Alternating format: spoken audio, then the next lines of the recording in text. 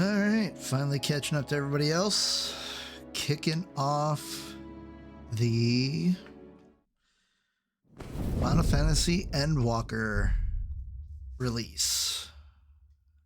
And just get word out to folks.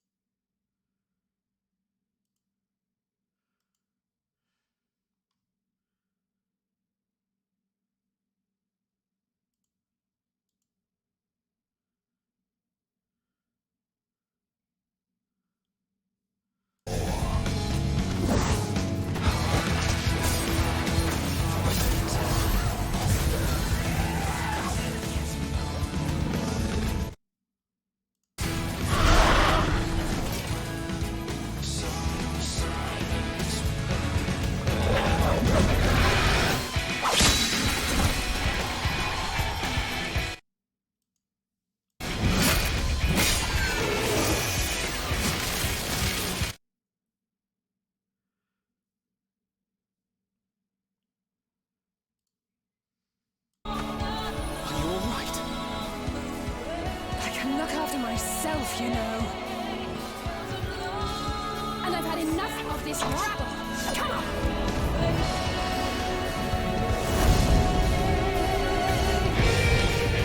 As the chaos spread, the star seemed doomed to unravel. And yet...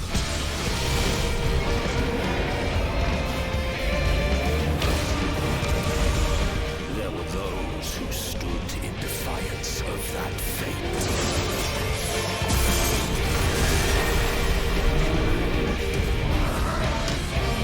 The hour has come, creature. It's all or nothing.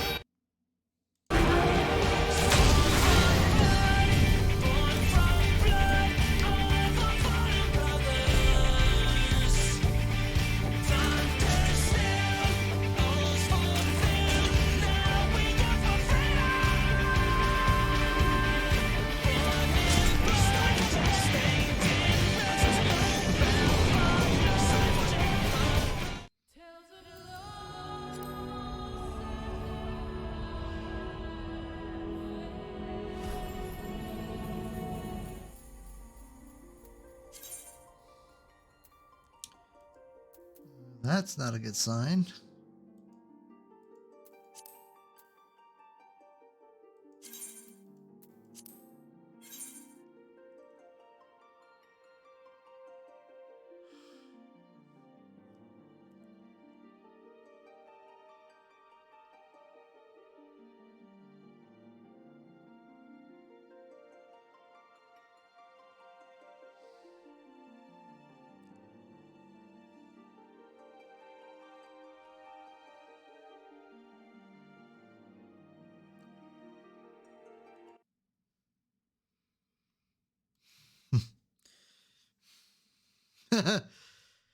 Yeah, it's gonna be a bit.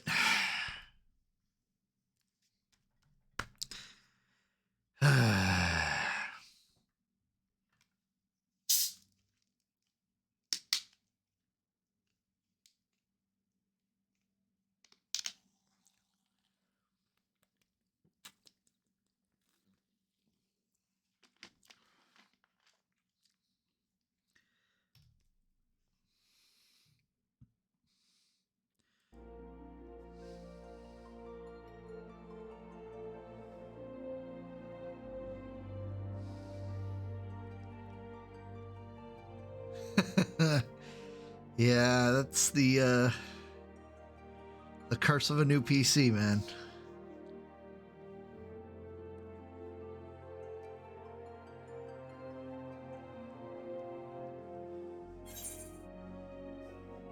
Why is it freaking glitching like that?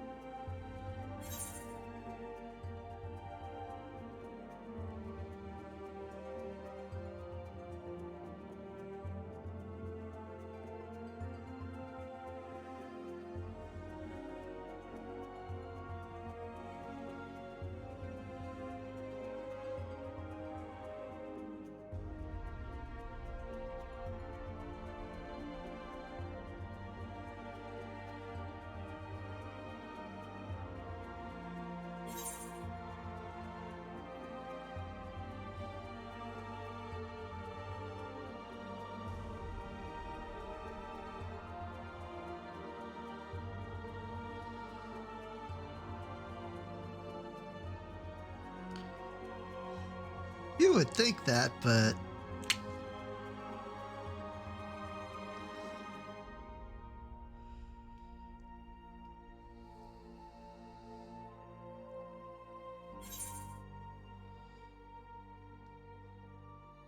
this is the worst I've ever seen it. Like, normally it's like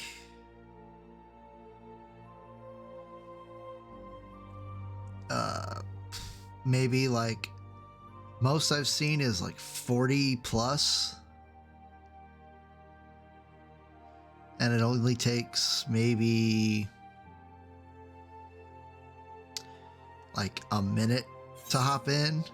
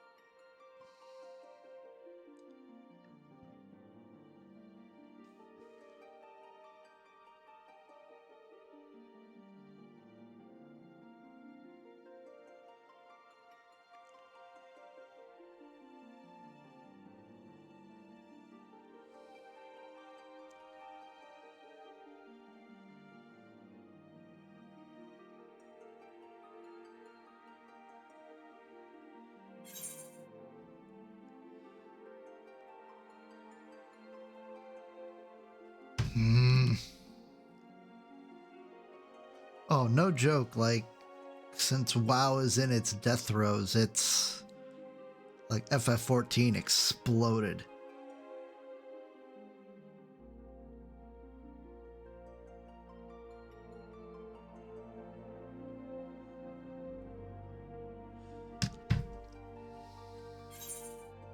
Oh, it went down.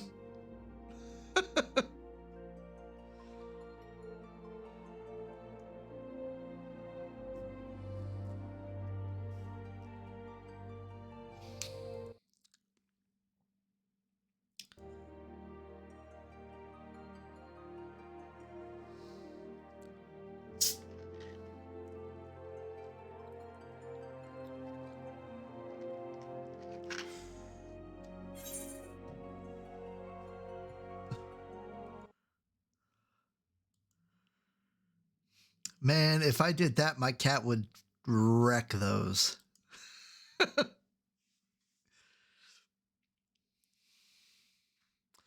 I need to get like a behind the monitor, like I need to get like a table lamp or something to brighten this up.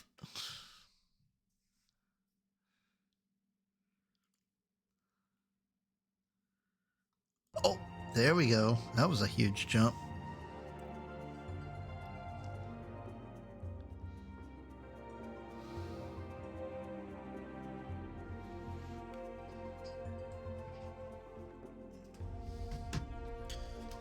Keyboard up forward a little bit.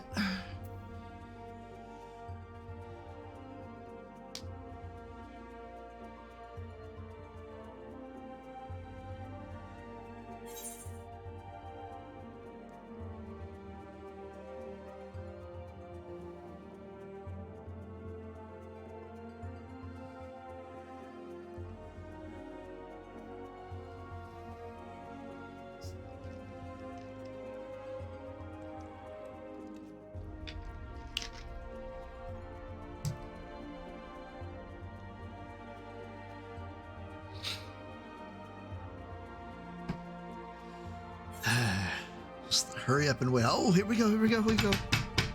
Woohoo! Getting me all excited.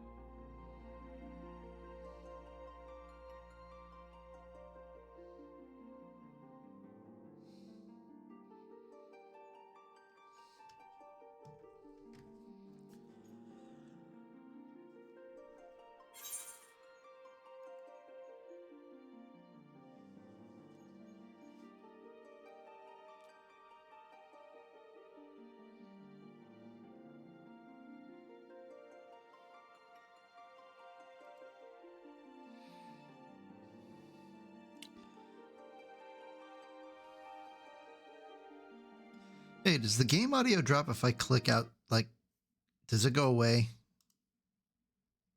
right now, or is it still going in for you? For you? All right.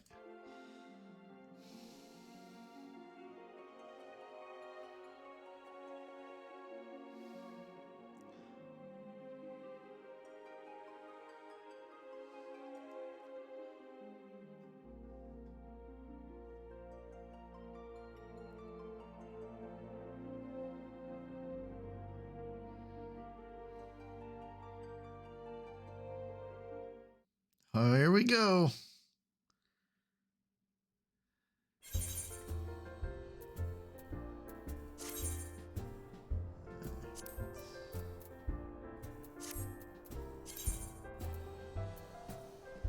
Oh, good. I'm right in the right spot.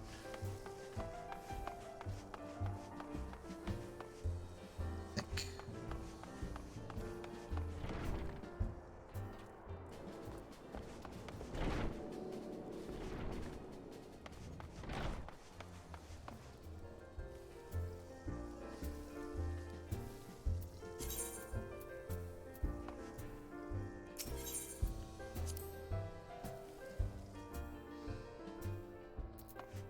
Alrighty.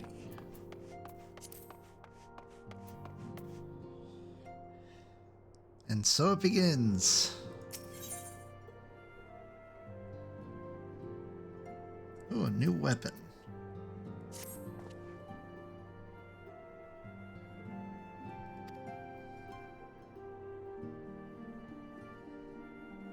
Like together, everyone at Dawn's Respite, together assess the situation in which we find ourselves.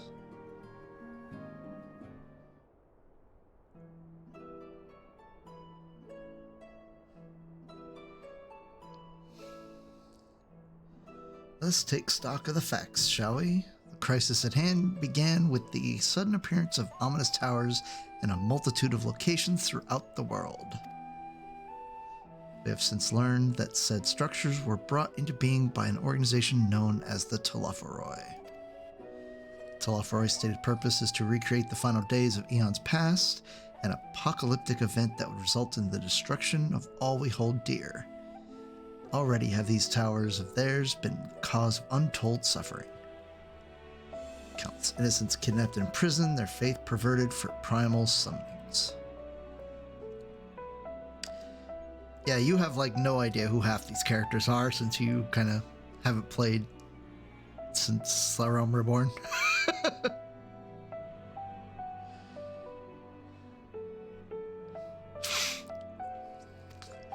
Okay, well the two that just started talking, they were in the cart at the very, very beginning of the game, the twins that were there. It's just now they're easier to discern.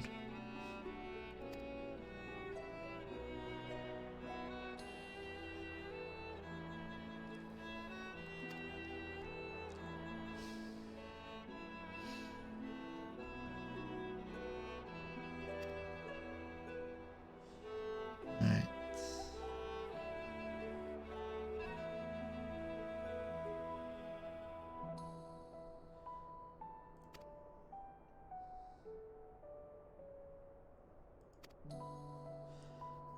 The capital has probably seen the worst for it. For a good while there, it seemed the bloodiest fighting in the War of Succession. But that has since changed, and in troubling ways.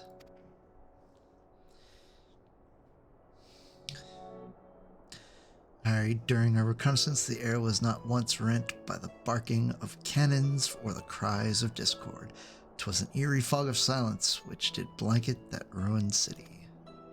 The inhabitants appeared to have been tempered, and with nary a word spoken did they labor them to transform the palace into a soaring edifice born of nightmares.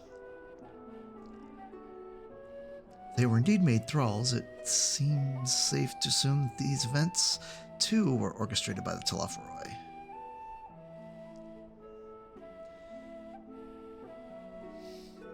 Yeah, she was one of the original characters from Realm Reborn.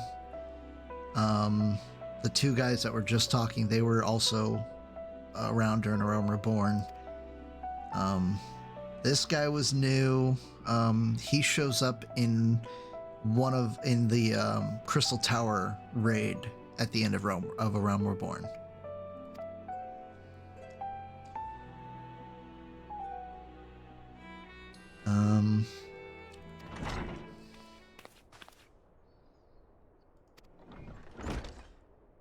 And Tatsuru's been around since forever.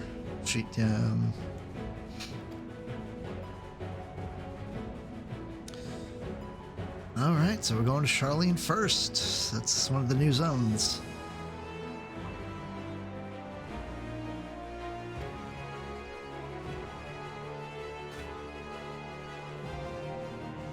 This dude was introduced in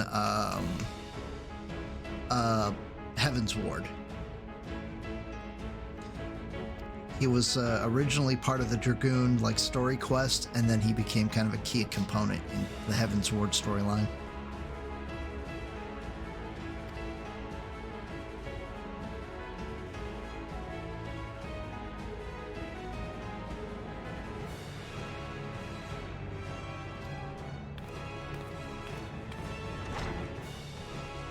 Alright, now question is, should I switch back to Dragoon for the main story, or stick to Machinist? Or, cause I want to stay DPS because I don't want to have to try to blindly tank or heal stuff. Close that. Let's see.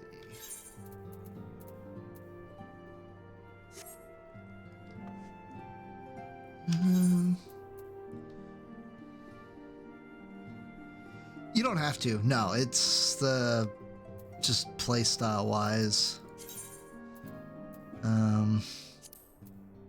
Let's see.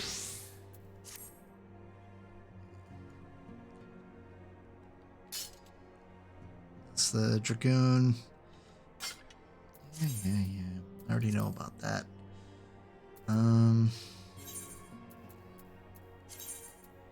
There's my Dark Knight.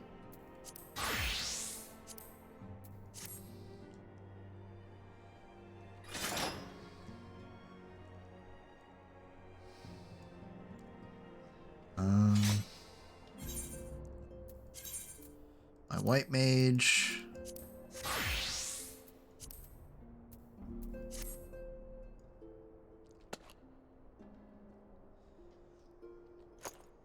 Then my Red Mage.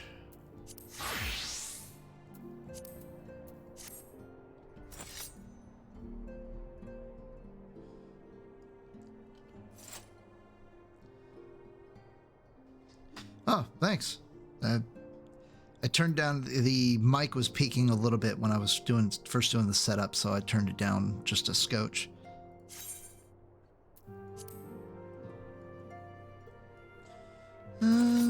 You know what? I've been enjoying Machinist a bit too much. I'm gonna go ahead and keep that.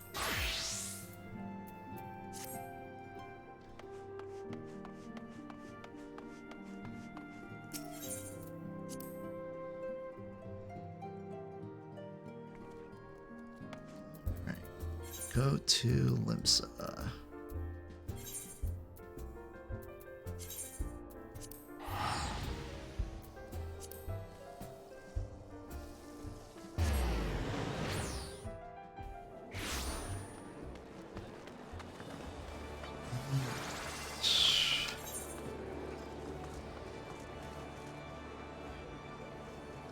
While I'm here, I might as well pick up the Sage.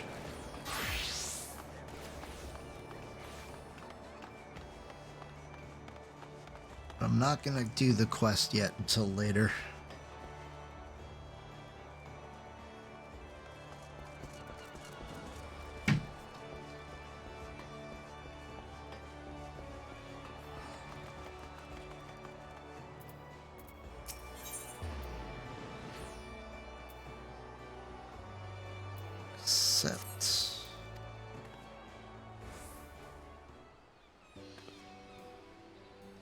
Yeah, this is the new healer.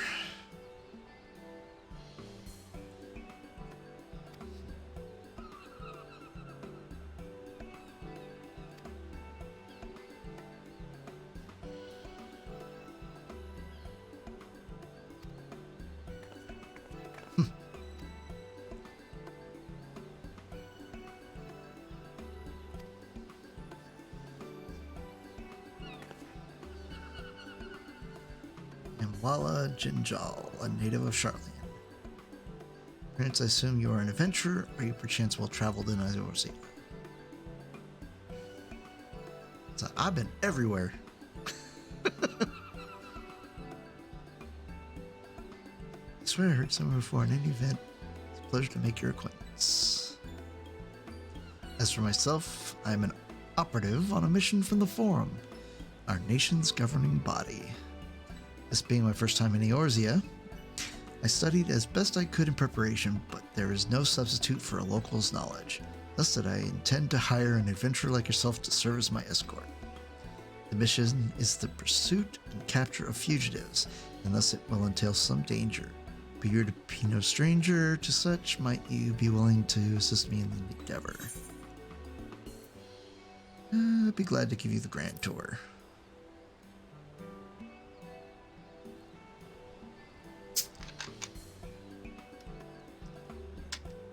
Wonderful. While I have some skill with a blade and can fend for myself, I shall be glad of capable company. Now then, ere I divulge the particulars of my mission, we should head somewhere more private, perhaps outside the city by the Zephyr Gate. You're going to be waiting there a while.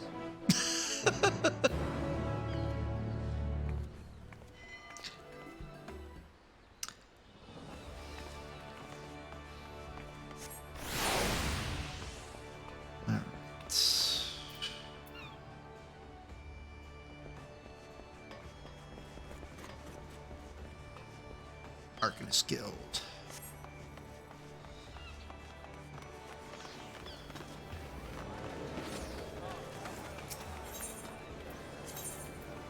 Oh wow, they cleaned this up.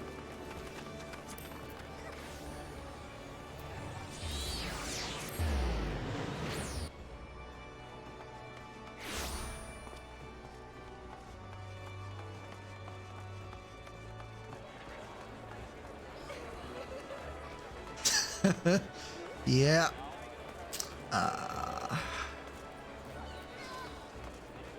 There she is, buried underneath everybody.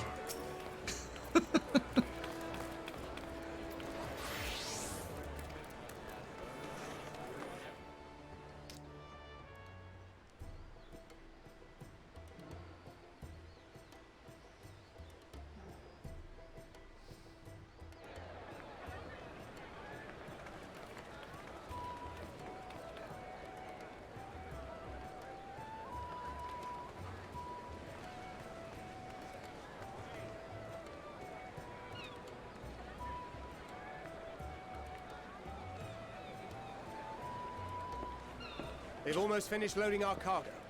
We should be ready to depart right on schedule, or so I'm told.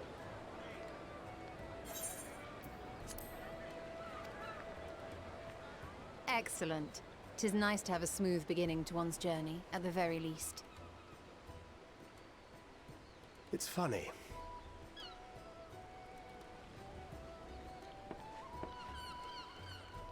Master Louis Soir came here on a ship very much like this one. And now, years later, the street urchin he befriended that day is bound for his mentor's homeland. With his mentor's grandchildren, no less. Aye. 'Tis upon reflection that every twist of time's river and fate's whims are brought into sharp relief. Thou hast matured much in the intervening years. Wert thou not caught attempting to relieve Master Louis Soir of his purse scant moments after he made landfall upon this dock?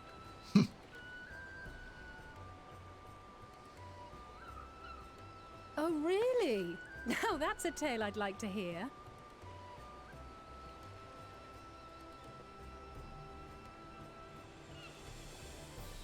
Will this be your first visit to Charlian, Sir Estinian?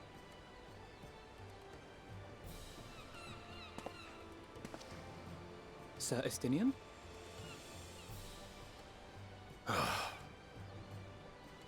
Are we strangers newly met? Why this stiff formality?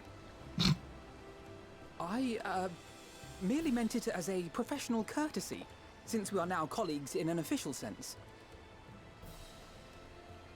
I'd rather you dispense with the sirs, especially in private company. Or I'll be forced to respond in kind, little Lord Alphino. You've made your point, Estinian. Painfully well. Better.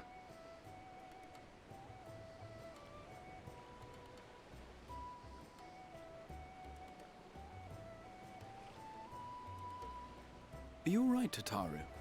You seem positively distraught. Distraught? Me? Don't be silly. I think it's lovely that they get to see their homeland. It's just... we're trying to thwart the schemes of an army hellbent on destroying the world. And, once again, I have to stay behind and worry that this is the last time I'll get to see my friends.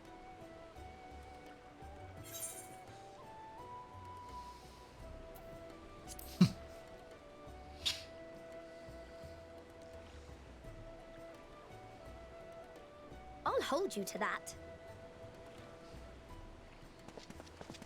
Ah, good. You're still here. Hori! Coulternay! What brings you all this way? We're to assist the Maelstrom and the Kobolds with a lunar primal operation, so we thought we'd see you off before heading to the tower. Flamine and the others wish you all a safe journey, and promise that they'll look after things here until you return. We will too, of course. Aye. We, your fellow Scions of the Seventh Dawn, will do our part to ensure the end of the world won't happen on our watch.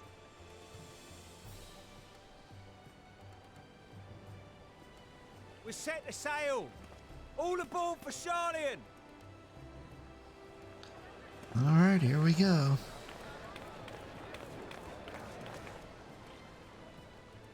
It's time. Then we must delay no longer. We will contact you the moment we learn aught of value. Wish us luck.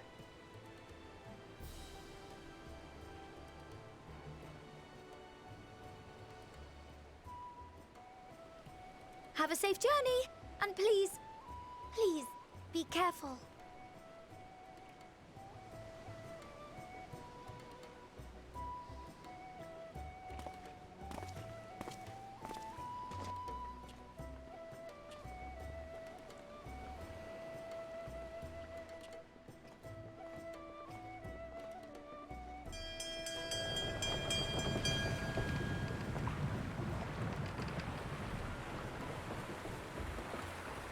And so you venture forth unto the unknown. A fate beyond the horizon that cannot be divined. A future undefined and in flux. In uncertain times, naught but the simplest words of wisdom will suffice.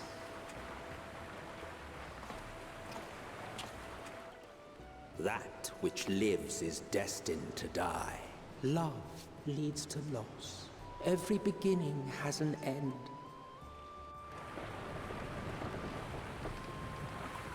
Treasure every moment, every step of your descent.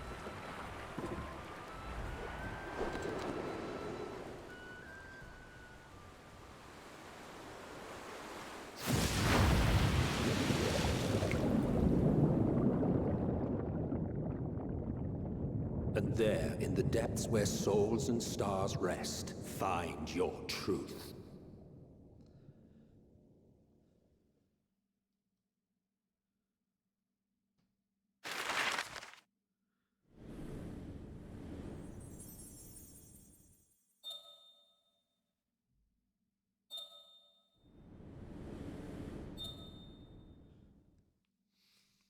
Got that Indiana Jones thing going.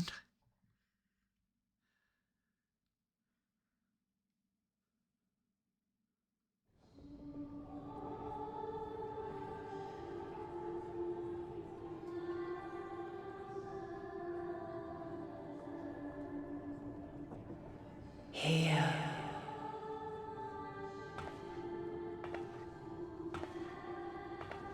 Feel.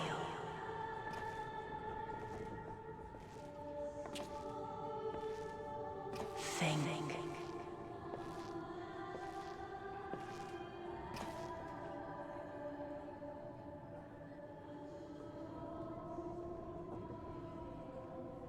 The day has barely dawned, my fellow earlier riser. Though we're hardly alone in that. Envious of those still sleeping soundly, no doubt.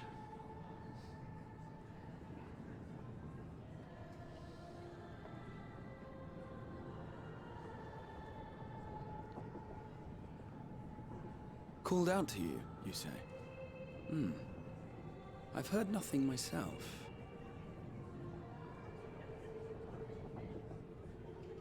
In any case, I dare say the sea air will do you good. Why not join the others on deck? Charlian should be coming into view at any moment.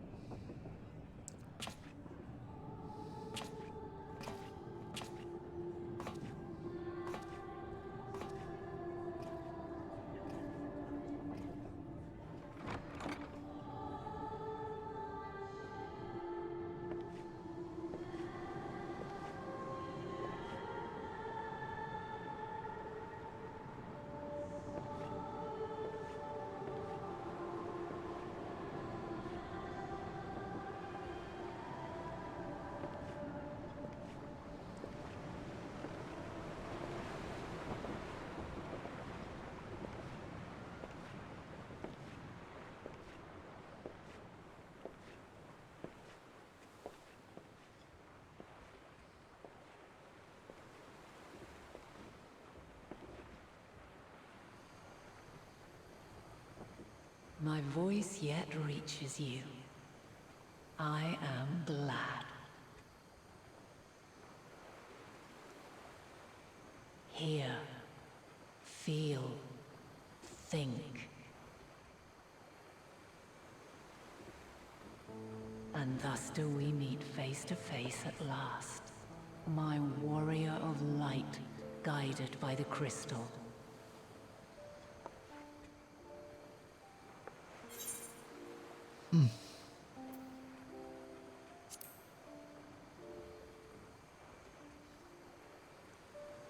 Yeah, they definitely updated the graphics engine just a little bit.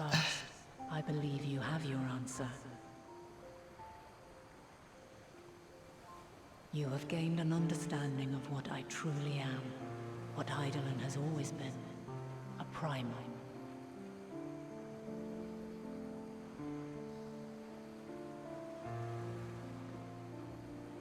Zodiac was created to forestall the apocalypse which threatened the ancient world, and I was brought forth to bind him.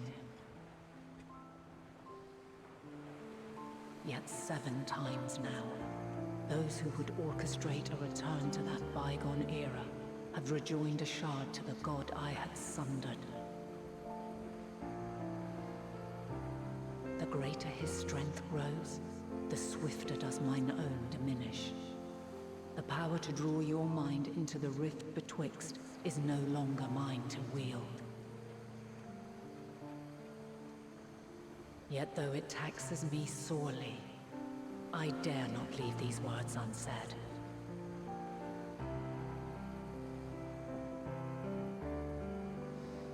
Even bereft of my guidance, you and your companions have accepted the burden of this star's troubled past. A conjunction has begun to form, an intertwining of your time and mine.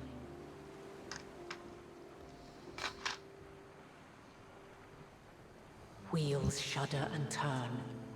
Conflict looms, monumental, which will decide the fate of this world and all life upon it.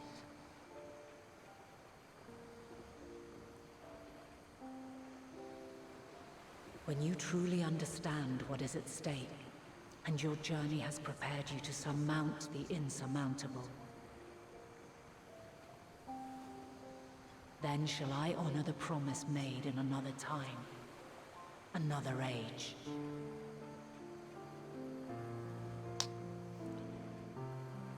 Cast your peepers to the fore, folks. Scions just over yonder. I will not keep you further. Your traveler's heart must yearn to behold this unfamiliar land. We shall meet again, and soon.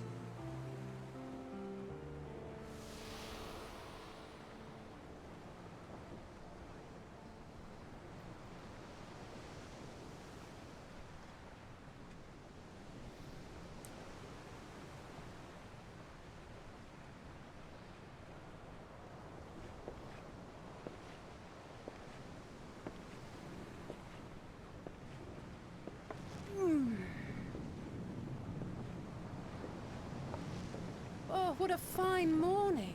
Oh, still a bit stiff though. And a good morning to you too. Taking a look at the island already? Then let's go. Let's go. Might still be room in the prow if we're lucky.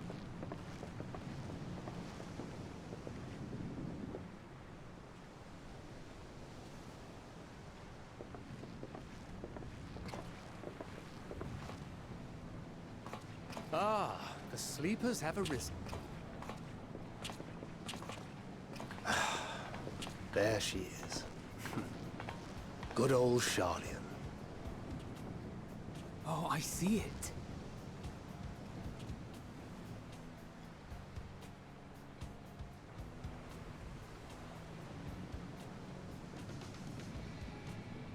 Home. Home at last.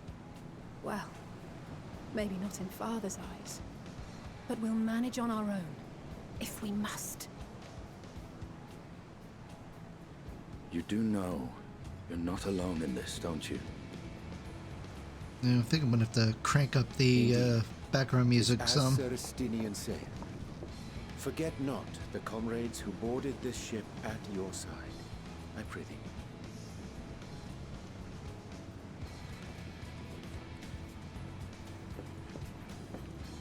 Thank you, my friends. We are ever grateful for your steadfast support. I'll have to wait till after the cutscene. Upon arrival, we will be disembarking into the heart of Charlian proper.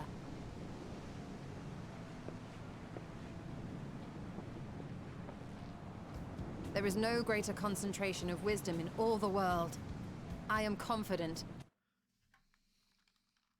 Alright, I'll be here. Whoops.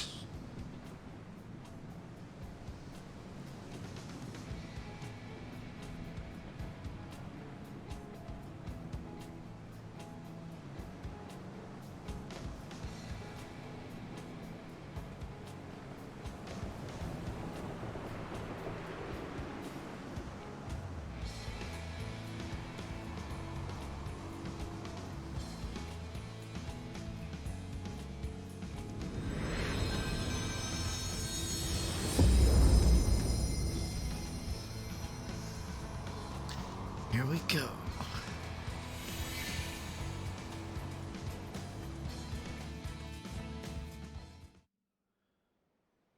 Charlian, the solitary island nation of the northern seas.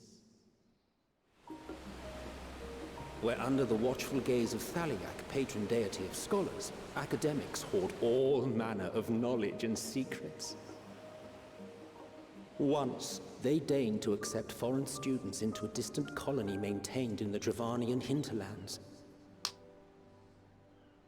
How swiftly they abandoned it once the first Garlean boot set hostile foot on Alamegan soil. So averse to the prosecution of war, these men of wisdom, your would-be allies.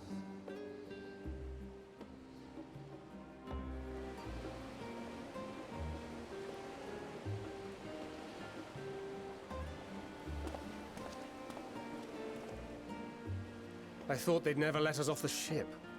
What's next, then? entry applications?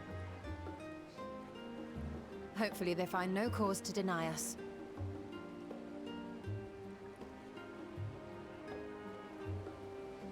Hasn't Sharlayan all but severed relations with foreign powers?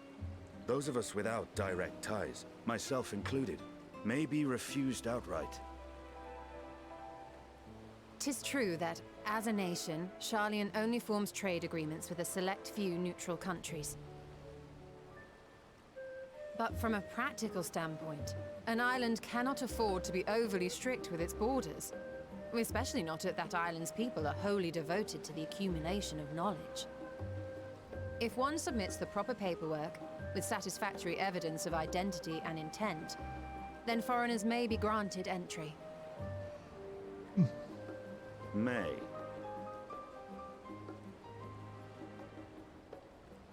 Quite. So let us be absolutely clear on these points before we proceed. The immigration officer will ask for your affiliation and your purpose of visit. Considering Sharlayan's views on intervention, I strongly suggest we avoid any mention of the Scions. Kral has laid the groundwork for us to act as associates of the students of Baldesian, and our ostensible reason for being here is to aid in their order's restoration.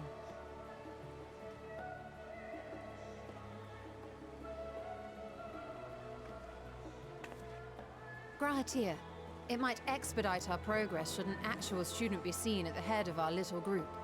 Would you mind leading the way? Of course. The immigration officers were this way, as I recall. Shall we?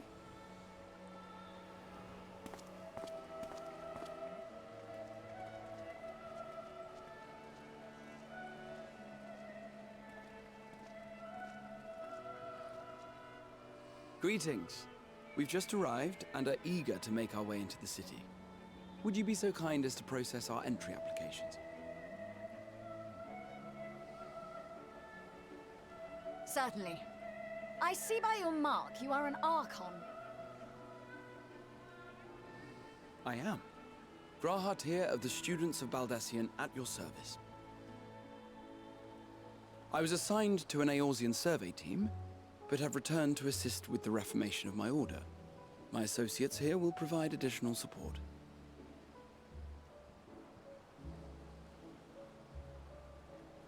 Very good. I have paperwork detailing your group and its scheduled arrival for today.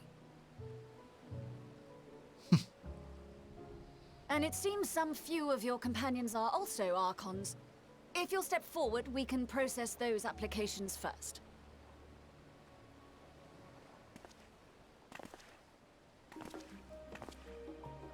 Ishtola rule.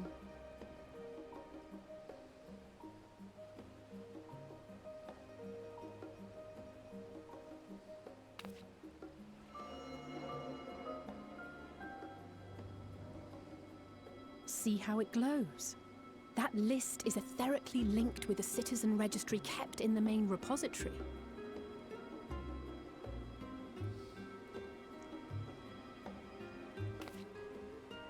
I've confirmed your status as Archons and amended your travel records accordingly. Welcome home. I have a feeling this Now, who do we have here?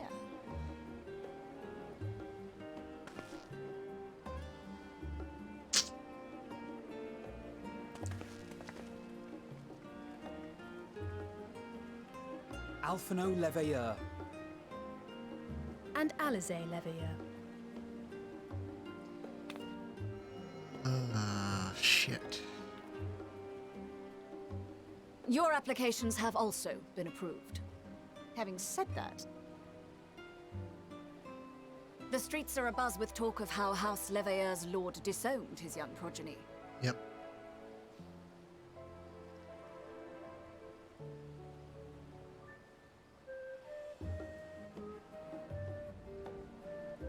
And while such personal circumstances constitute no reason to deny you entry, I urge you to avoid exacerbating your present situation. Times are quite troubled enough already.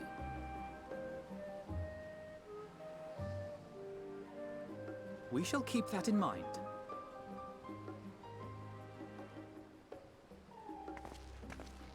These last two are not Sharlayan natives, but you will find their credentials are in order. An application was made in advance.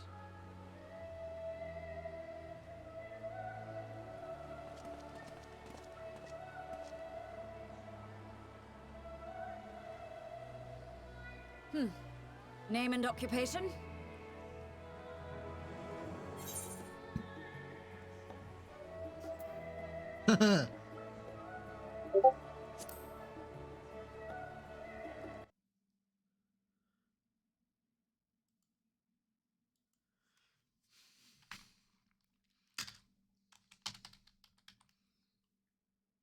Procurement and production.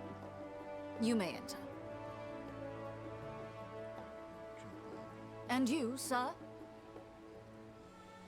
Estinian Valino, formerly of the Order of the Knights Dragoon in Ishgard.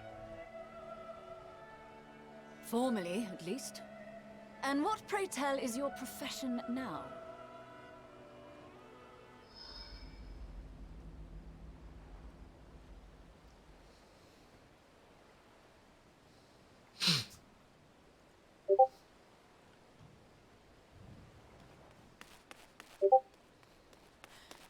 If you'll allow me...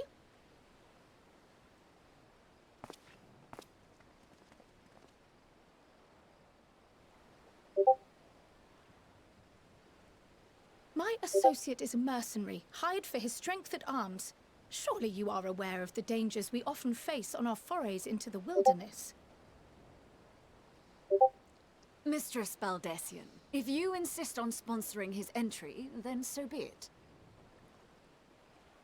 But while I appreciate that desperate times call for desperate measures, I find your choice of company concerning. Be advised that even a single misstep may have severe repercussions for your organization. I have every confidence in my chosen company, dear and trusted comrades that they are. But I thank you for your concern.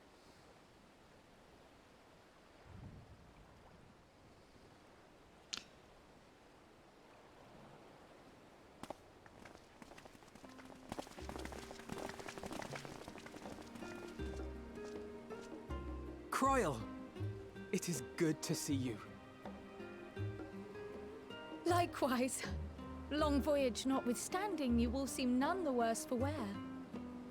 There is much to discuss, but this is hardly the place. Let's be on our way, shall we?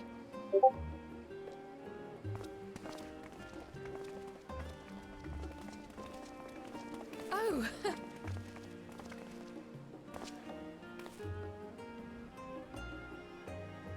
Welcome, friends, to Sharlayan. As your mercenary, I should hope my welcome includes a generous salary. Well, I had to say something, Sir Taciturn.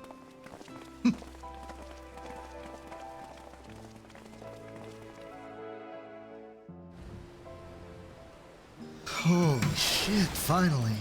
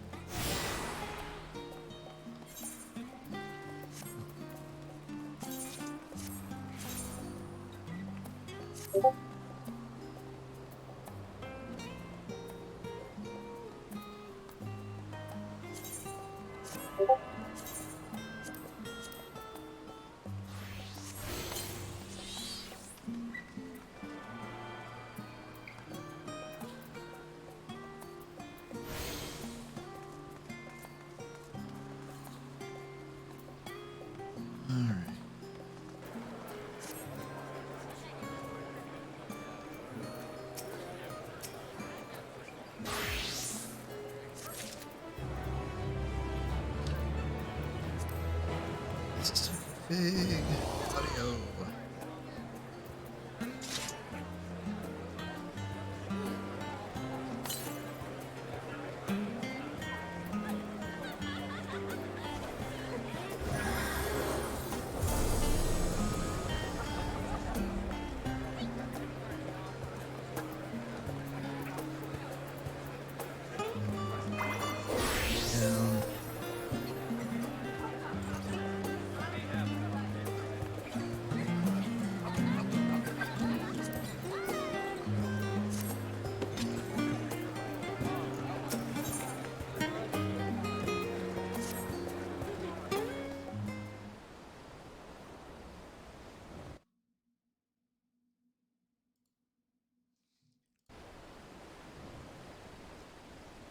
I had thought to launch directly into an explanation of what I've learned and how we might proceed. But this is Sakel and Estinian's first time in Charlian, and for the rest of you, a homecoming that was long overdue. You must have places you wish to visit, people you're dying to see. Therefore, I propose we postpone our agenda so that you all may have sufficient time to recover from your journey and get your bearings in the city.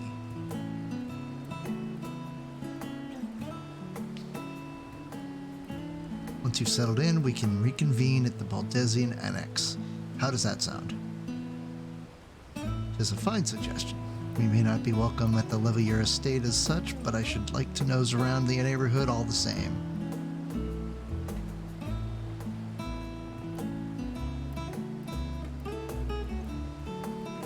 I'm equally untethered, as it were. There is no particular place that my kin call home. Still, I would not pass up the opportunity to reacquaint myself with the city. Likewise, a quick tour of our old haunts might even yield some useful gossip. The annex was west of the Aetherite Plaza, wasn't it? I shall join you there anon. Yes, we'll see you there.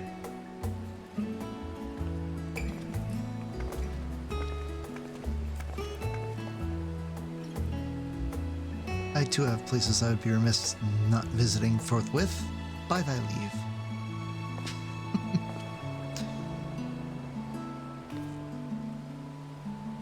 What of you, Estinian? My services as a guide are yours for the asking.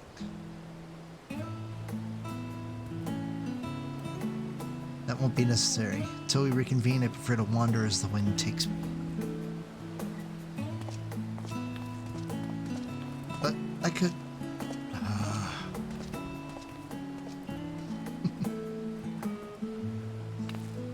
Well, Raha, would you like to join us then? We've been climbing up for a while. This will be the perfect way to refresh those dusty old memories of yours. Oh, of course, if you will have me.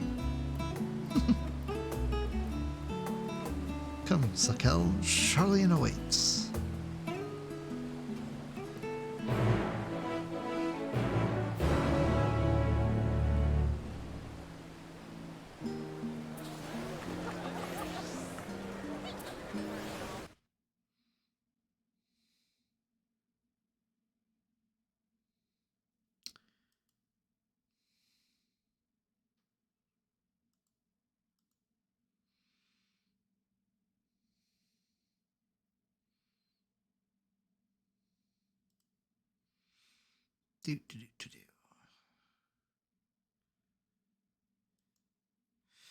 All right, later, Matt.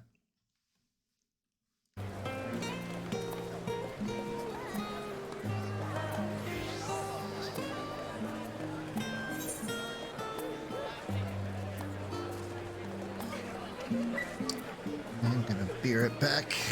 It's the restroom.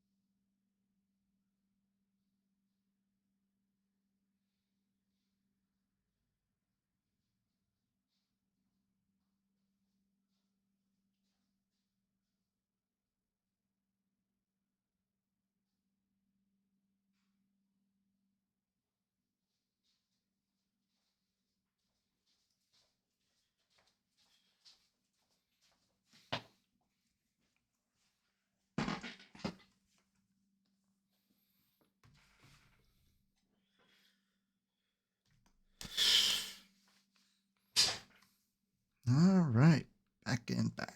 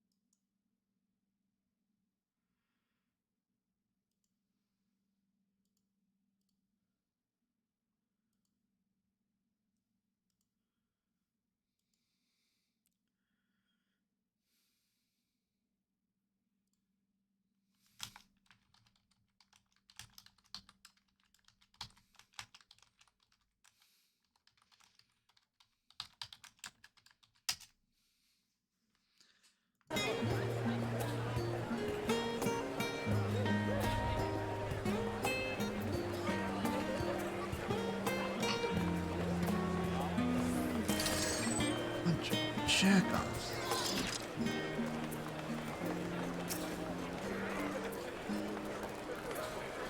Ah, there he is.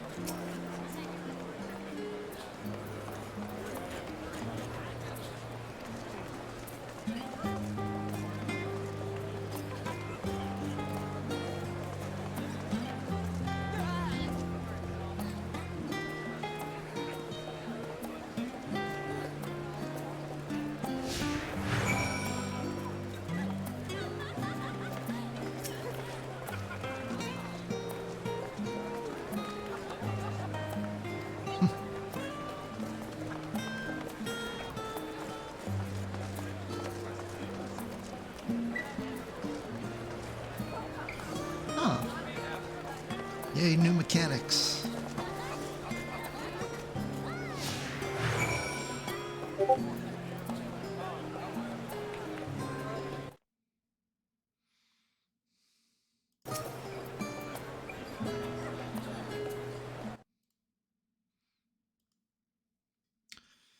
All right.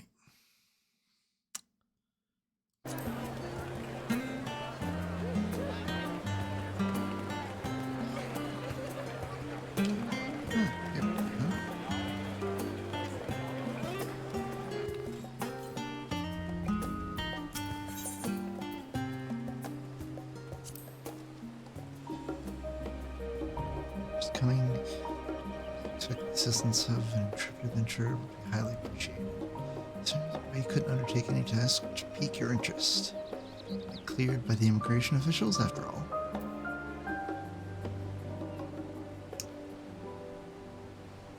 I look forward to the day your name is celebrated in Charlene the same way it is in yours.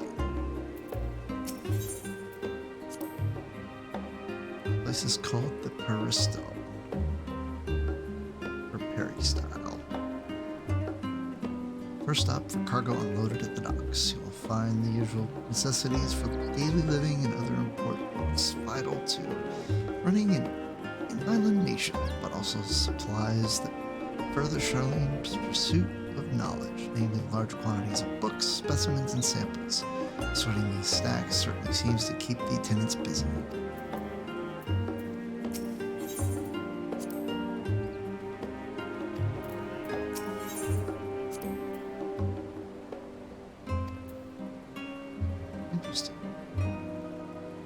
Does the next spot show on the map? Aha!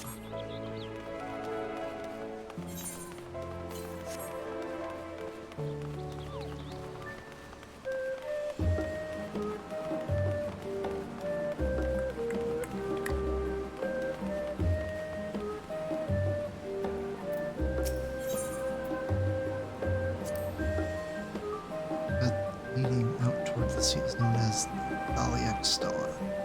So named for the statue of the scholar which stands at its end. As you know, the Charlene people prize the accumulation of wisdom above all else.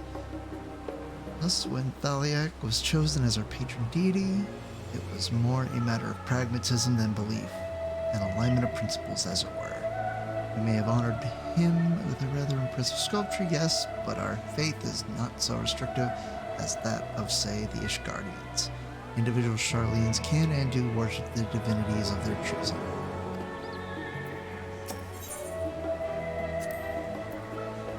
Now that is a sight one could hardly forget. The great statue of Thaliak. The student of Baldesian, I was usually quartered on the Isle of Val, but I would gaze upon the scholar's wise features every time I returned by ship to the city.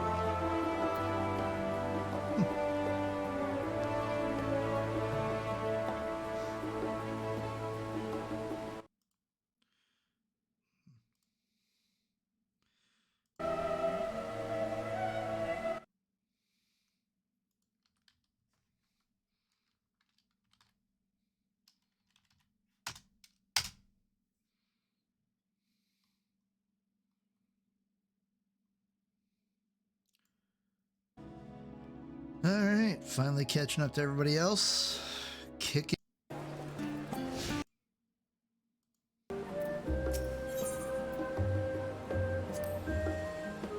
But leading out toward the sea is known as Thaliak Stoa, so named for the statue of the scholar which stands at its end. As you know, the Charlene people prize the accumulation of wisdom above all else.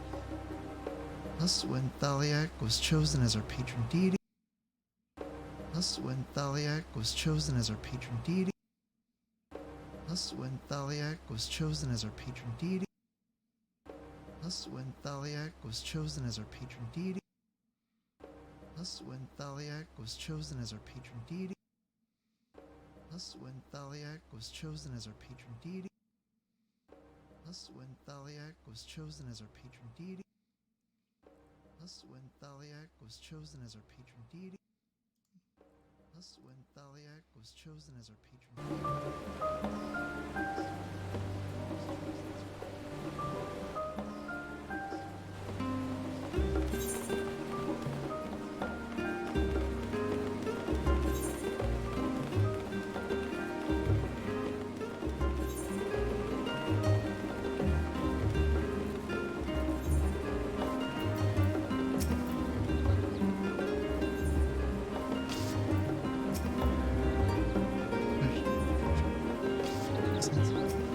Charlatan regards seasoning and flavor with a certain difference. Charlatan regards seasoning and flavor with a certain difference. Charlatan regards seasoning and flavor with a certain difference. Charlatan regards seasoning and flavor with a certain difference. Charlatan regards seasoning and flavor with a certain difference. Charlatan regards seasoning and flavor with a certain difference.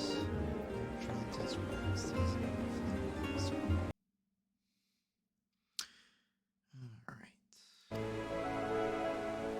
The last stand came to be. It is, as the name implies, a sole dedicated outpost of fine dining in Charlie, the one and only bastion of the culinary arts in Isle of otherwise mediocre fare. I seem to recall their burger being hailed as one of the more impressive items on the menu, not that I have ever had the pleasure of eating one myself. Because you were a typical Charlotte when it came to cheap and convenient Raha,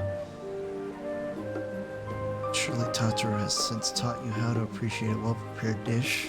We should all stop in when time permits and sample the cafe's delights. So I press on. The stairs to the side of the cafe there will take us up to the Aetheryte Plaza.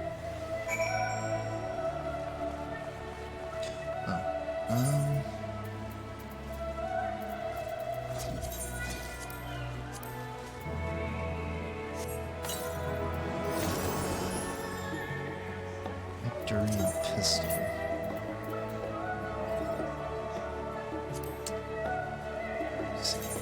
Books. Oh my god, that's so lame. Alright, but gear-wise, it is better than what I equipped. But apply. Get rid of that garbage.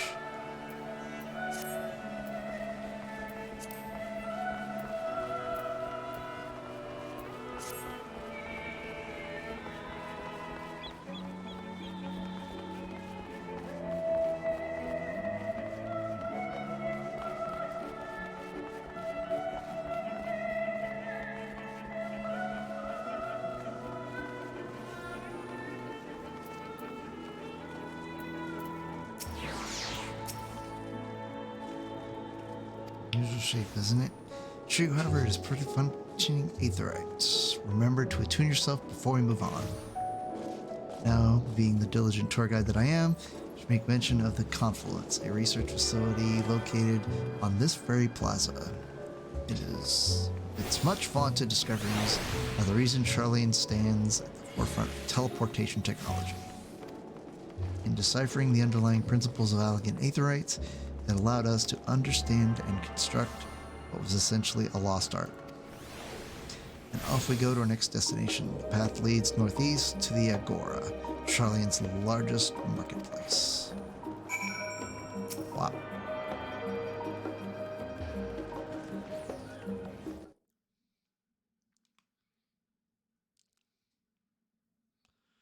Alright. Before I go there, let's go to this aetherite over here.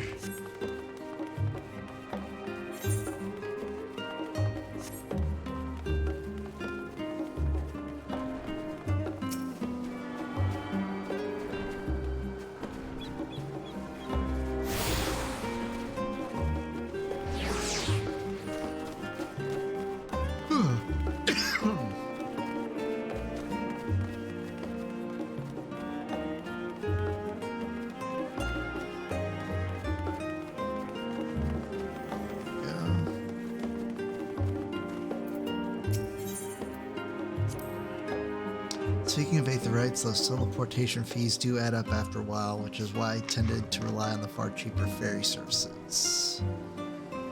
I was pleasantly surprised when Mr. Sitaro informed me that the Scions are reimbursed for transportation costs as part of our duties. But I find old habits are hard to break. And I'd rather not be bothered filling out the necessary paperwork. Hey, I'd fill out that paperwork for all the damn jumping around I do.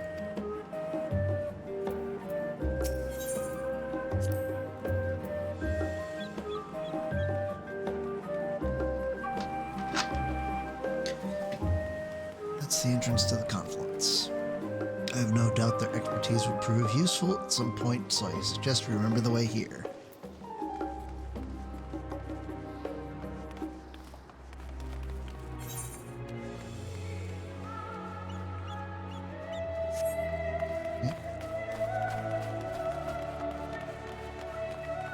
Let's see.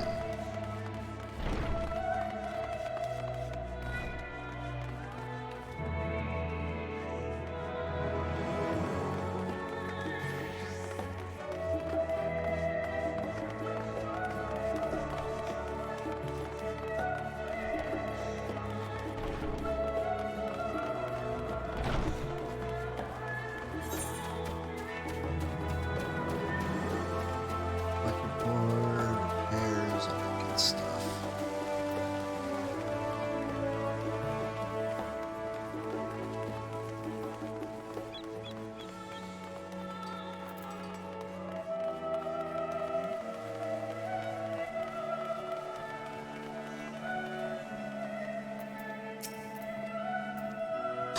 Welcome to the Agora, where you can find wares made in Charlene, as well as a wide selection of imported goods.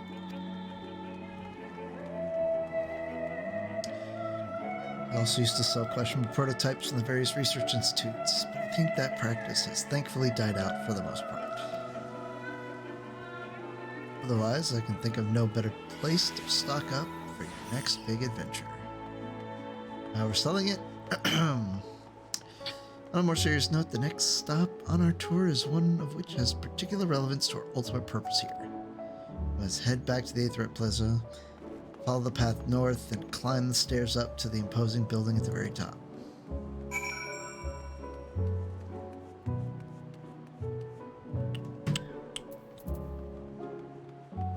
Alright.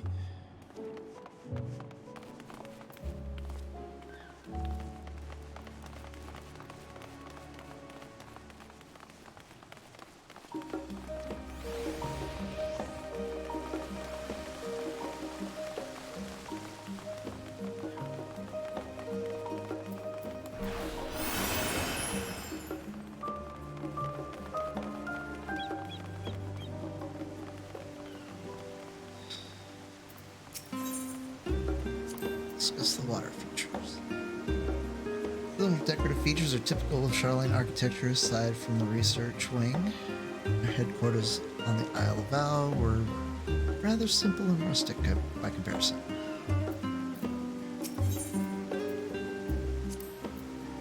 This is the Nymphaeum, an area dedicated to the blessings of water. Charlene's water represents more than a life-sustaining liquid. It is a reminder of the great flood which precipitated the birth of our nation, as well as a symbol of the knowledge which flows from Thaliak's divine. This is the reason you see an abundance of fountains throughout the city and a propensity for utilizing water as a decorative feature in our architecture.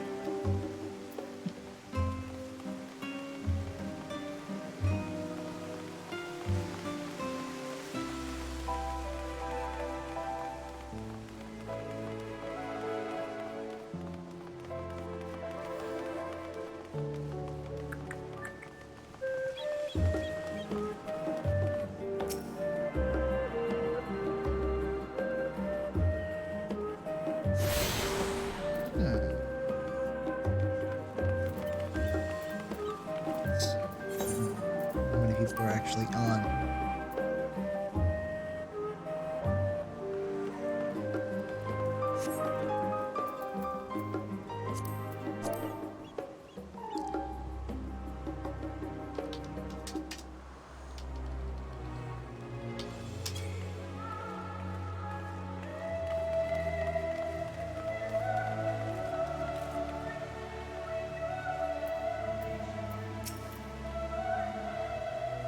The structure before you is the rostra. The name refers to the original public platform erected here, upon which a forum of elected representatives would deliver orations and debate policy. Although the stage has since evolved into council chambers, the nature of the forum and the duties of its members remained largely unchanged. Am I boring you, Ra? You seem awfully distracted. My apologies. From here, one can see the entire city spread out below. The vista put me in mind of my arrival in the first. Those who had gathered at the Crystal Tower asked me how they might go about building a new home. Naturally, my answers were all inspired by my knowledge of the finest settlement I could think of, the great city of Charlotte. Bit by bit, those buildings grew into a town, a community, the Crystarium. You can almost see its echo. I see. Feel free to come up here whenever you wish.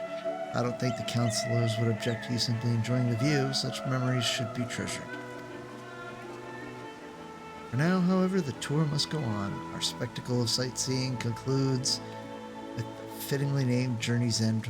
Walk down the stairs to the east and continue straight ahead. Did I click on this already?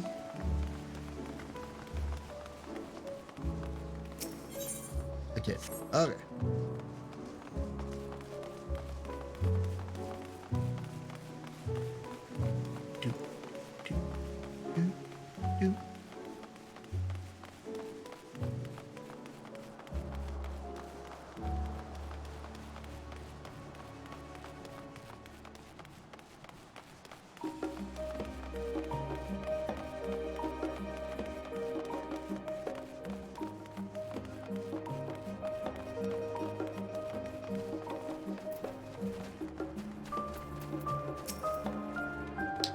Arrived at Journey's End. History tells us that this was where those who put ashore with Archon Unkrep built their first homes.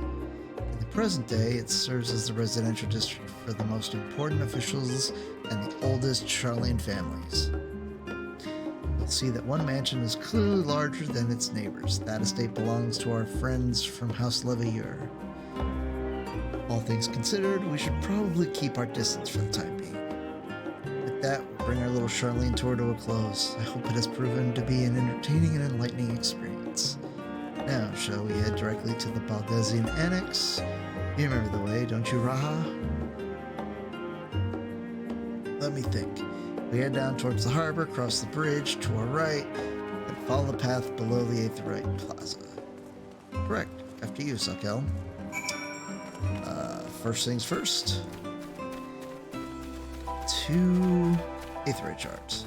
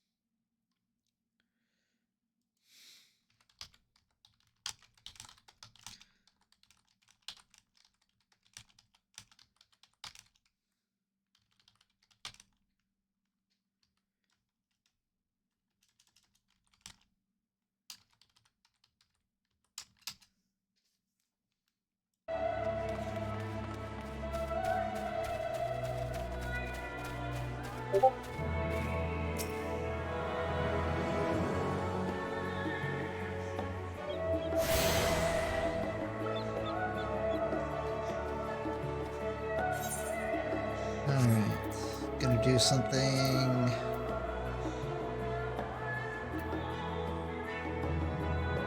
Since I used Fantasia earlier, might as well fix it.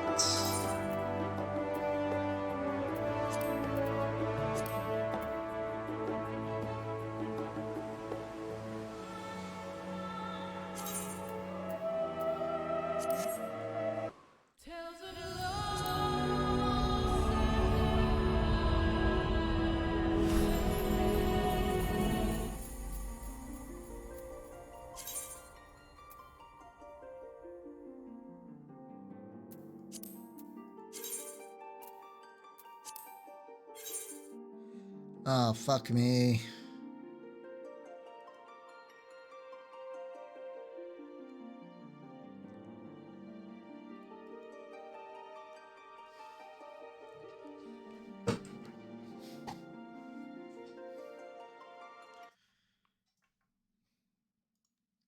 Well, while it's waiting, I'll be right back.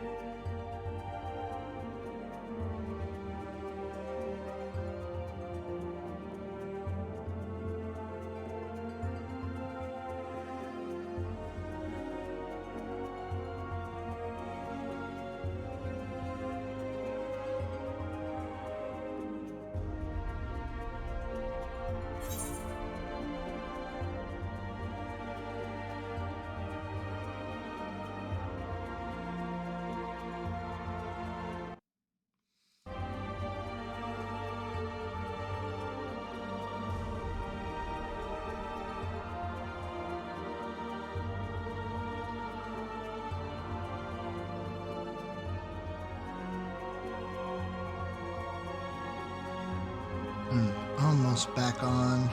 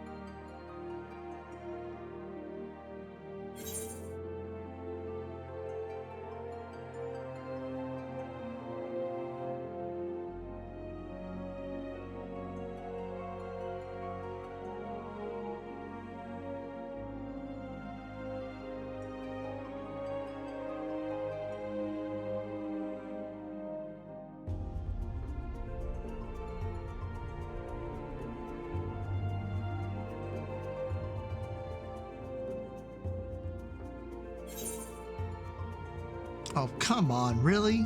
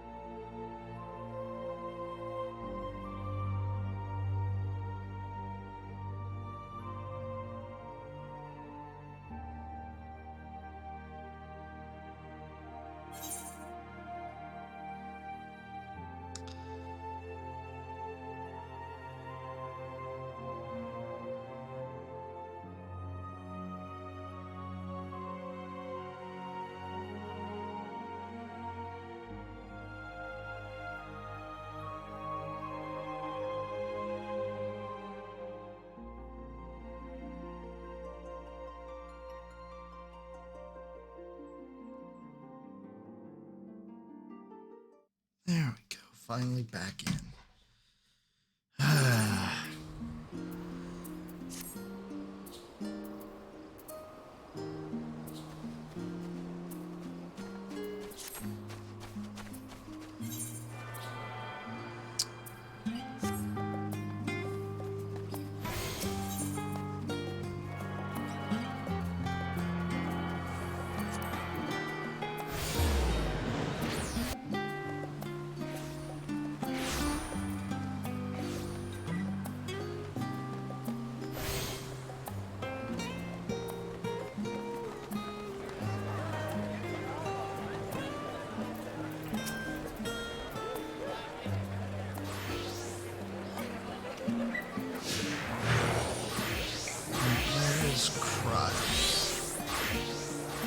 Okay, she's back.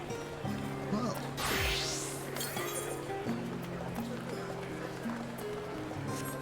Baldesian Annex. There we go.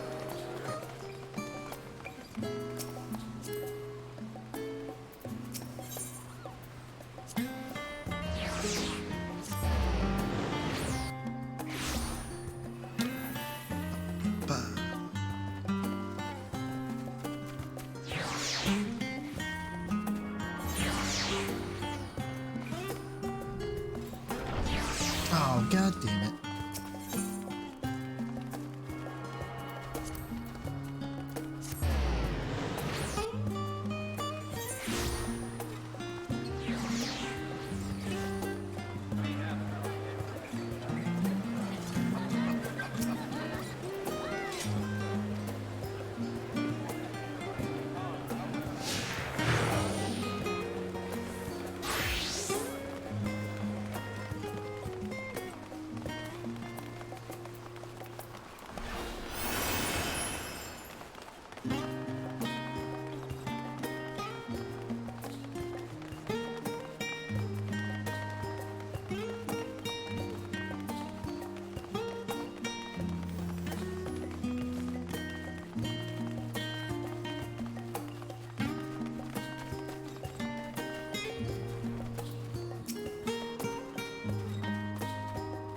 Choice look on Ra's face is entirely informed you. This is the Baldesian Annex. Continue up the hill, you arrive on the doorstep of Phenomena. But I think we've explored enough for one day. We can take you there another time. Inside with you.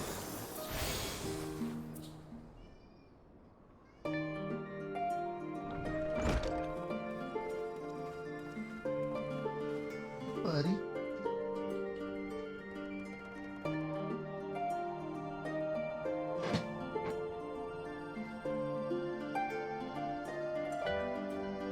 Oh, you're right with the ship. It's good to see you, Braha. Pleasure to finally meet you, Sakel. I've heard many a tale of your Jika Sunjika.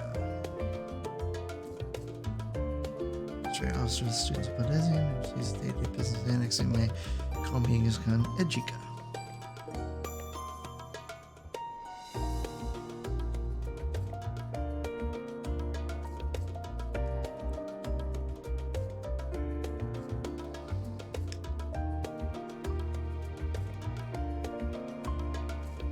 It's got some Wii U music vibes.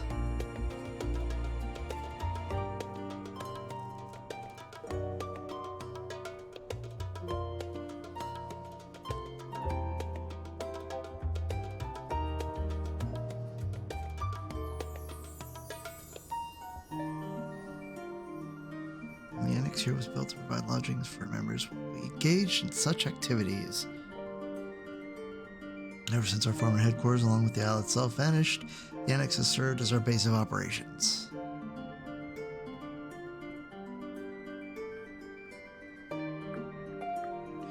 Yet it feels so empty, so we lost. They will come see the students rise again. First, we must ensure that the Telephoroi fall.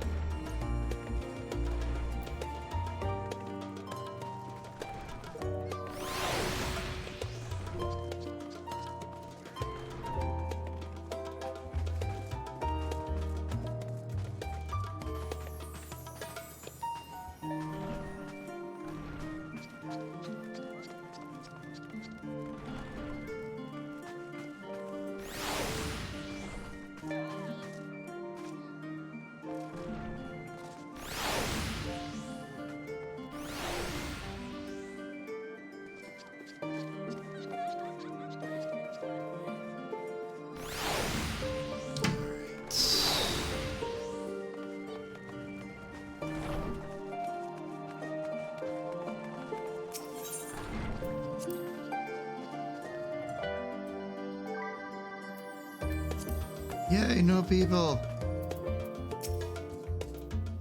Feeling refreshed and alert? Our colleagues should be wandering in soon, so I suggest we stay here and wait for them to join us.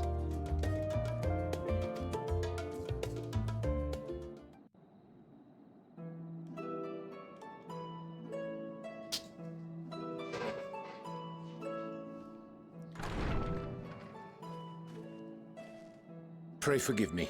I was delayed.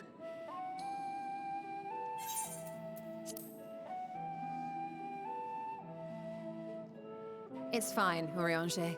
We're all here now. Let's get down to business then, shall we?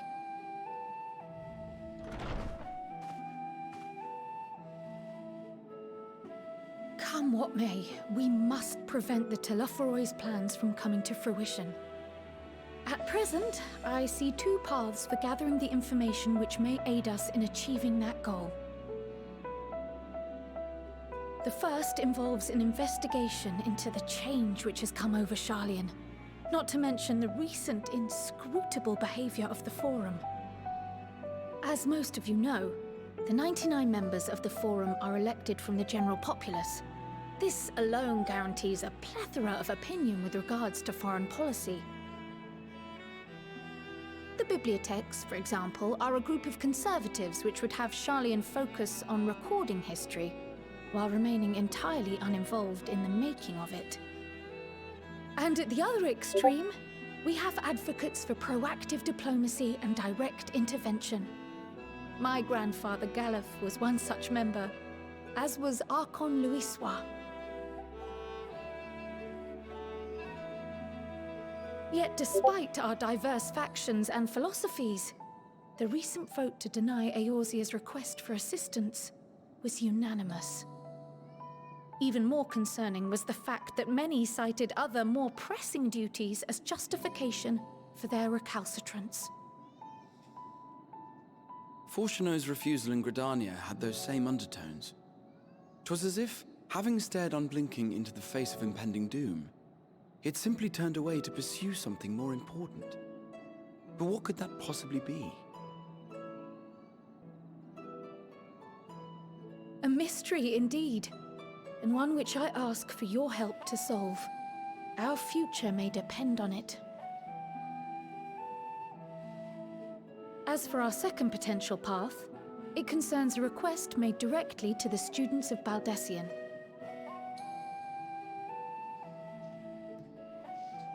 Our organization was founded primarily to study strange and unexplained phenomena the world over. Mysterious relics and ruins, arcane disturbances, and so forth. Compared to our more isolationist Sharlayan colleagues, we have strong connections overseas, namely with scholars and academics who share our passion for the unknown.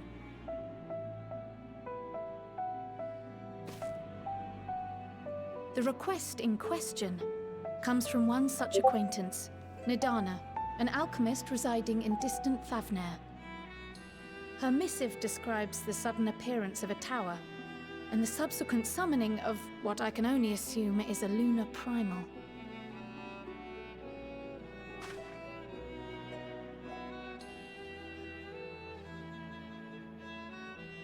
In response to this threat, the Satrap of Radzat-Han, the individual who governs the city-state, has instructed the alchemists to find a means to deal with the spire. The artisans of that land are heirs to an ancient tradition, one rather unlike that of their Uldan counterparts. 'Tis possible, nay, probable, that they have gleaned truths unattainable by Eorzea or her Far Eastern allies. They do, in fact, appear to have a strategy in mind, though it will require further research. To that end, they have requested an introduction to a capable warrior shielded by the blessing of light. Assuming we divide our forces to pursue both of Kral's lines of inquiry, and having you join the group heading to Thavnair would seem the obvious choice. But the investigation in Sharlayan is of vital importance as well. Equal, I think, to the Thavnarian one, given that the fate of the world may hinge on the results of both. Yes, it is quite the quandary. Though it is a great imposition and an altogether too common one, our efforts would be more likely to succeed were you to lead the charge on both fronts.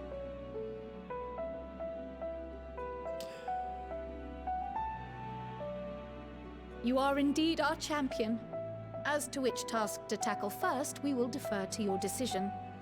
Let us next decide how everyone else might best be assigned. As for myself, I shall continue what I've begun in Sharlayan. I should also like to steal the services of an Archon or two. And thereby gain access to a greater range of reading material. I will help with that. Oh, bud. Allow me to offer my assistance. I have some small amount of experience in the field of research.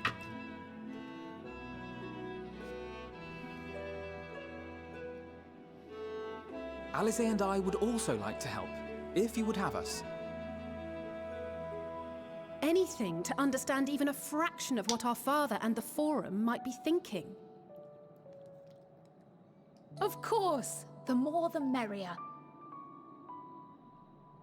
Right. The rest of us will make the journey to Thavnair. Thoughts? Objections? I passed through Thavnair on my way to infiltrate the Empire, and though I'm not qualified to give a guided tour, I did gain a sense of where things lie. I'll be happy to have you along then. So for this group, it will be you, me, and Urianger. Give me a moment afterwards, and I'll supply you with all the details of Nadana's request. Consider this hall our rendezvous point once our respective tasks are complete. May our investigations prove fruitful.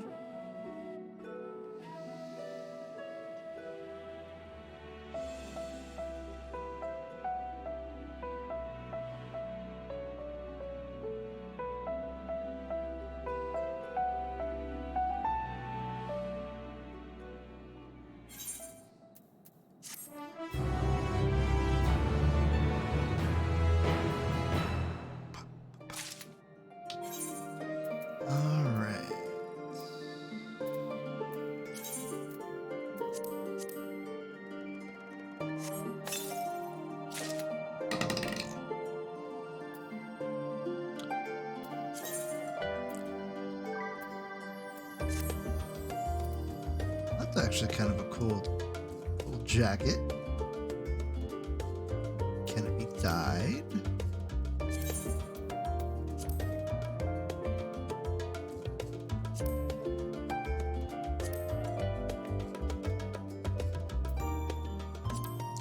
That white actually looks pretty badass.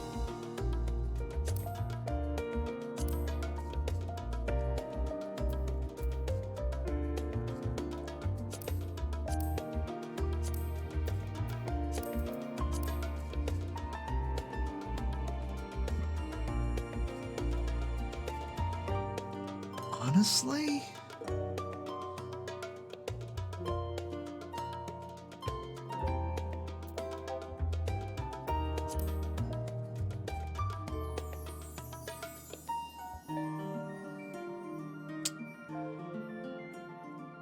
I may save that for a glamour later, because that kind of looks badass.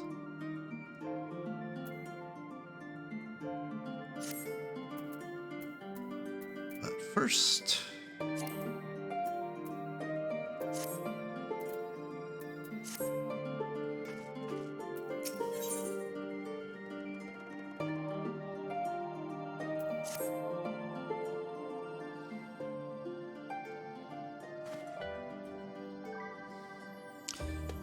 I let's go to Thavnir first.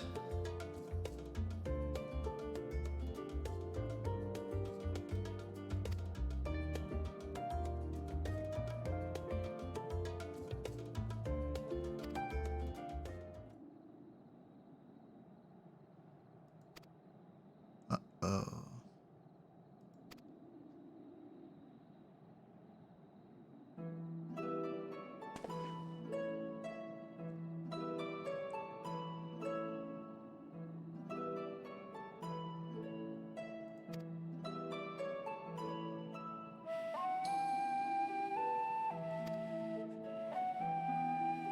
Both authorities, right? Researchers at the oh shit.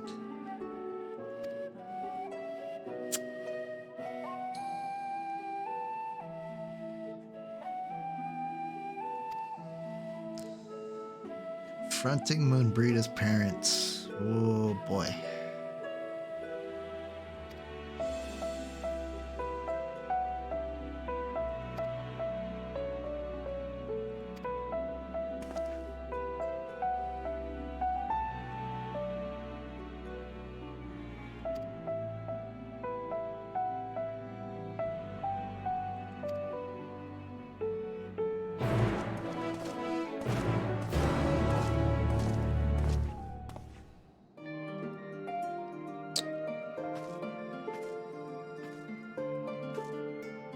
Yeah. I'll come back.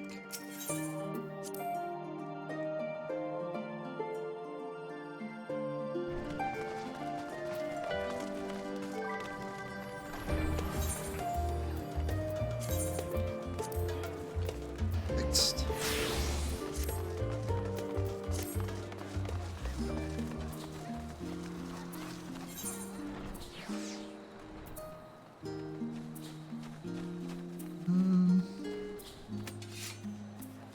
One.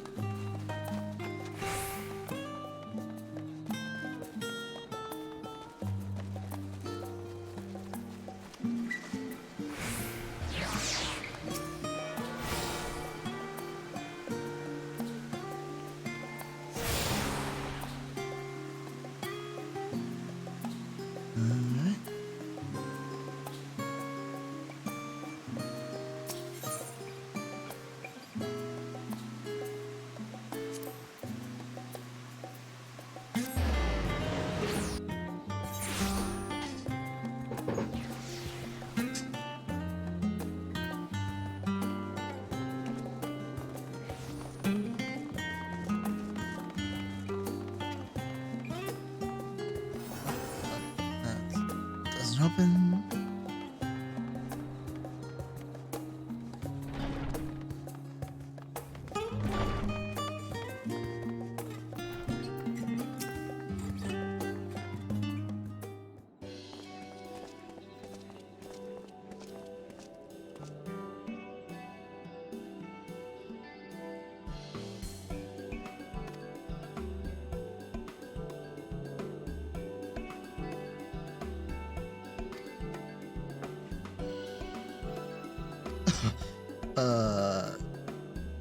Yeah.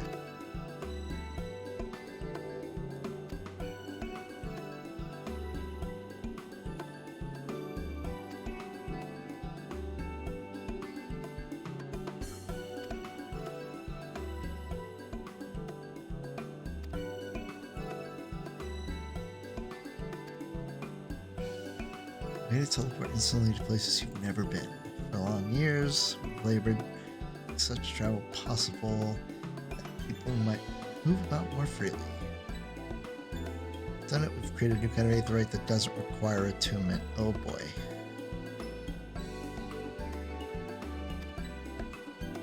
My language may have been a bit misleading. The user need not attune to these aetherites, but the aetherites themselves must have been pre-attuned to each other, thereby facilitating travel between the 2 points.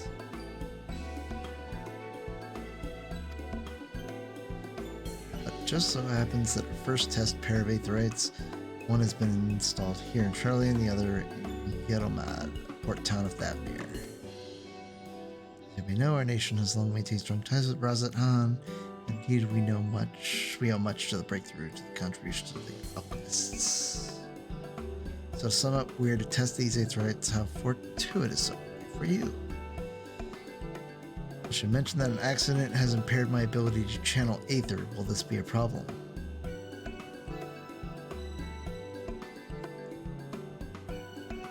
Ah.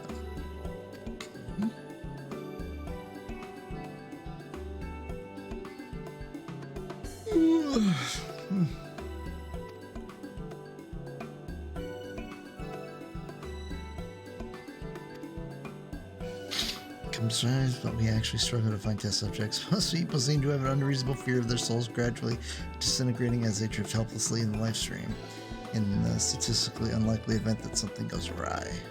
But it's plain that you aren't most people. Heh, Mistress Crouch truly knows how to pick them.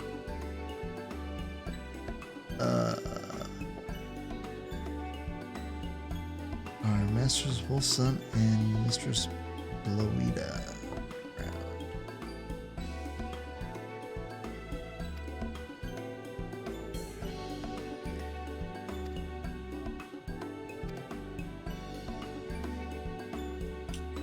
Solo, come here, bud.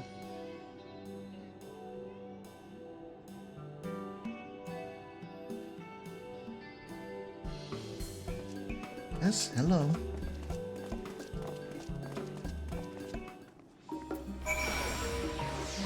Alrighty.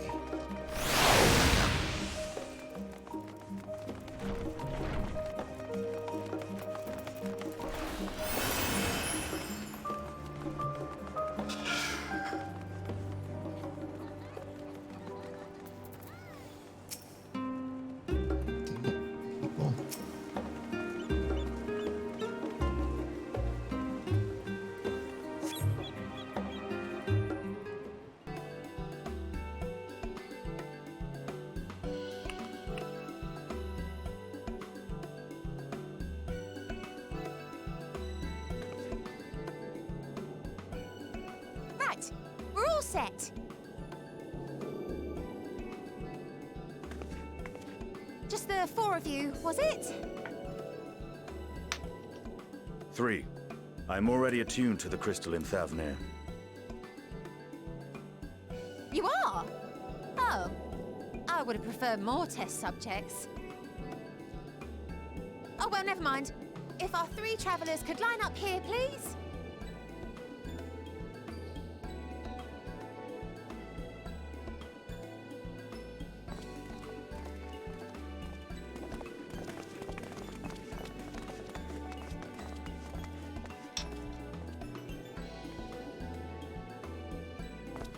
Yes, right there is fine.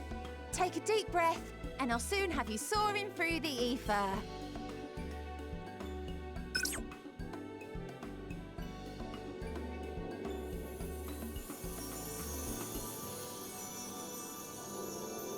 Oh, and one last thing. You might experience a teensy-weensy touch of violent ethereal sickness. Good luck! What?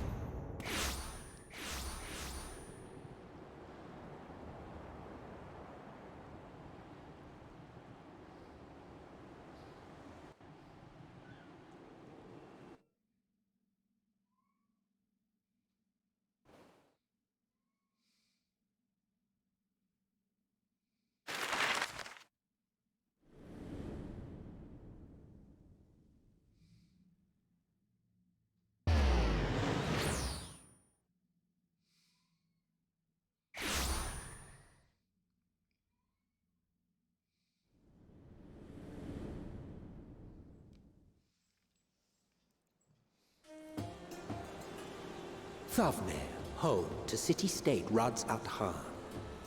Rising from the southeast waters of the Bounty, this Isle of Plenty served as the battleground for a conflict between 2 peoples. Their cultures bled into one another until a unique amalgamation was distilled from the chaos, in a process not unlike their precious alchemy. Once solidified as a single nation, an adamant stance of neutrality would hold invaders at bay. For a time.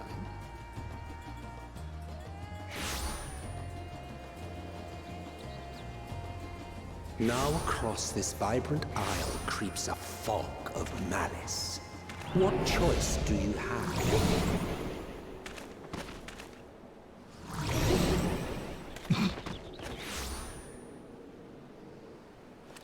What chance?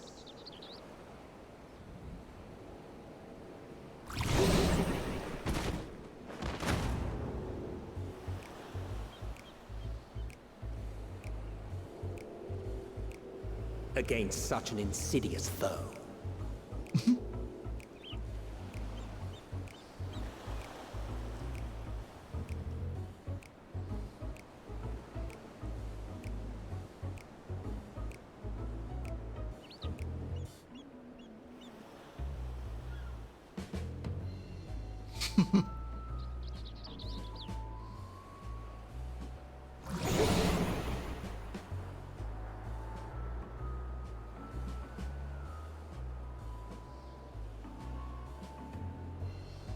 I've seen fairer faces after a bout of bad shellfish.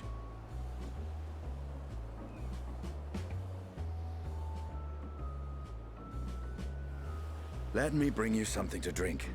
That should help settle your bellies.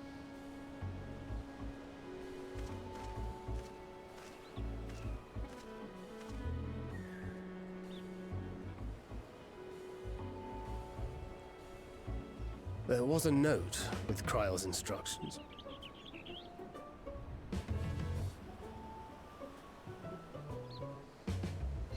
Don't let Estinian roam the markets alone. He's alarmingly bad with coin.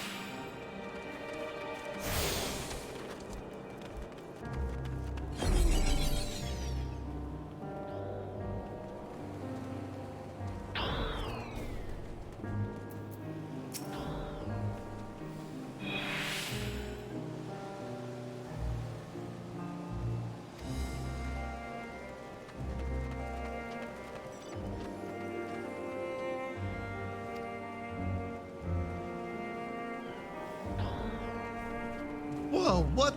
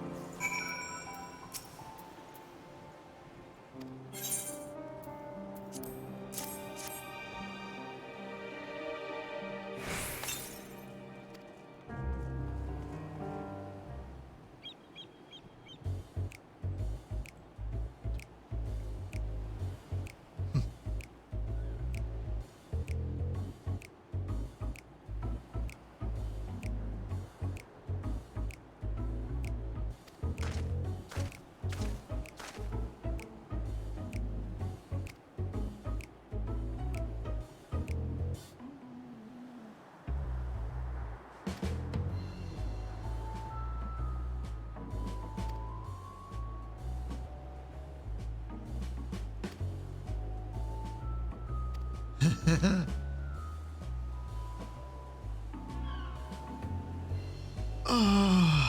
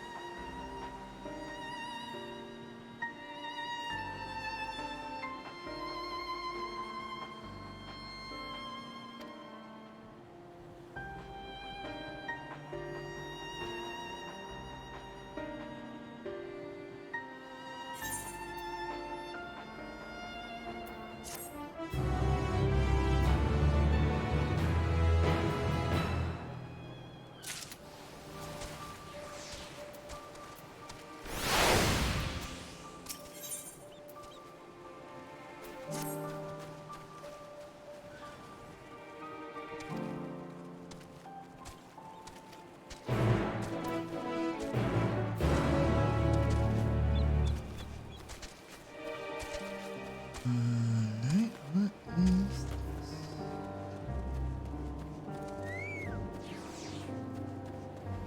Gemstone Trader.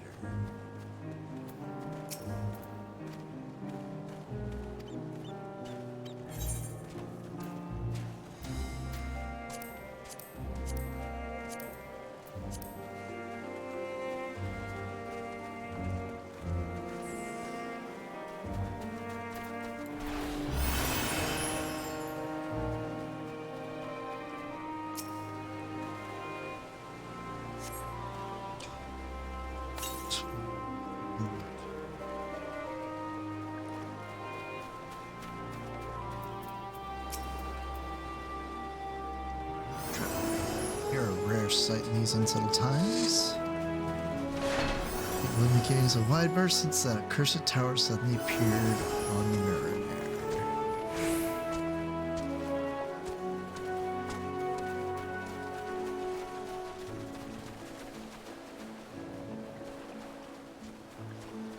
Stood there and loomed ominously, perhaps these in a fashion, but no, had to spawn fell fiends as well.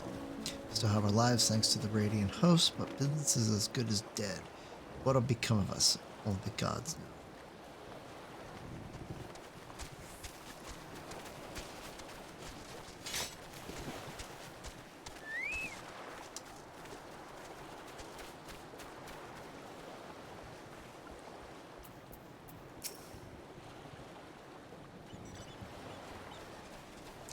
What am I doing? Oh, recording my sales. Still do it daily out of habit, though I don't know why I bother. Hardly sell anything these days. Business has never been this terrible. But I suppose things could be even worse. Could have a consortium to keep afloat. I don't envy his position. Better to be alone with my little operation, I've come to realize. You're a traveler by looks of you. If you have a moment, perhaps you could pay Kalzal a visit. He'd be glad for tidings from abroad.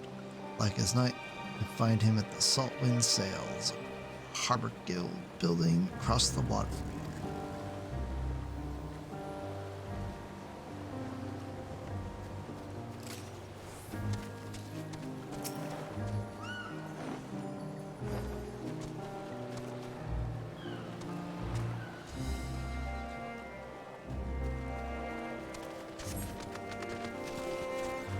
Gazing out from the pier, you spy boats moored off nearby isles with the silhouettes of larger seafaring vessels further away.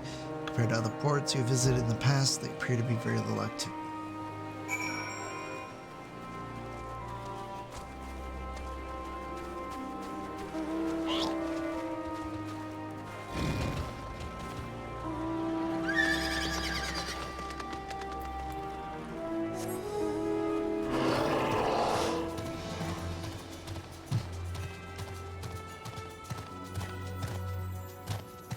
Can't fly yet. That might be because I'm in the wrong spot.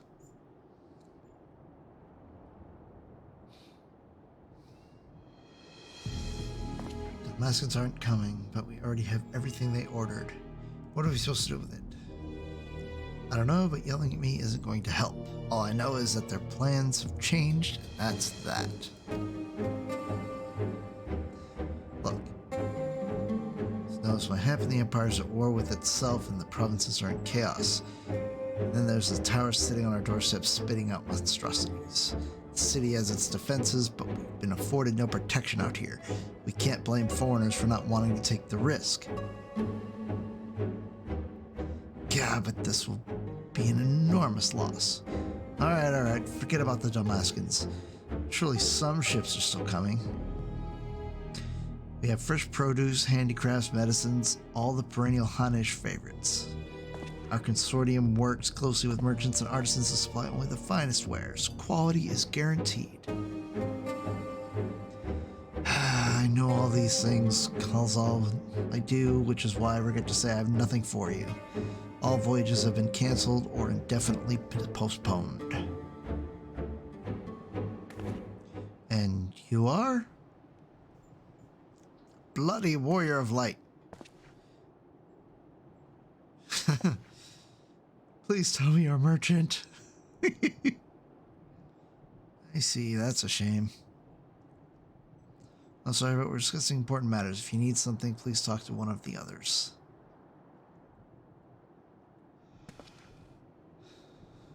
Excuse me. My name is Matsaya.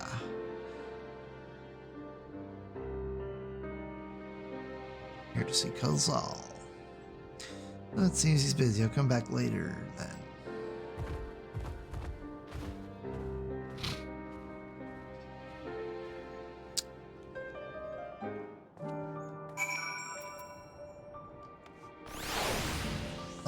Do I need to put my...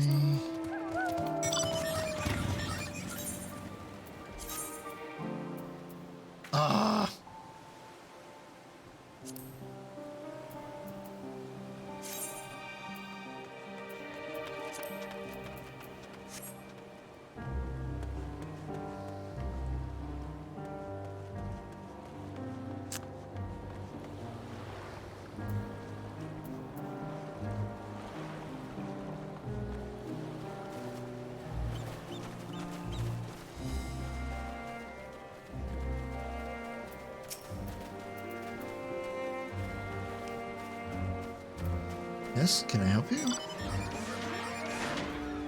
Oh, I remember seeing you back in the guild. You wanted to speak with Kalzal too, did you? I'm Matsaya, fisherman of Akyalu, nearby village. Sell my catch. Kalzal offers it to foreign merchants, but he hasn't bought anything for a while now. When I heard that the consortium has been struggling, I became worried and decided to come and see him. Just as soon as he's free anyway. Hard-working man, and I dare not disturb him. Gloves!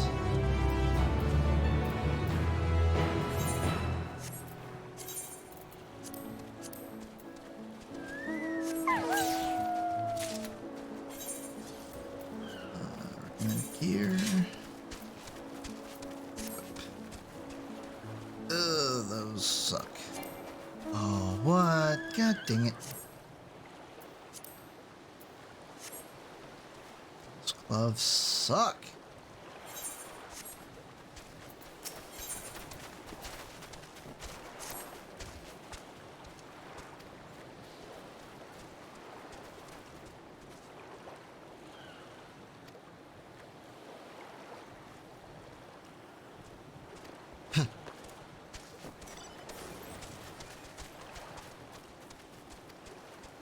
These are terrible people. I've only ever dealt with Kalsal, and I can't talk to customers without getting my trunk in a twist. So please, as silly as it might sound, will you not peddle the fish in my stead and show me how it's done? Oh boy, here we go.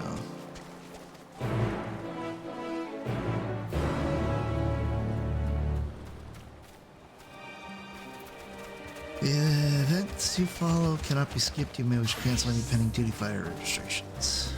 What am I doing duty finder? Let's do it then. Show me how to deal with customers. I'm in your debt.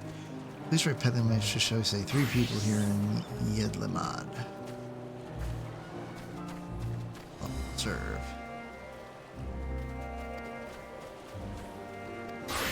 Alright.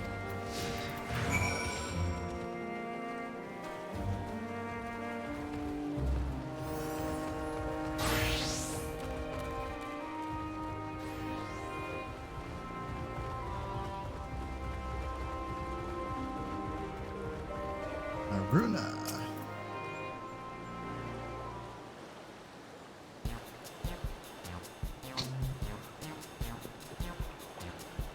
Yes.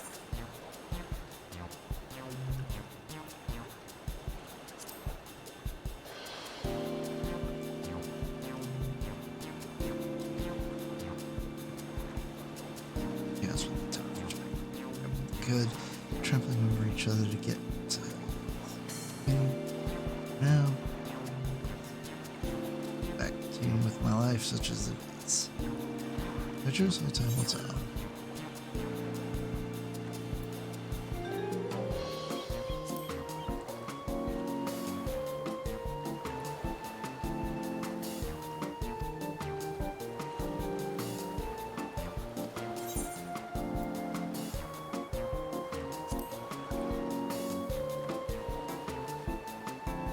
Fresh fish, you say? Oh, you're a fishmonger.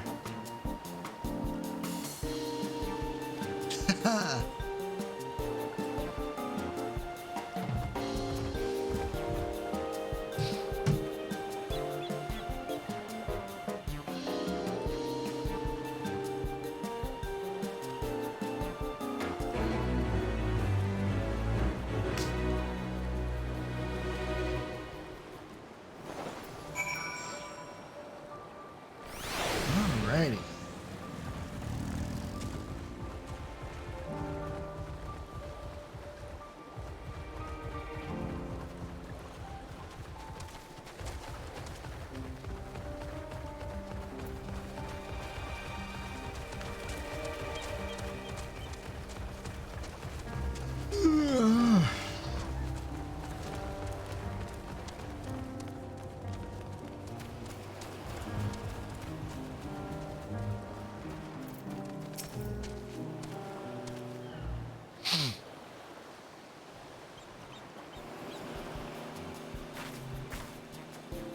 Walker, are you? Do you sell fruit by chance? If so, I want to buy some. I'm not gonna say it doesn't.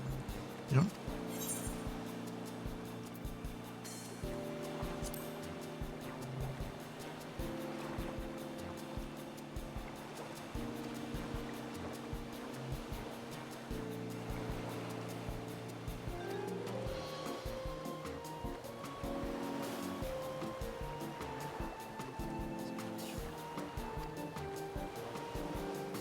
Down, find myself feeling constantly. I know how you feel. Aw, damn it.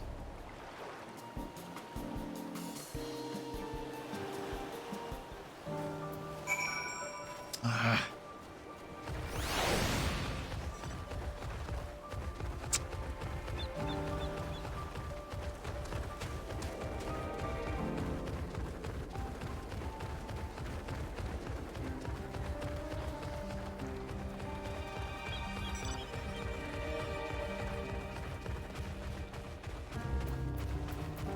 Using this.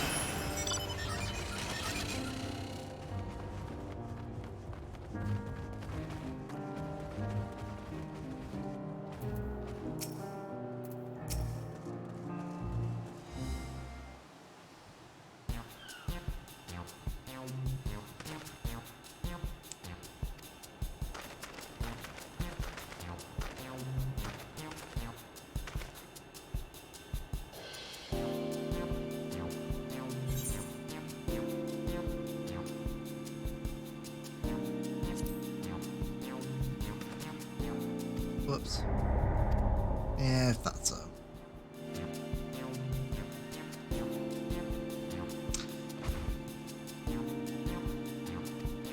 Alright. That's probably gonna make me do that shit all over again.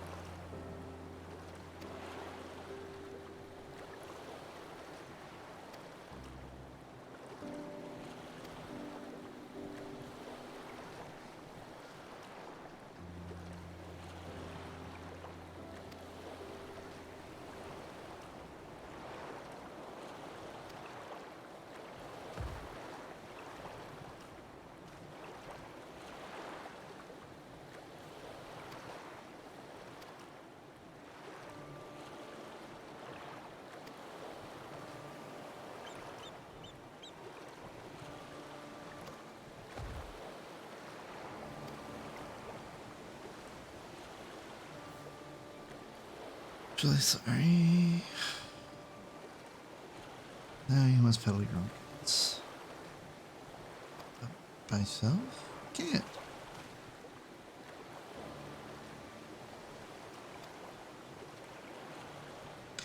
For my own consortium, and I'll be damned if I let it fall apart.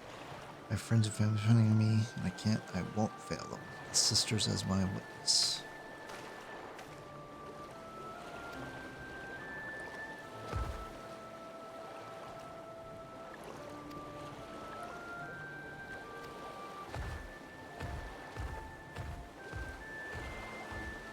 Ah, well, I fucked that all up.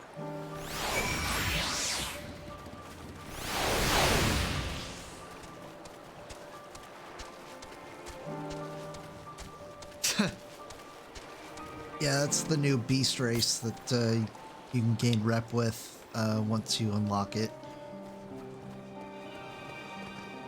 But I totally foobarred that quest.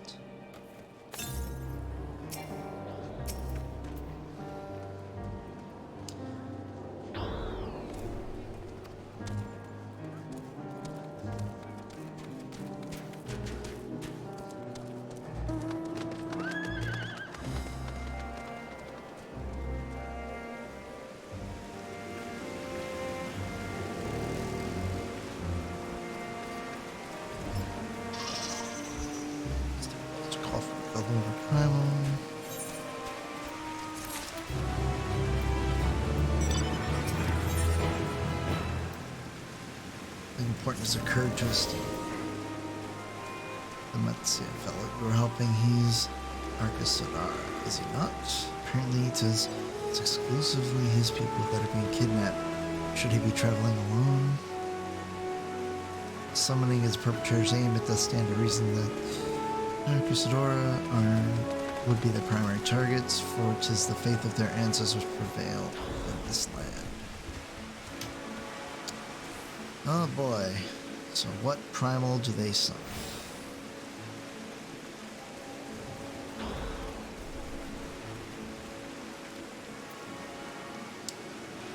Ah, great, it's raining.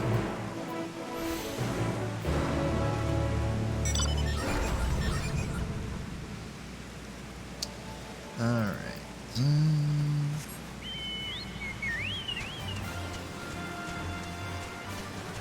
Oh, my bread chocobo.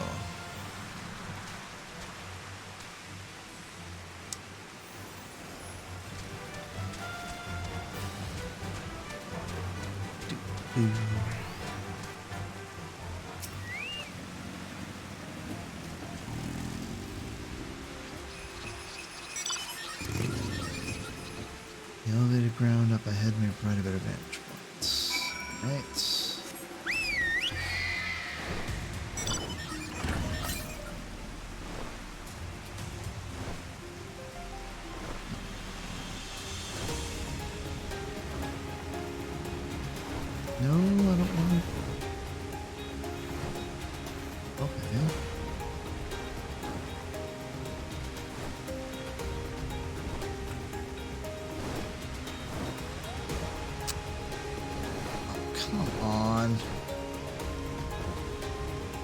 going down to level 90 and get fucking murked right out the gate.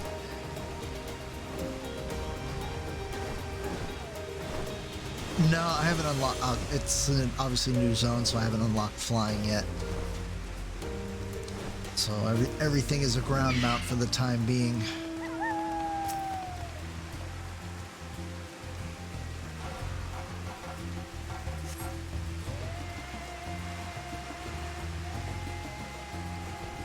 Oh.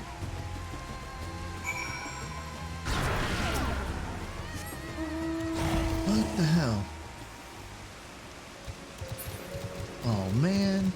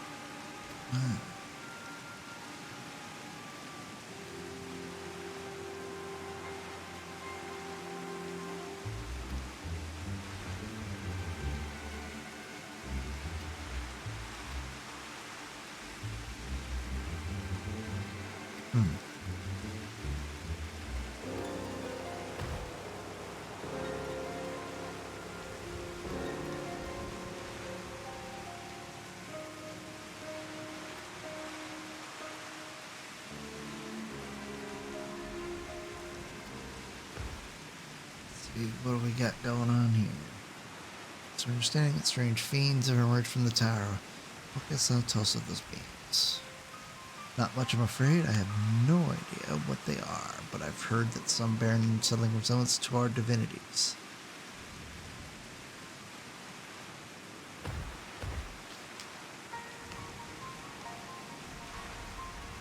For that reason, we have taken to calling the tower Zot.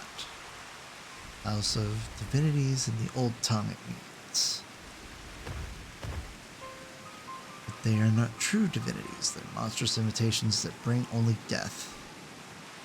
To have one's face so twisted as a grievous indignity, and full justify art thou in thine outrage.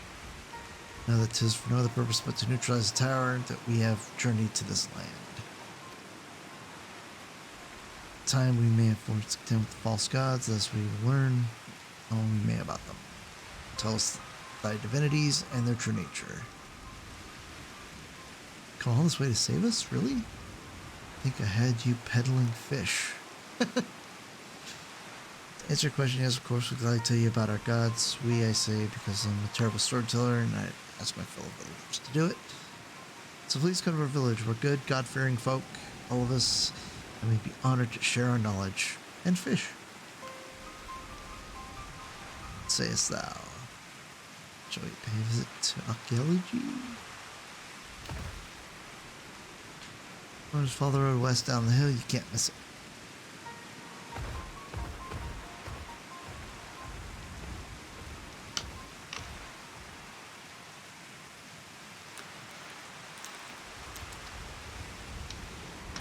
The daring goes and summoned if any don't exist before, none kidnapped, punished, or imprisoned in the tower. Yea, to Final Fantasy IV. Pray that we would be able to save them.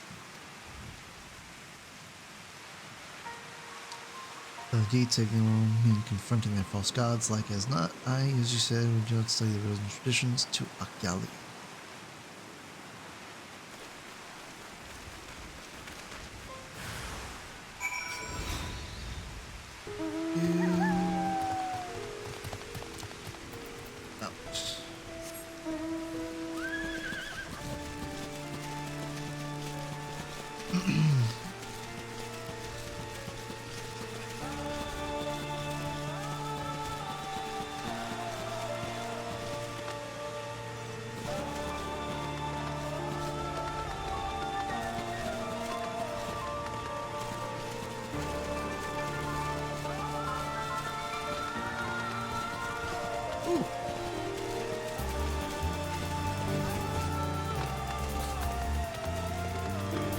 Yay!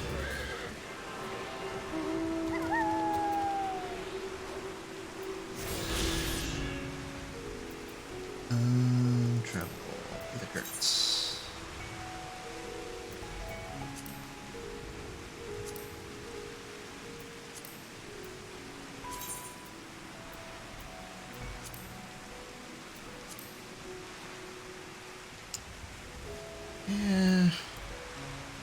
Yeah, so I gotta find all those around the map as well as complete any quests that provide the Aether Currents to be able to fly in the zone.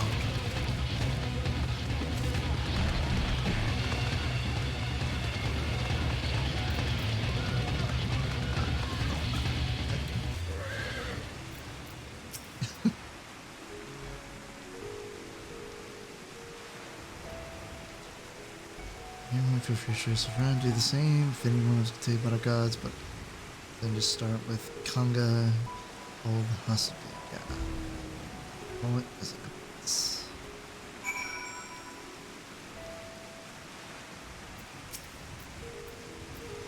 You should know about our gods. What appears visiting you are. Most want fish. In any case, I'm happy to oblige. Don't know how it is whence you hail, but Isle is home to many gods. They can be divided into two groups, the Monosia, beings of wisdom who assume the form of men, and the Murga, beings of might who assume the form of beasts. Together they are divinities, the forms and personalities many and varied. Some are kind of gentle, others stern and temperamental, just like we mortals can be. All are possessed with insight and experience, and by heeding their teachings we strive to be better people and live better lives. Interesting.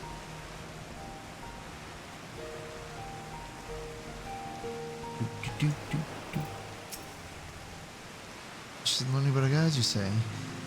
Yeah, that's what I like to hear. Prick up your ears then and listen. In ancient times, the Monosia and the Murga, deities who look like men and beasts respectively, were locked in conflict.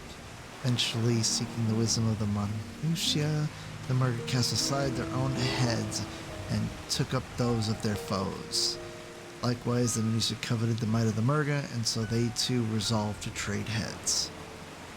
Thus were born new gods possessing both might and wisdom, and they ushered in an age of harmony between the two factions. From then on, as a sign of their esteem for one another, the Monosia have worn animal faces and the Murga the limbs of men. That's not creepy at all, especially since they're probably gonna have to fight bosses that look all freaked out.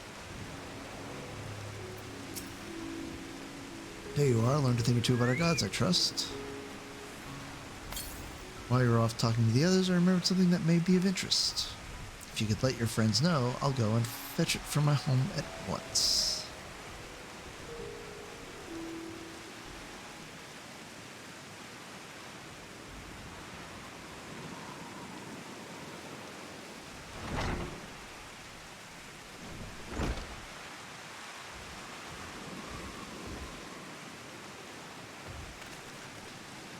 Apologies for the wait.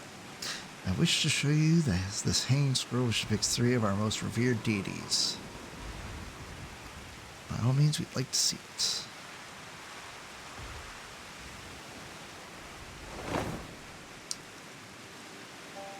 Aha, the 3 sisters from Final Fantasy IV.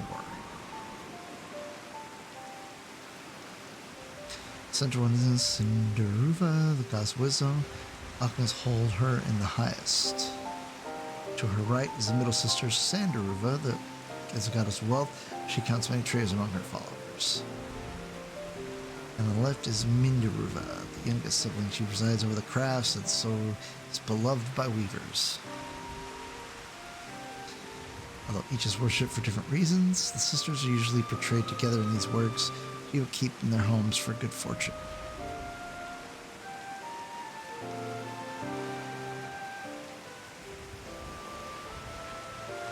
In like fashion to the Monosia, the deities of yours are preside over myriad aspects of life. And what are the Murga, if I may ask? The Murga hold power over nature. In ages past, they were revered as guardian deities in times of conflict. you have occasion to visit our temples and ruins, you'll find their images there. Among them is a god who possesses a Gaja's head, and he is venerated as the progenitor of the Arcasadora.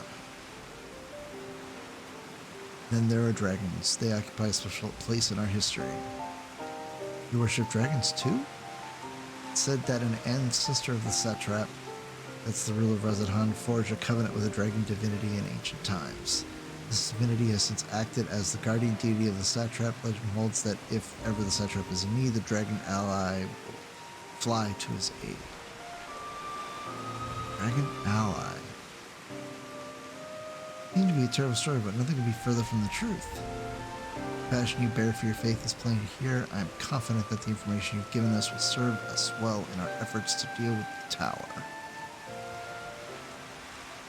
It's very kind of you to say. Thank you. Pray for your success. Alrighty. Alka is by the name of Midhana. According to Krau's notes, we're going to find a place called the Great Work, further north along the coast.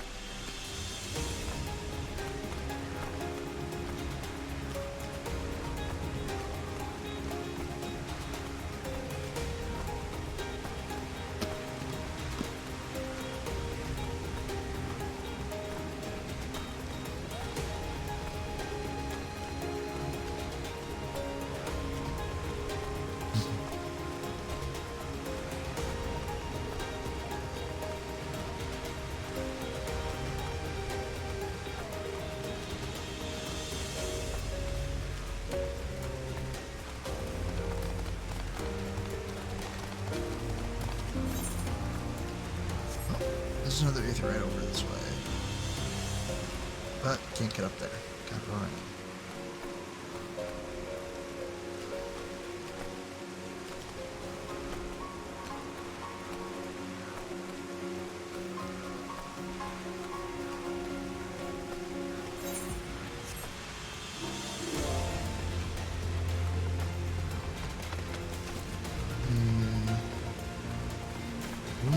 Thing around here somewhere.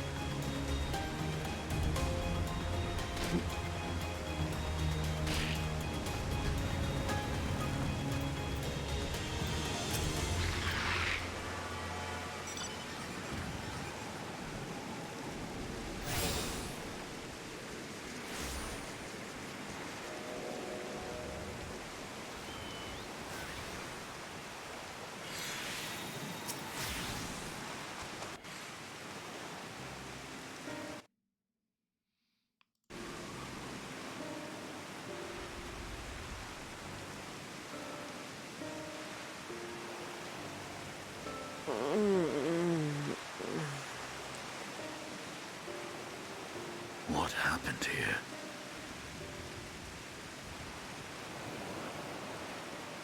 Their dress marks them as alchemists. I see no evidence of injury or poison. Thinkest thou they but slumber? I believe so.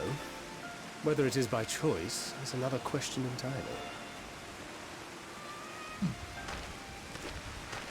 Oh, we have guests. You must excuse the poor welcome. Long days and longer nights have taken their toll, as you can see.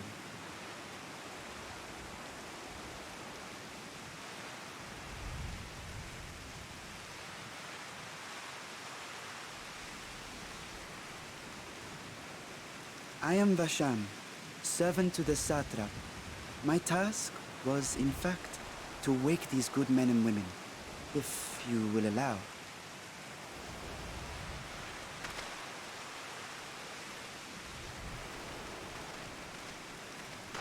People of the Great Work, I come bearing new scales.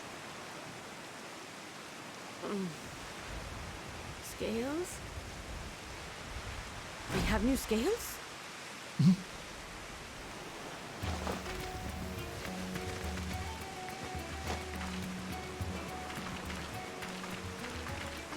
Yes, my friends. Gather round. I have them right here. What kind of meth basket is it bringing in this game? Now I can continue my experiment. Many thanks. One for me. Those are dragon scales. Yes, such materials are vital to their most pressing research. And we are fortunate to have them. Our experiments are so close to bearing fruit.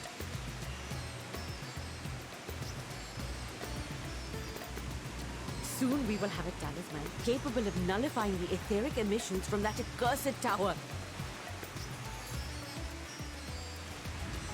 Did I say something wrong? Are you not here with Varshan? Wait, who are you people?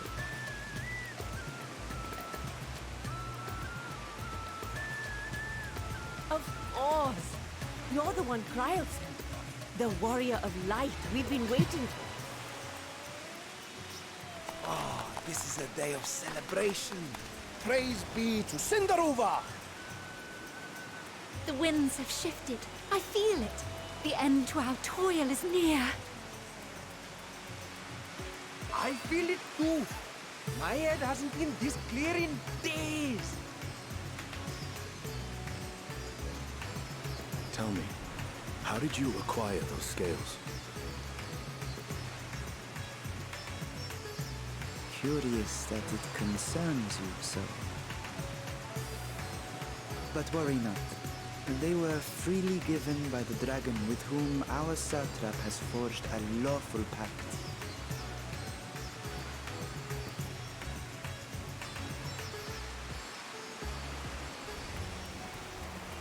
That is well. You must be quite familiar with Dragon King, yes? Is this their congealed blood I see on your weapon? Speaking of dragon blood, you yourself have been infused with it, have you not? I should like to draw a file or two, if so. Now, see here.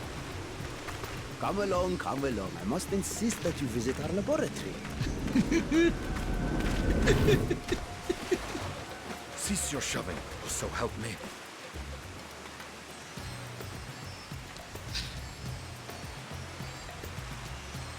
Oh dear, your poor companion.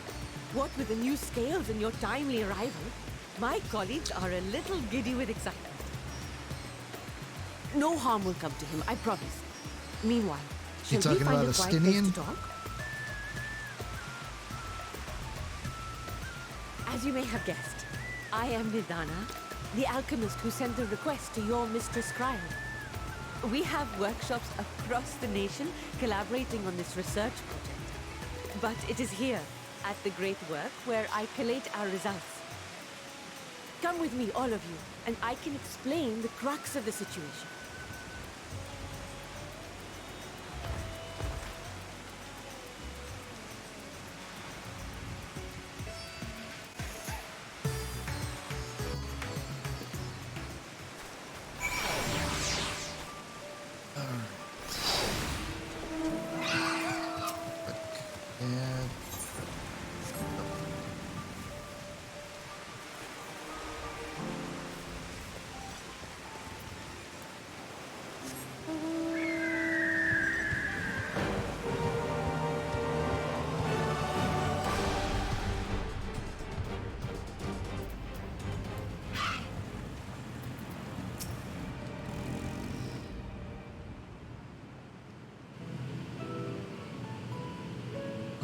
for answering our call. Many towers have appeared around the world, and we're grateful that you would assist us with ours.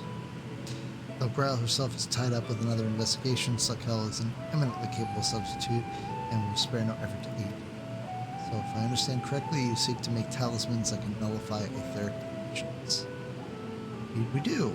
As you know, the tower emits vast concentrations of aether.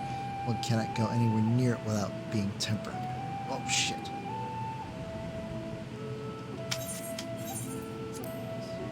In order to strike back, the satrap bade us alchemists create enchanted talismans that allow our soldiers to venture into the tower, even should they lack any protection. Such a thing be possible. Admittedly, we are still in the midst of testing, but we are quite confident. Even prior to this, our people have long pursued countermeasures against the etheric corruption of primals. Of the methods tested to date, those utilizing dragon scales provided the most promise. Owing to the etheric density, the scales are highly resistant to disruptive forces. The mightier the dragon, the greater the resistance. We seek to amplify this protective property through our alchemy.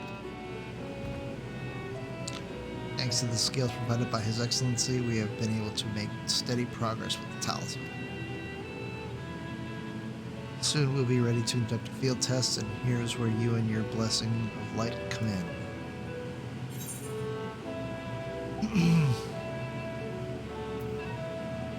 What exactly is it that you need me to do?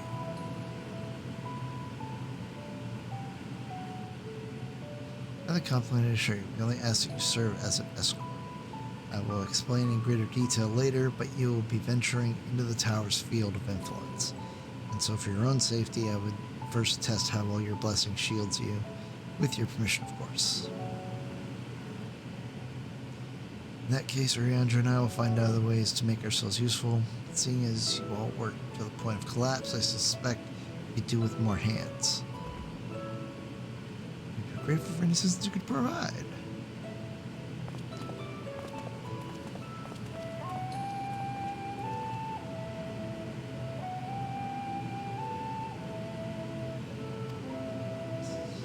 If you exit the Great Works and turn south, there will be a hill to the right. I will meet you at the top after seeing to some preparations.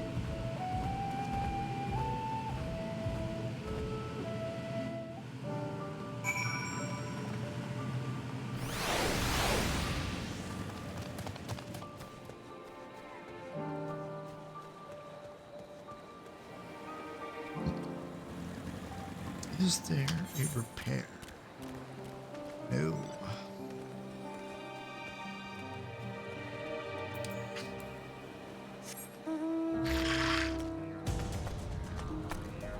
Nope, this is not where I wanted to go.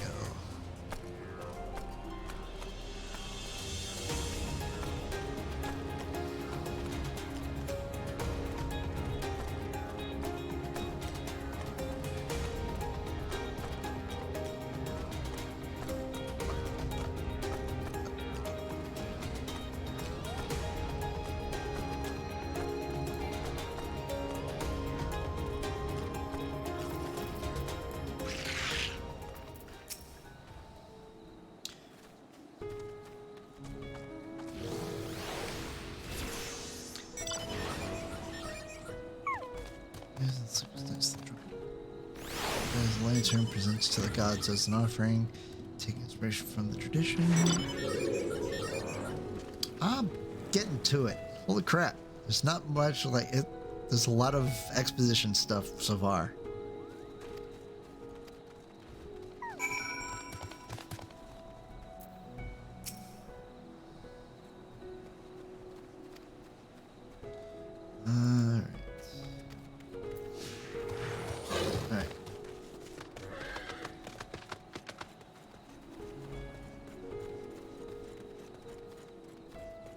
All of this thing somewhere.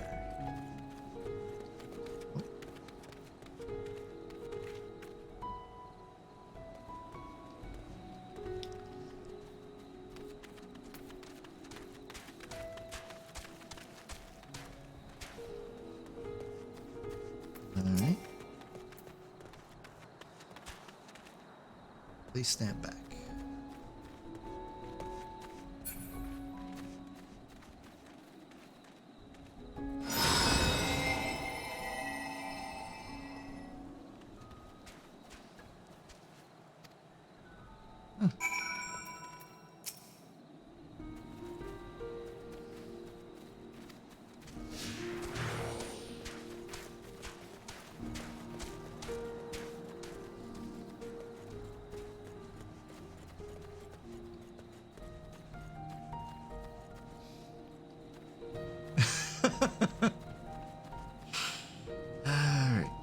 Back.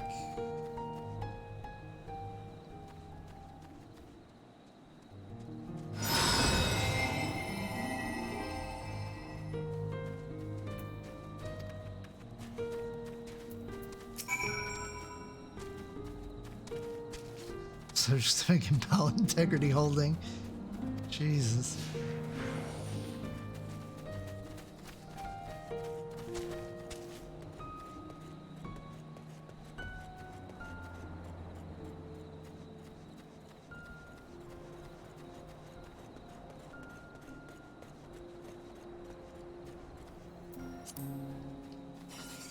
Yeah.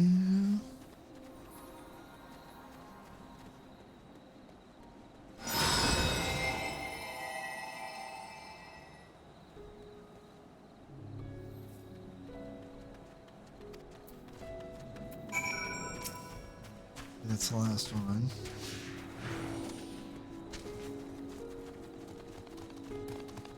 Nope, one more.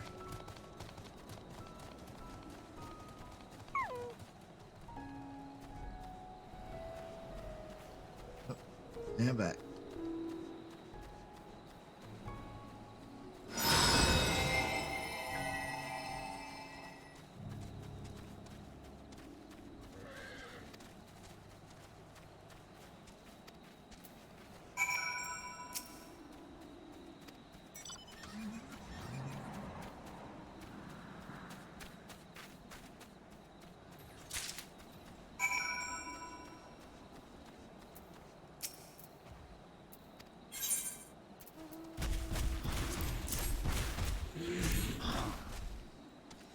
Yeah, that's the downside of certain quests in this is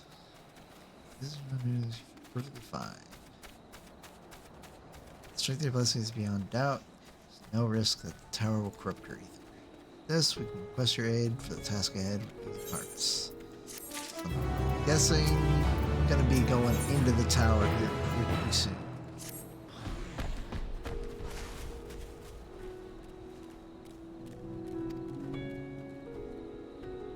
Requires the use of special ink. Possessor stores keep spirit weed. What the resistance? Nothing. No, well, it's gonna, the max goes up to 90.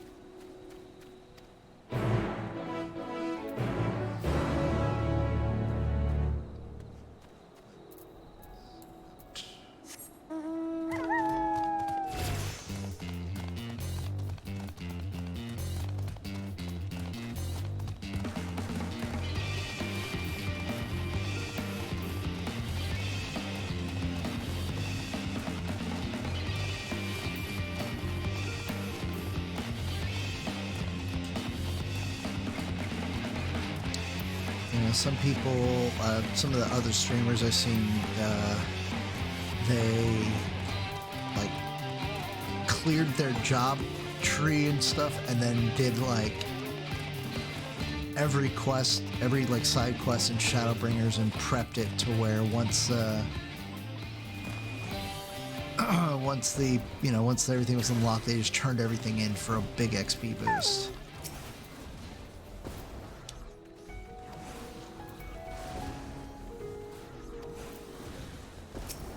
Right.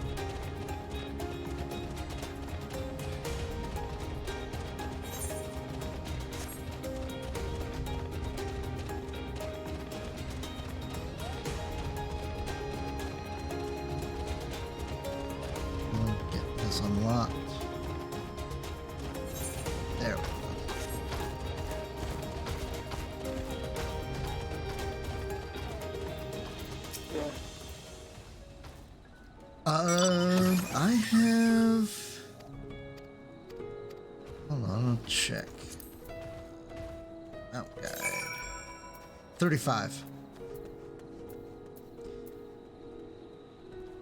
Yeah. And then as far as minions go, I've got 76. Oh.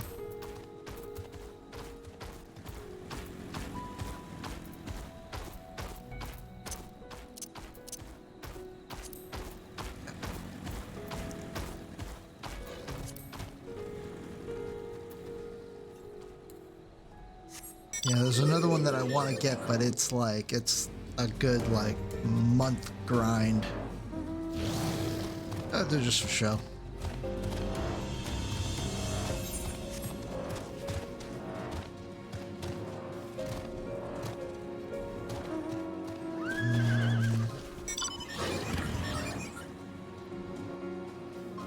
Oh, there we go.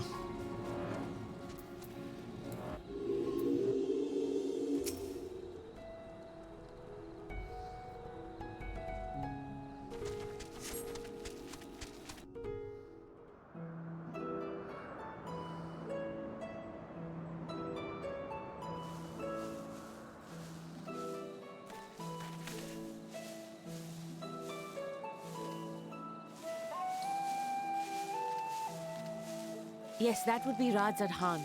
Hardly anyone has been allowed in or out since our troubles with the tower began.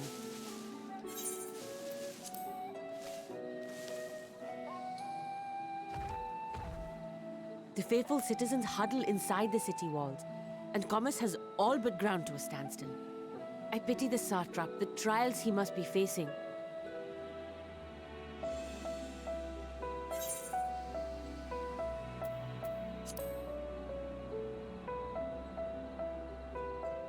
Well, he is the most important person in Radzad Khan.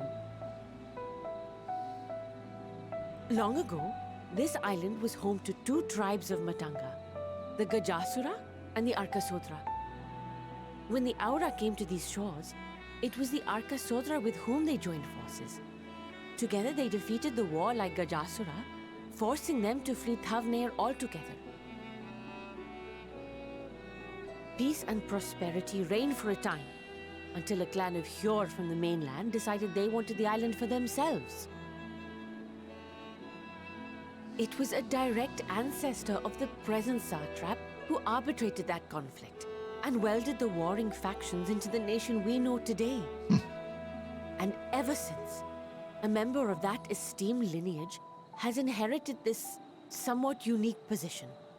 You see, by and large, the state is run by the people, but when problems arise, it is the satrap who mediates a solution. The stability provided by the satrap is what has allowed Radzad Khan to thrive all these years. And it was the satrap himself who entrusted us with this duty. We will not fail him, nor our countrymen.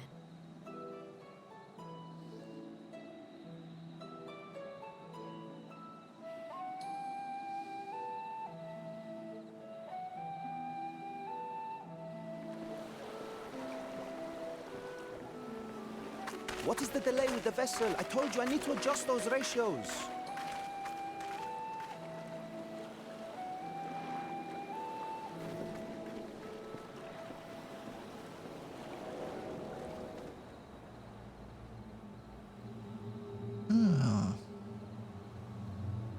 I come all this way to admire one of my splendid towers, and what do I find?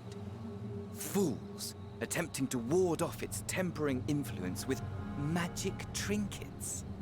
I was wondering when he was going to show I seem up. to recall a similar experiment in ages past. What was that man's name? Oh, something? Owen? Another body, another time.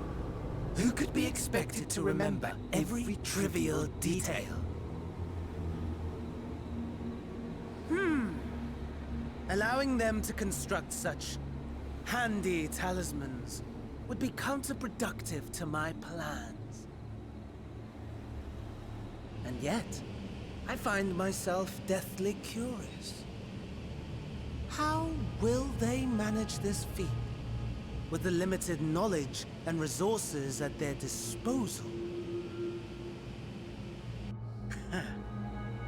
Complications be damned. For we cannot escape the nature of our souls. And I, as ever, am my own worst enemy.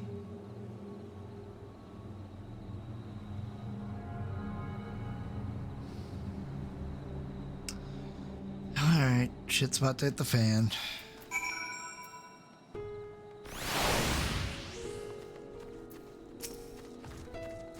Have enough spirit weeds to last us a good while. Thank you for keeping watch. Let's head back to the great work, shall we? Yep. Wow. Wow.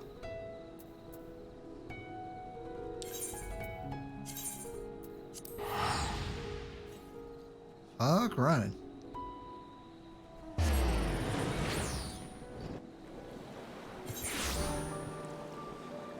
Alright. I'm gonna take a quick bathroom break. I will be right back.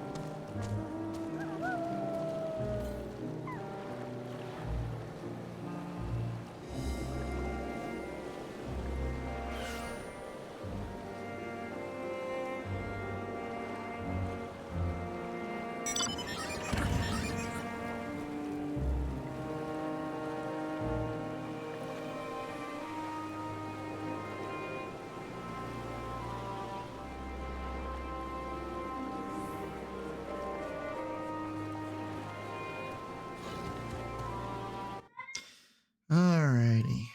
I'm back.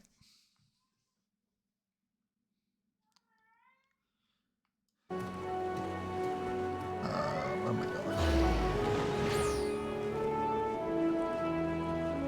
going? There's the mender.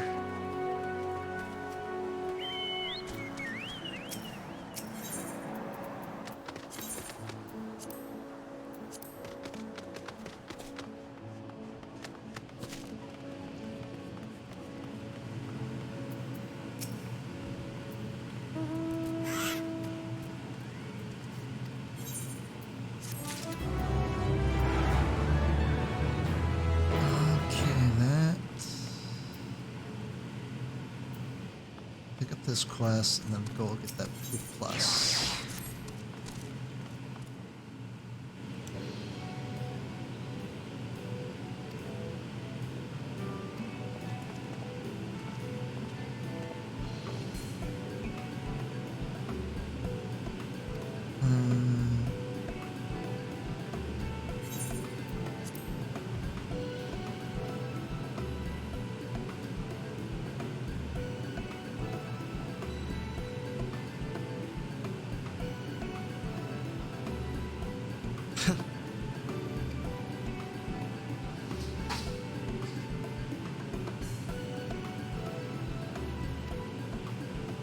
Running out of everything.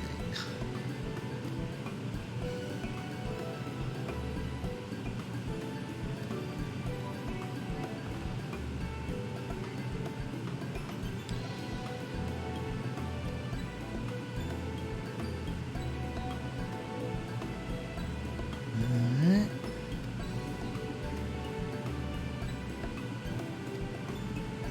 Go gather rocks.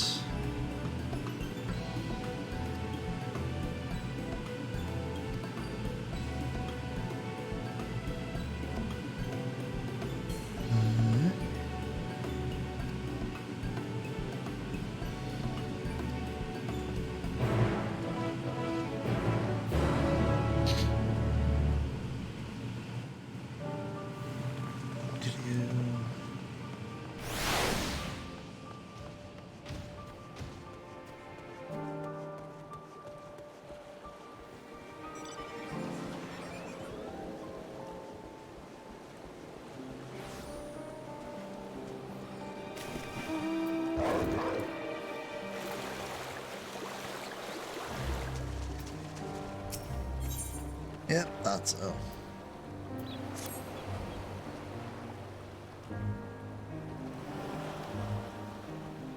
Okay. Go find and fetch someone.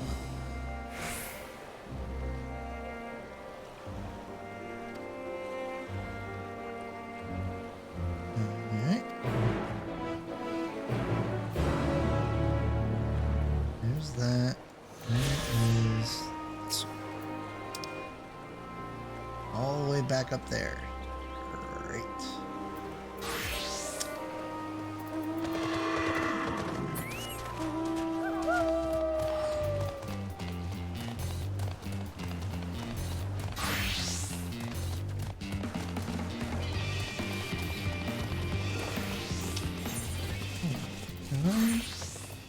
Okay.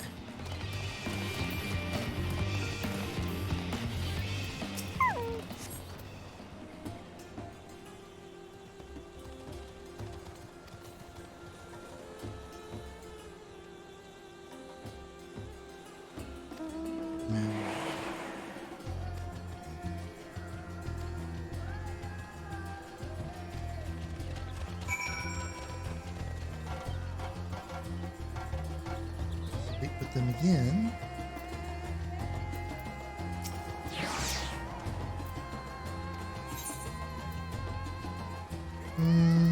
Not yet. Let's go finish this side quest real quick.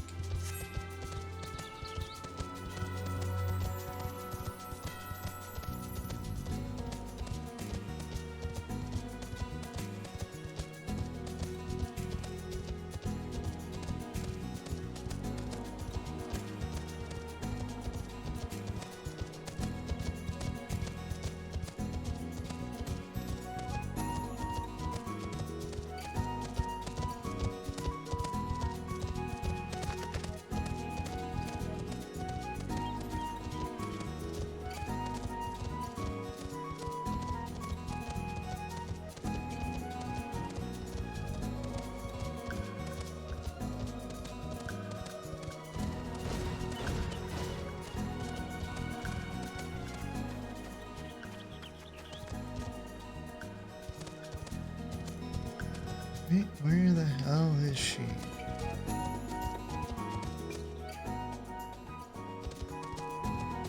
Ah. I am blind.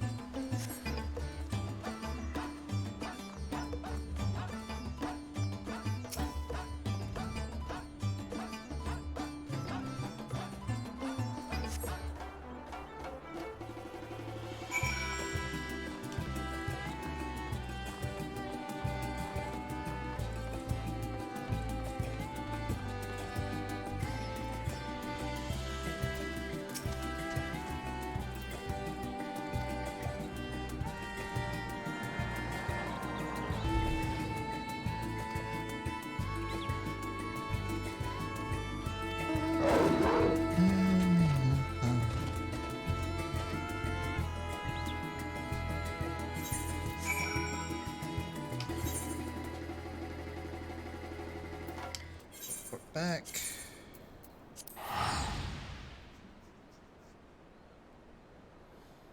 I'm not expecting to run into Fandaniel till like late 80s, like when we're on the moon.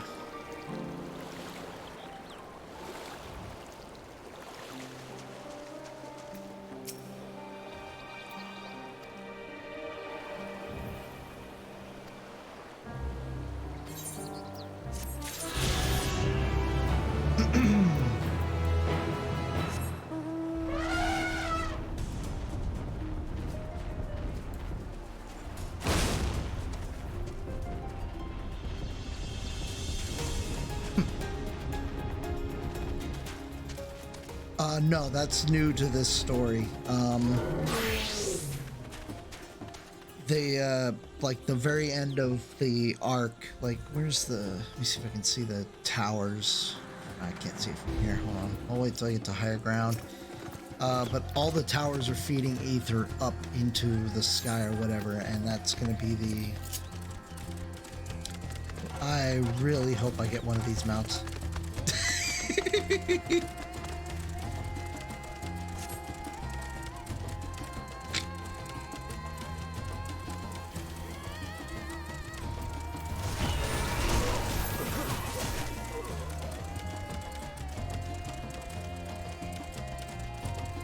Yeah, so you can kind of see the towers got like ether pouring up.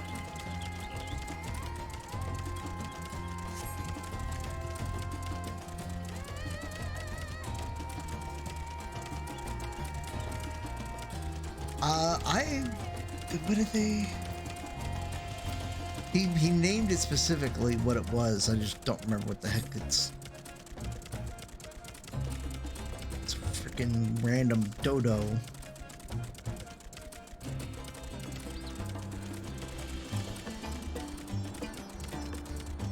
Let me see. Yeah, they're just dodos.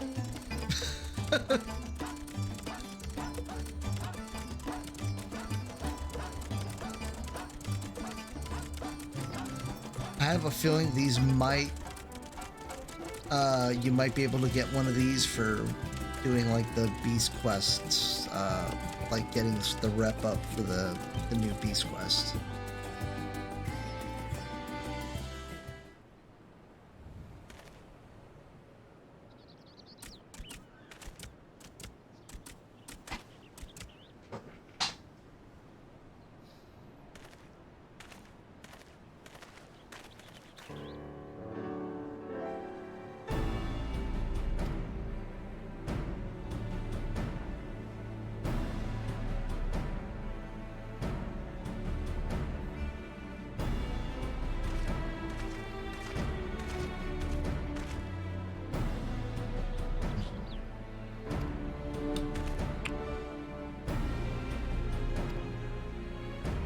Wish to express gratitude to the brave men and women of the great host for their unflagging dedication.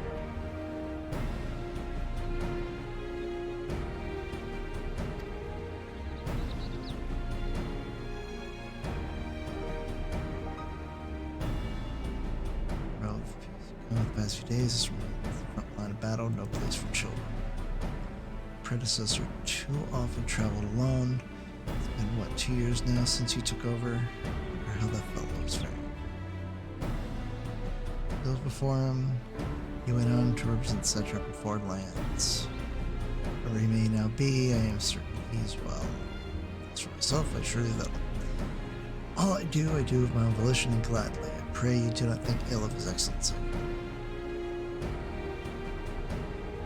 Certainly not, lad. Whatever happens, my faith in the satrap is unwavering. But still, I worry for you. We would be overcome with sadness if something were to befall you, for you are as a little brother to us all. Take care, do you hear?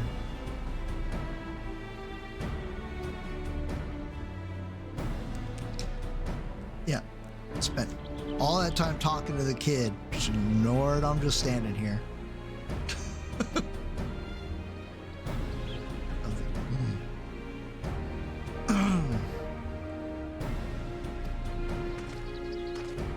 CSA tours appeared over there too, yes? Tell me, what is the situation like?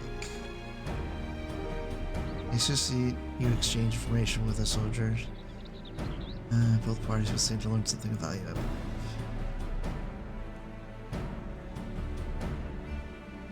The Mars are understanding anxious. Glad of tidings you can share.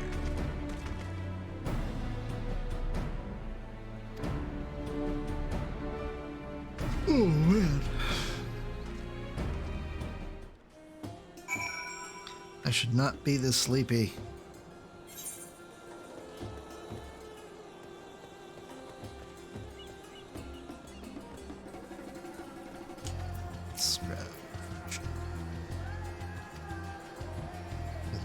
Military order in the center of command. Please preserve peace in the land, be it patrolling the streets or dealing with the heretofore unknown threats such as now. Train hard to meet only capable to our ranks, even so, struggle to contend with the fiends from the tower. Succeed in striking them down. On 2 occasions they came in force, we had to pay a heavy price. What are the towers of Eorzea? Do they likewise spawn monsters? Yes. Yes, they do. Why do I have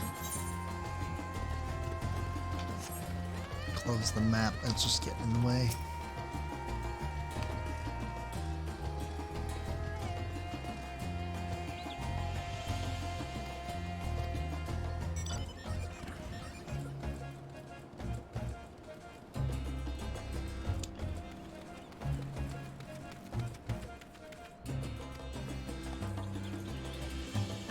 This is it.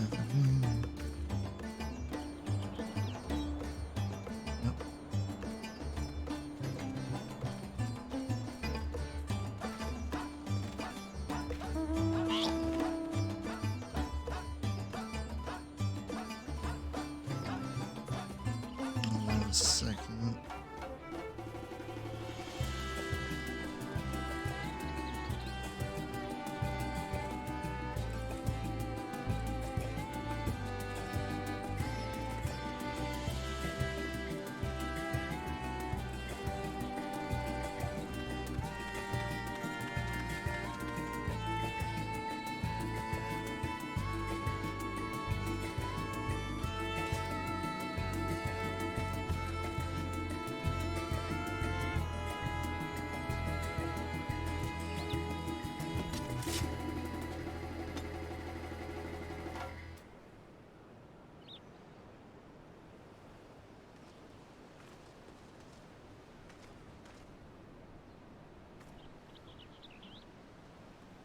God dang it.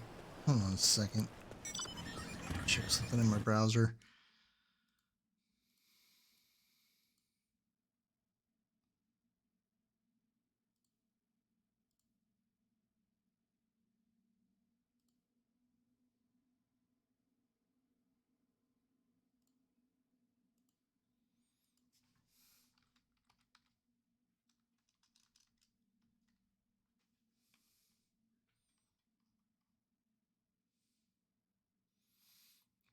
Apparently not. Okay.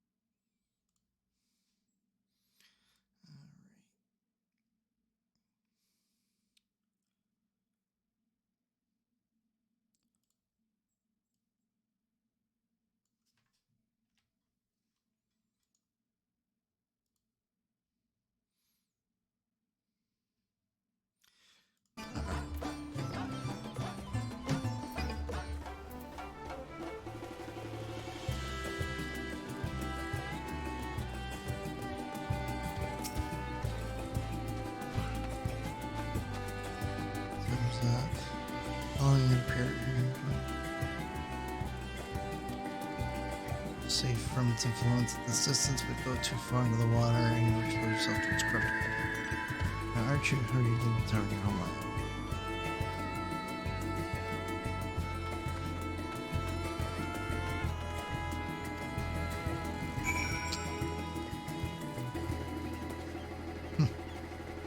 Okay, so there's a quest something over there. Everybody's gathered up.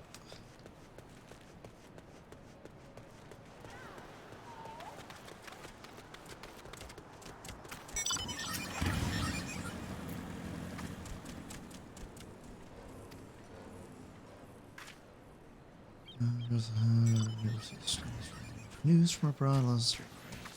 Stop coming. It's the dirt. Information for one. Well, I'm grateful for your account. The original errand is mine. Keep me here a little longer. Can't guide you the rest of the way. Path straight forward. Follow the road east. Upon the Hamsa, you'll arrive before you know it. So it was. Oh boy, I get to write the dodo again. On the Hamsa. Off we go. Oh, I get to control it.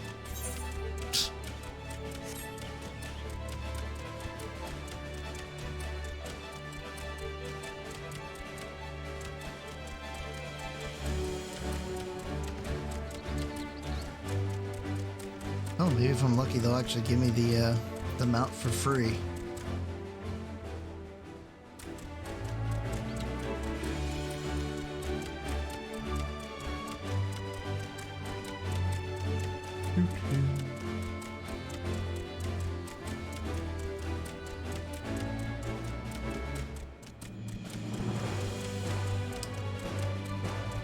I'm hoping I didn't miss the quest to like fix my Aetherite compass so I can find all the flying stuff around.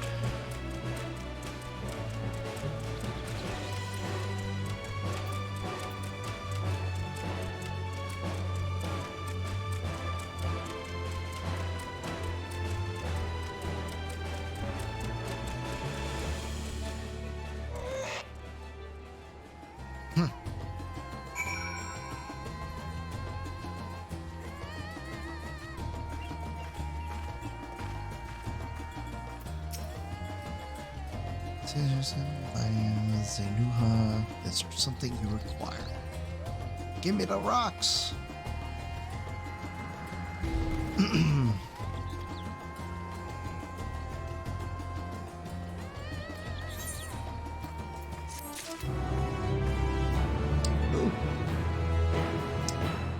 Card game.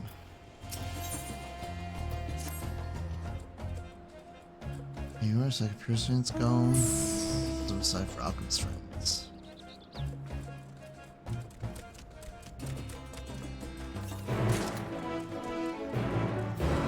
Yes, was it? Yep. All the way back. What the hell? Oh. Thanks for the follow, Red Nation.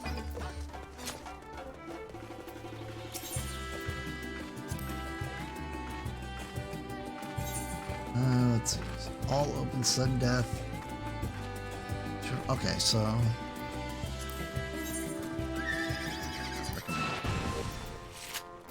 let's do this once, just see if I win anything. Oh yeah, I'm gonna rock this dude. Let's drop that one.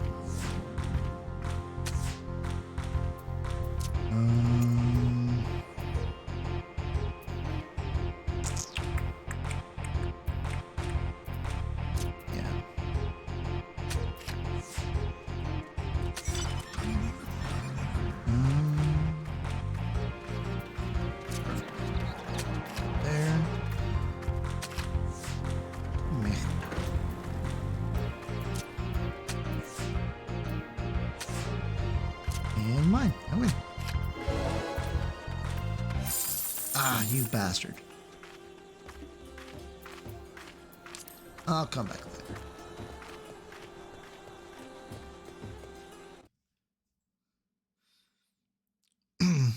Thanks, man.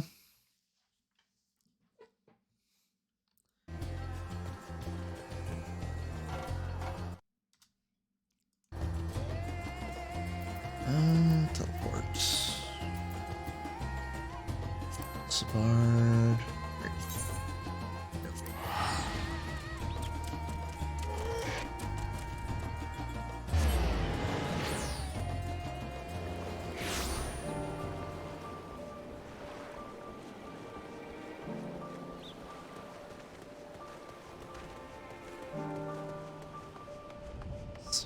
You give me anything, or is it just XP? Ah, just XP. Don't care.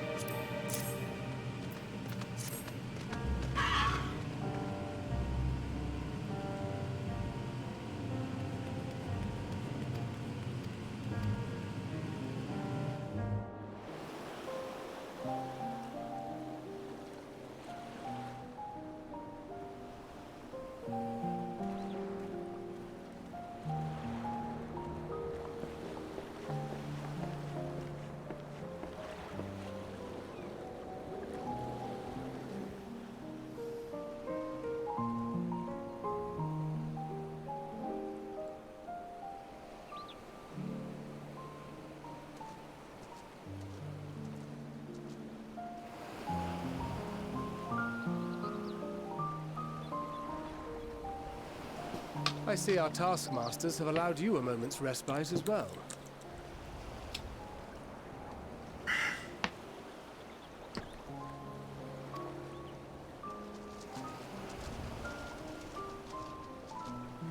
You have to hand it to these alchemists. They are determined to see this endeavor of theirs succeed. It's auto. I've never been one for blind optimism, but I sincerely get the sense they're close to a breakthrough. They had better be, or all this effort was for naught. The peoples of Eorzea, of the Far East, of Thavner, children of this star united in common cause against a dire threat. Yet ere they succumbed to suicidal madness, were not the Telophoroi born of her body as were we? They who cling to life and the promise of the morrow's dawn, against they who desire death and an ending of their own orchestration. The victors of this war alone will hold the right to answer the question of existence, of its meaning, and its worth. Poetic and ominous to a fault. That said, if it's an existential debate in nature, then our arguments might not be as persuasive as you'd think.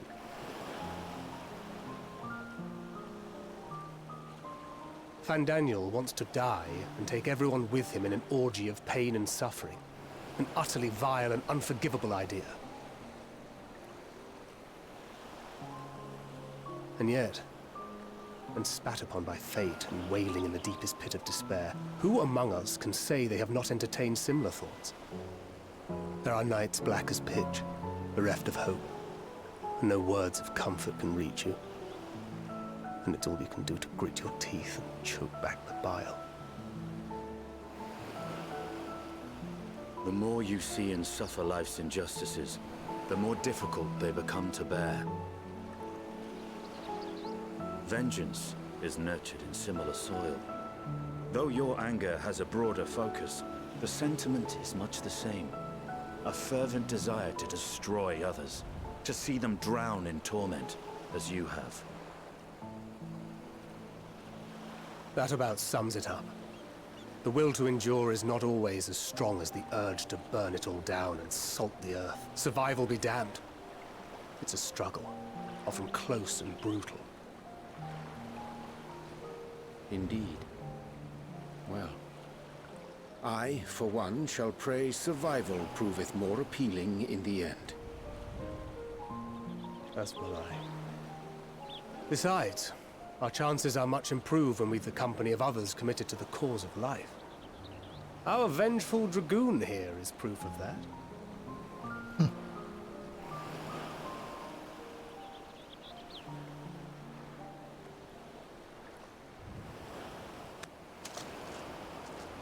Son of a bitch.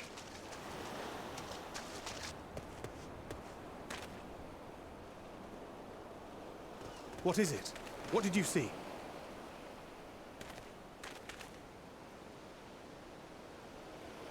Fandaniel, are you sure?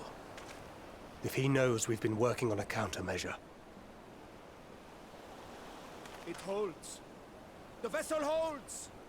This is the one! At long last!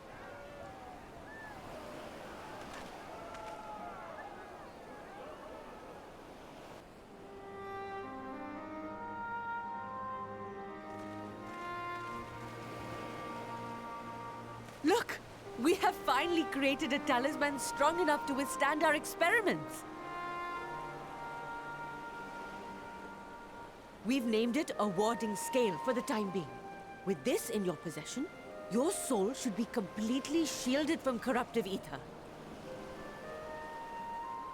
Afforded such protection, any one of us may approach the towers without fear. Thou hast mine admiration. 'Tis an invention of historical significance. I thank you for your kind words. But I would prefer you keep them unsaid until we test the talisman's efficacy in the field. It is for the next stage of our plan that we summoned you in the first place, to accompany me to the Tower of Zot. Should the scale prove effective, as I very much hope it will, then you'll have little to do. But should the effect be weaker than anticipated, I must ask that you restrain me, or knock me senseless.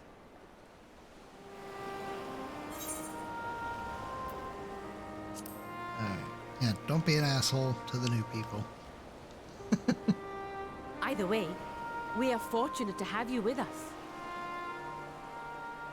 Nidana, are you certain you wish to do this?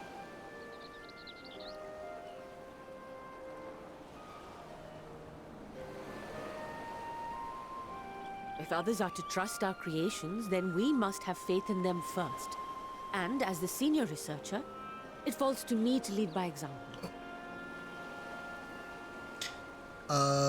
But should I fail to return, what is it? then learn what you can from this attempt and apply it to the next. Our work must it starts with an continue. A. Is that clear?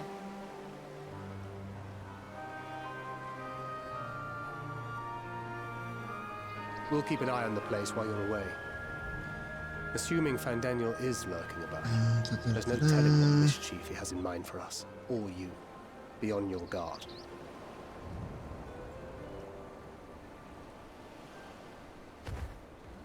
Shall we be on our way? I'll have one of the soldiers at the hatchery prepare us a boat, and we can set out from the northern shore. I'll see you there.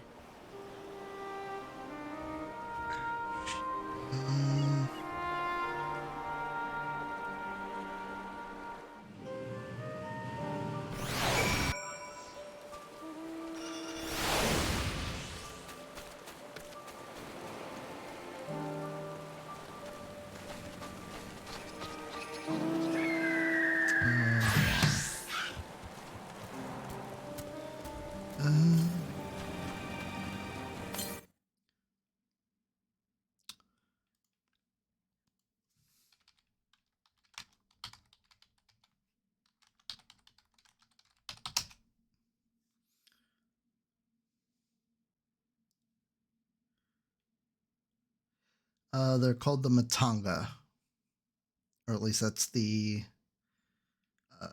beast tribe that we meet up with. No. This is bugging the hell out of me though, so hold on a second. Port.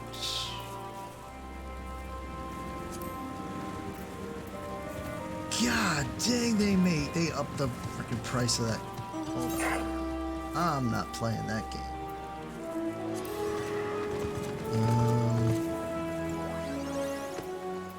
Where is my...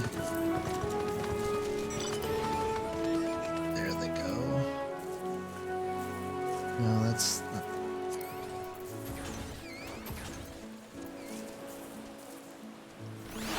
they take them away from me? Oh no, here we go. Priority ether pass. Close and reopen that.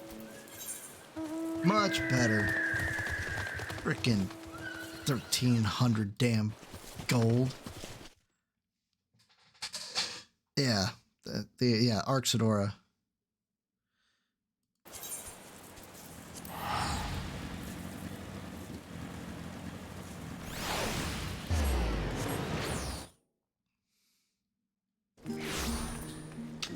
First things first, glamour plate. Apply. Fix those damn arms. Sick of that shit. I want to see if this is the guy that fixes my...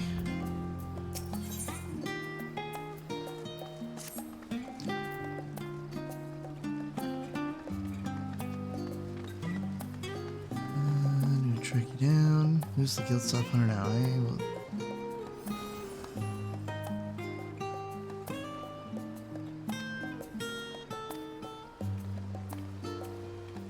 Okay, no, I guess this wasn't...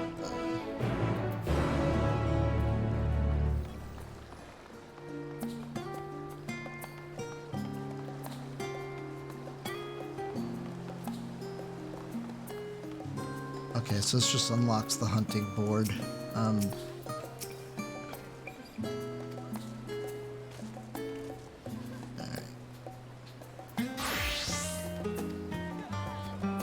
Yeah, click. I don't want to read all this.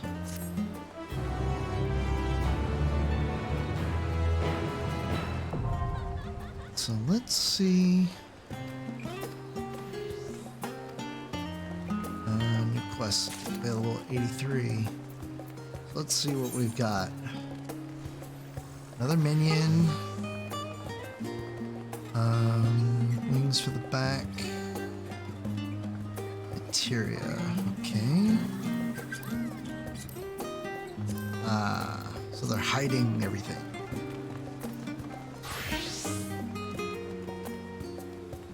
Alright. Be right back 1 second. I gotta turn the light on my porch.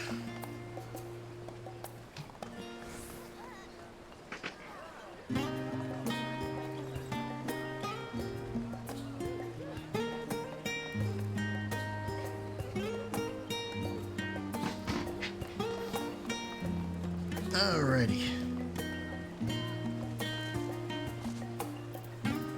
I'm getting the old DoorDash coming.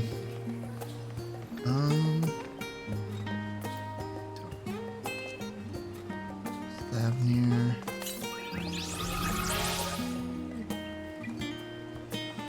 Sites. Okay. What is... Thinking that's gonna unlock the... what you call it, the sightseeing log. Let's speed up.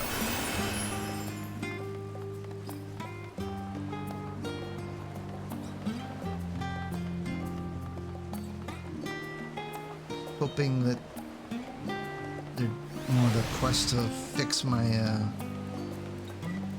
thing so I can find all the different little wind things. The wind orbs to grant flight for the zones. Sightseeing log, yep.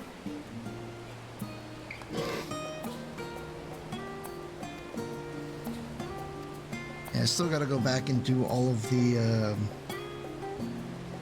sightseeing logs for all the Realm Reborn zones, but I've got I did all of Stormblood with the exception of the worst jump puzzle in the world, and I did all of Heaven's Ward, and I did all of Shadowbringers. Yep. So, sightseeing log. Yeah, I didn't do anything really for Realms Reborn, because they're like, a lot of them are, you have to be at a certain spot and like at a certain time in game to get access.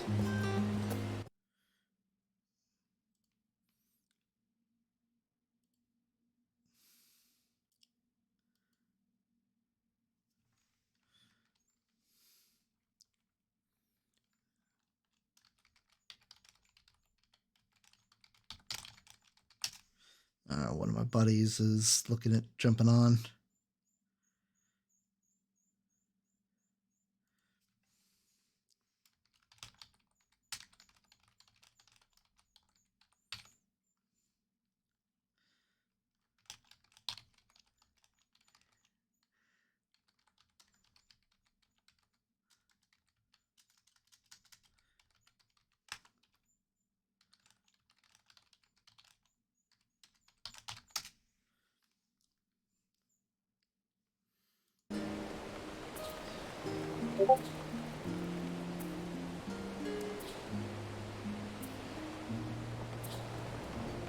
Right.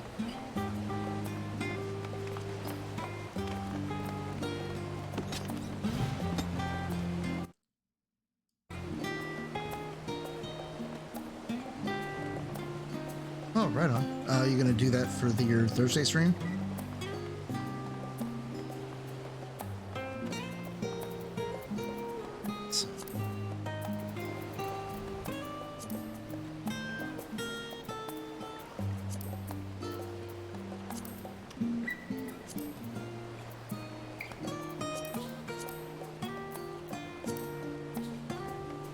Okay, so Garlemald.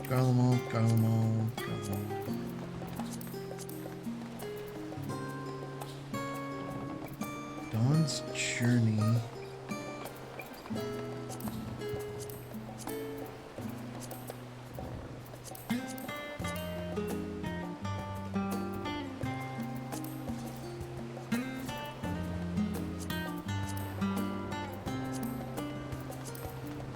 What the hell? Oh, okay, that's why. All of 10.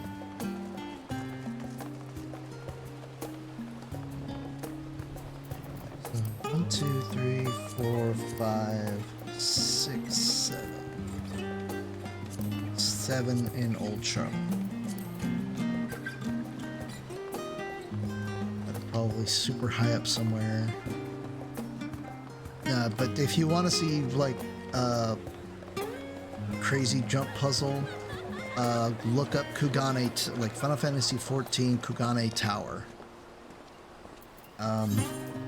That's the one that I have not done.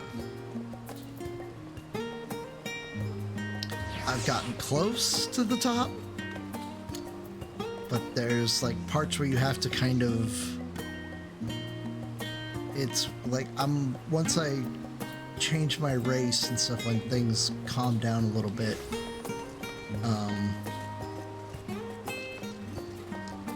I'm gonna try it as a Lalafell.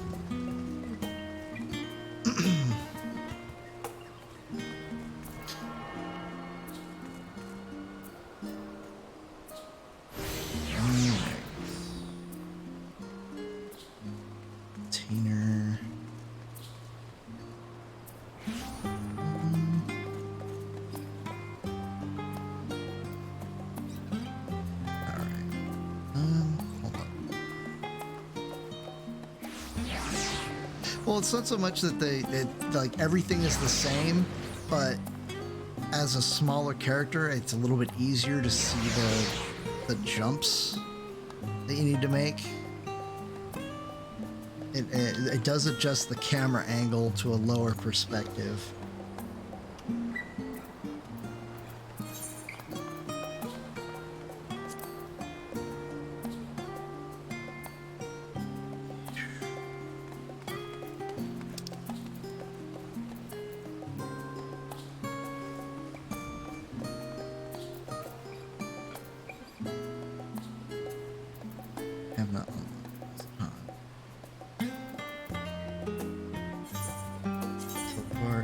So 1,000 gold.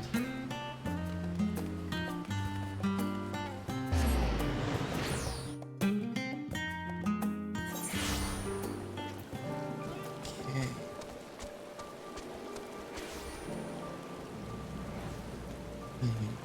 What's he have? Ooh, bracelet replacement. I'll take that.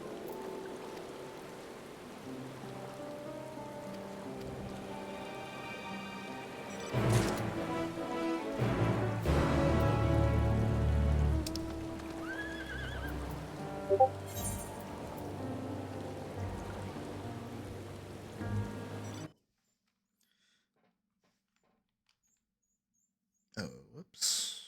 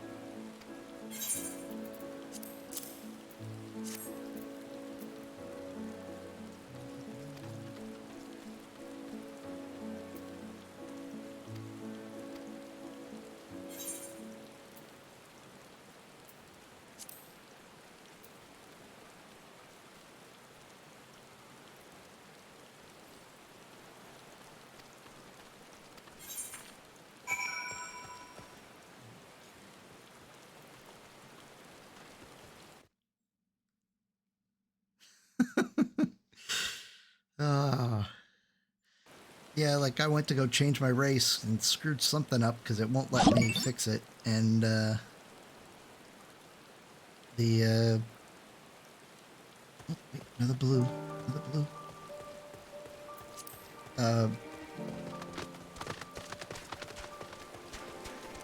And tried to get back in, and it went from like, I had like 300 on the queue the first time I logged in to over 1,000.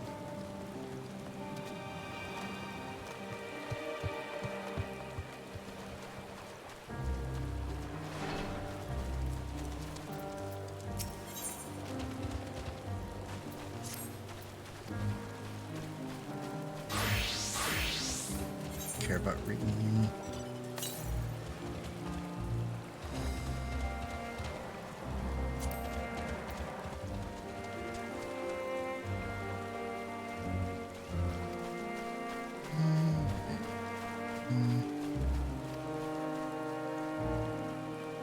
Okay, so escort quest, yay!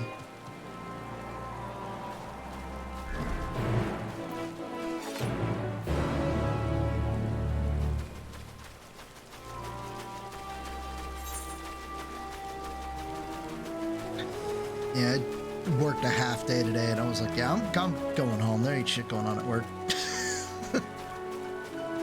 Just make sure I attune to this. Okay, good.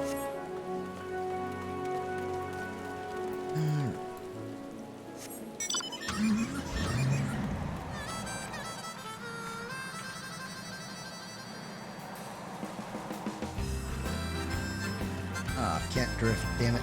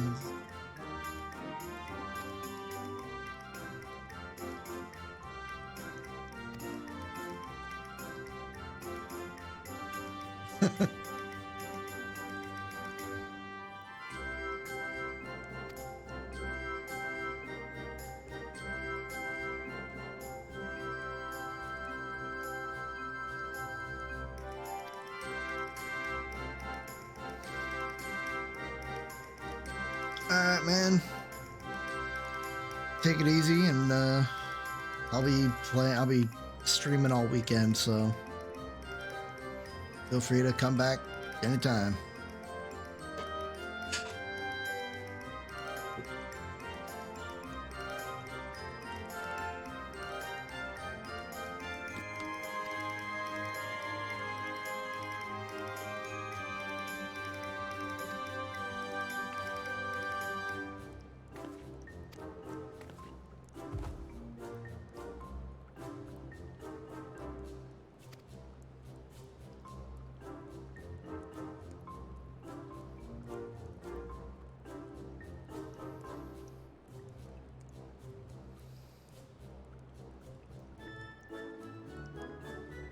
Hey Solston, did you find the Aetherite Compass repair thing so you can find all the new stuff when you played this morning?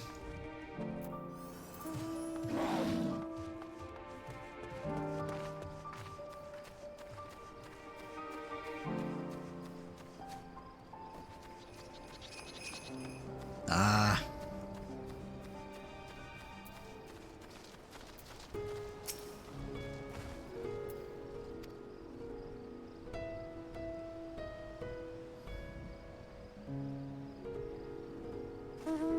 Oh, okay. Yeah, I tried to use a Fantasia, and I don't know what I'm supposed to do to, like, change everything. Am I supposed to, like, unequip everything and then log out, or how does that work? I was asking Emmy about it earlier.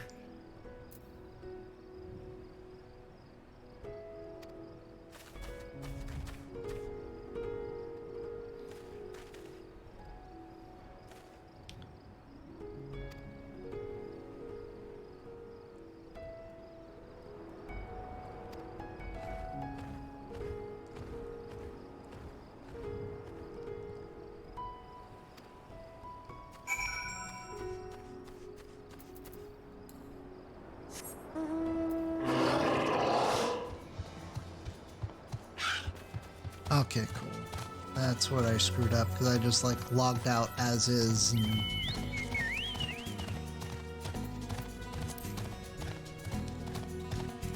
And now, like, seeing as how bad your queue is, I'm freaking afraid as hell to log out myself.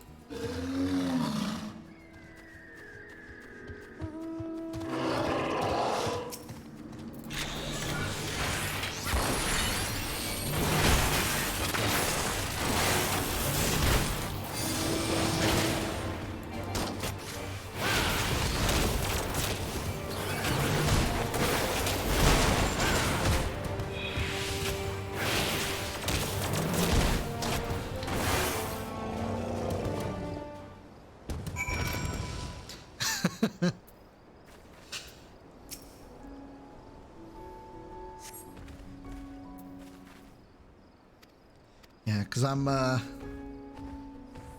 gonna shrink my boy down a bit when I finally do change. Everyone's changing to bunny boys, I'm going Lalafell.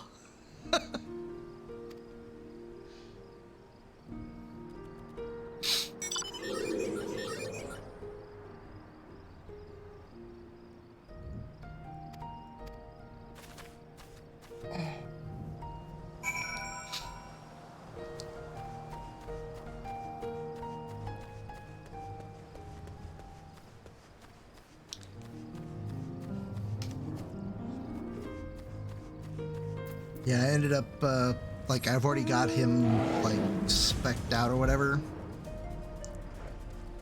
I'm just, like, he literally same hairstyle, same tattoo and everything. Only thing is I couldn't, since I can't get, like, the goatee, I gave him the little, like, the chin thing. But, like, yeah. He's literally like, he shrinks.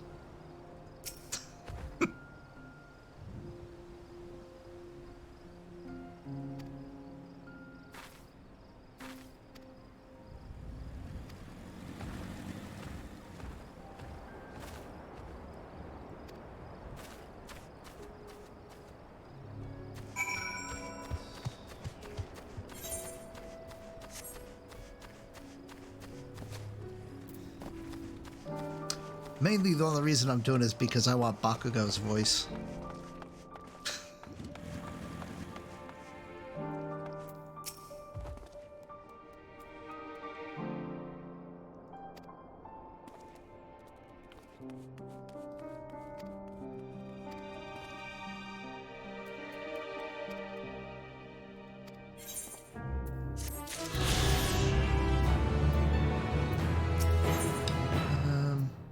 Not right now.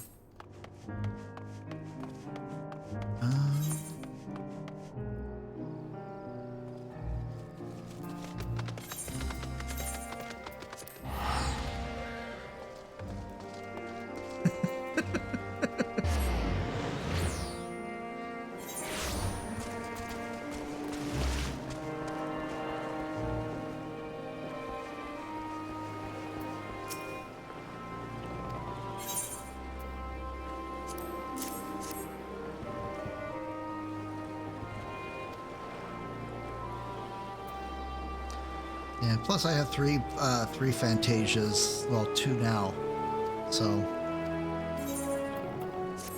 can always change him back.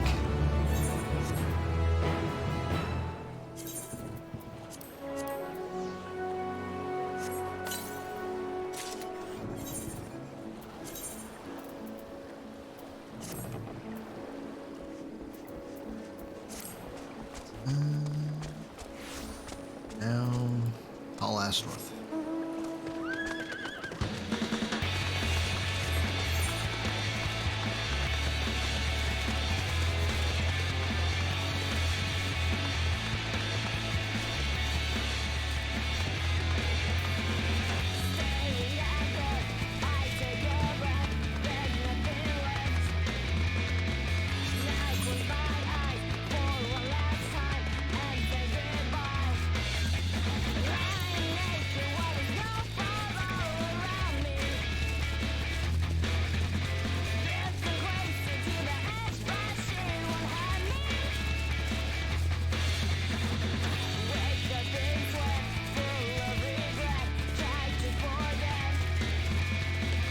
See if Emmy's still on. I didn't see her walk out. Oh, she did.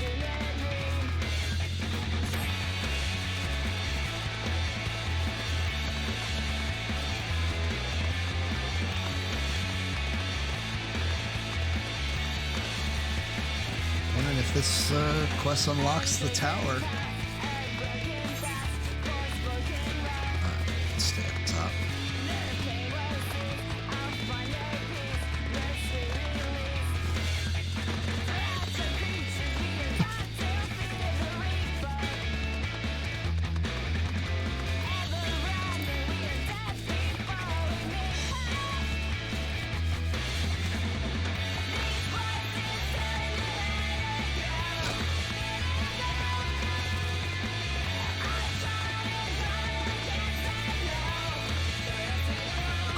Is this the...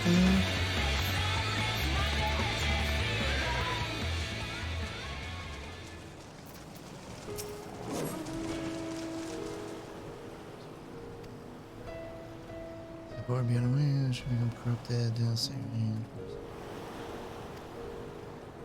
Oh, my roll. Blessing and ones of a kind.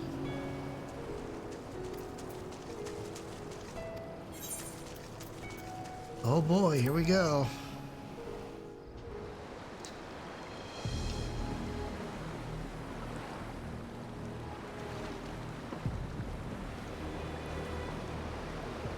We should soon cross the threshold of the tower's influence.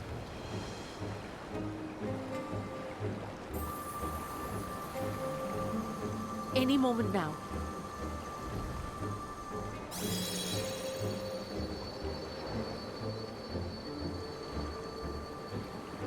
It's working! And you are still yourself? Then I'd like to see how it fares closer to the tower if we could.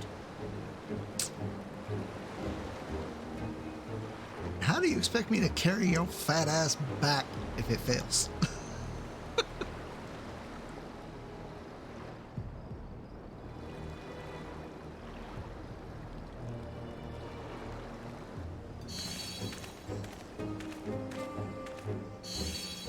So far, so good. The scale's protection appears to be holding. If we can just make it to the tower's entrance.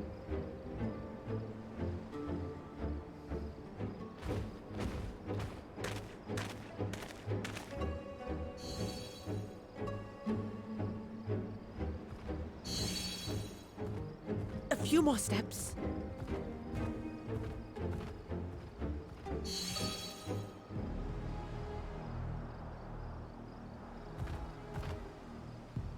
Praise be to the sisters, we made it! And the scale has proven itself to be everything we hoped it would be. Now we can focus on production. Once we've equipped and returned with an entire survey team, this menace will soon give up its secrets.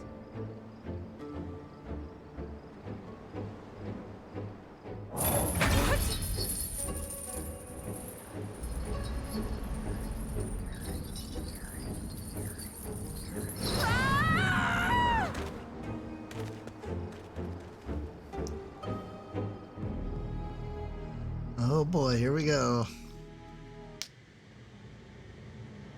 Oh, snap.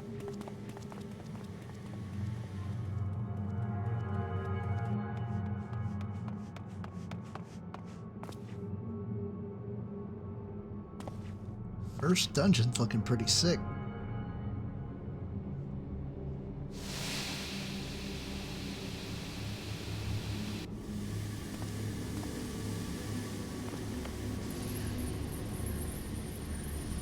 Daniel, you son of a bitch. Oh, let me go! Oh, let me go! Oh! Oh, do calm down. You'll only hurt yourself thrashing about like that.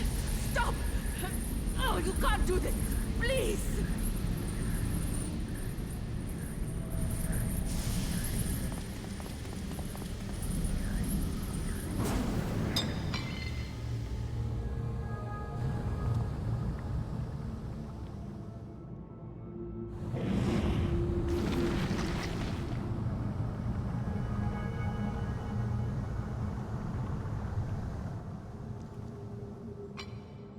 A little late for heroics, I'm afraid.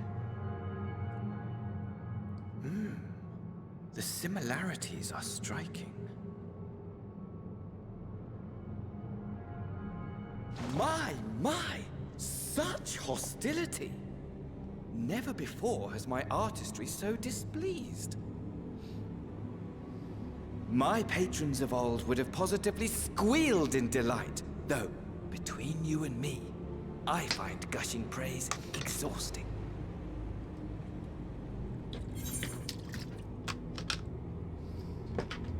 Oh.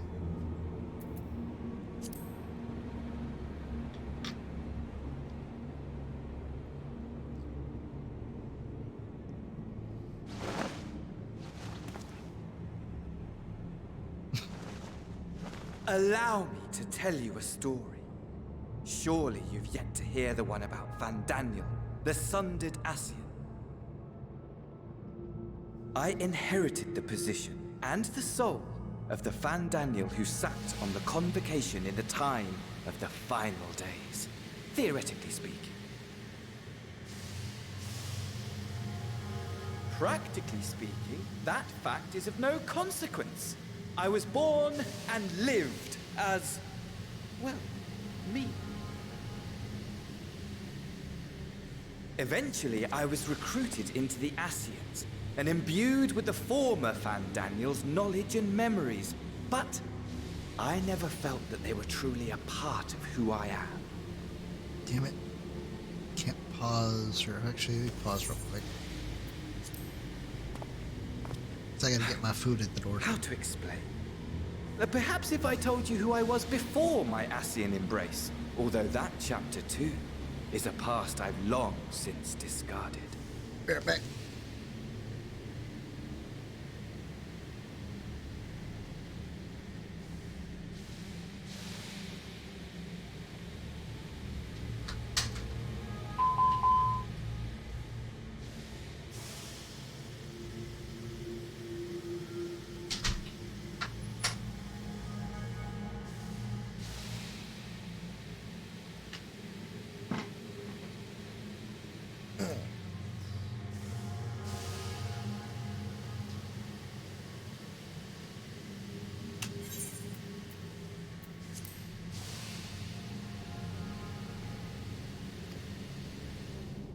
I have it on good authority you've poked your nose into an Allegan ruin or two. Yes?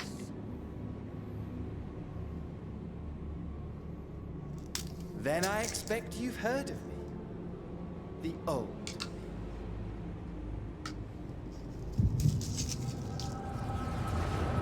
At your service.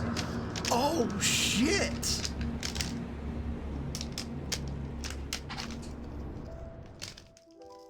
Imagine a nation of unbridled prosperity.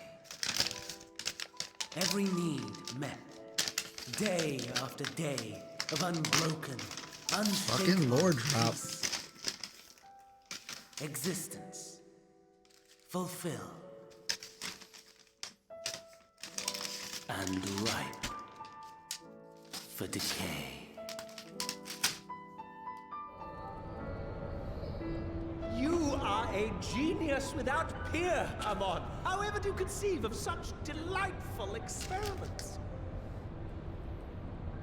That fool was beside himself with panic when he awoke with the head of a bull. Even his cries for help emerged as so much guttural lowing. Oh, the memory of it. My poor sides. My friends and I were so consumed by laughter, we struggled to breathe. No more than entertainment for bored wastrels ignorant of its worth. My all-consuming work. But it was not their only indulgence.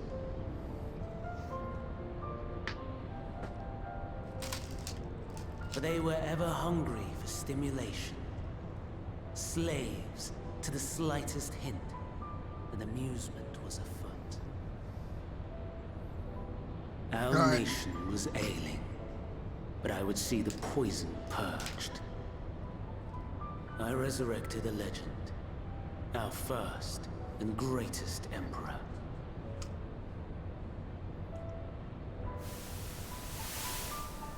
And just as I had planned, he set our wayward empire back on the path of conquest. An inexhaustible ambition carried us onwards, always onwards. Yet, he who delivered to us such glory was not to be satisfied. Heed me, Amon. No matter how vast one's empire, or full one's treasure vault, all is rendered meaningless by death. In the end, all is lost.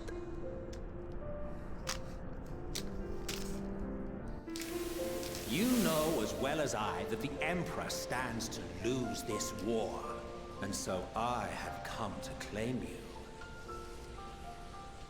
For while your methods leave something to be desired, we cannot deny the results of your work. And as fortune would have it, the seat of Fandaniel, your rightful seat, lies vacant and waiting. Take your place amongst your peers, rather than die a pointless death amidst the ashes of your doomed nation. Send one of your clones to the Crystal Tower that you might see for yourself. See what lies ahead.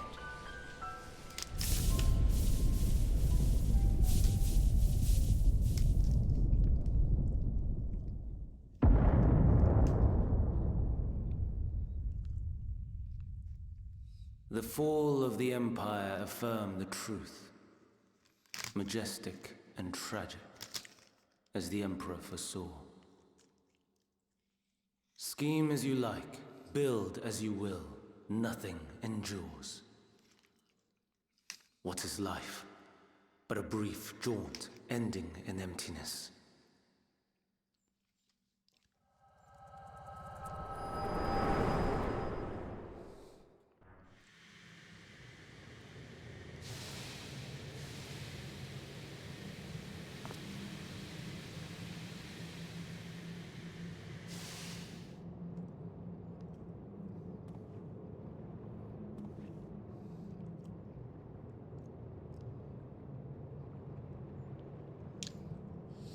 So easily distracted. Why, I almost left without saying farewell. As for your friend, you needn't worry. These pawns are far more useful to me alive as fuel for the primals.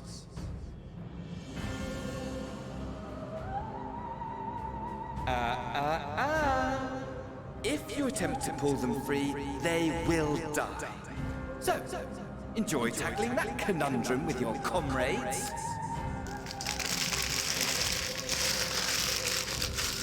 We shall meet again. Not in one of these mine spires, oh no, but somewhere more suitably grandiose. Your favorite playmate is ever so eager to see.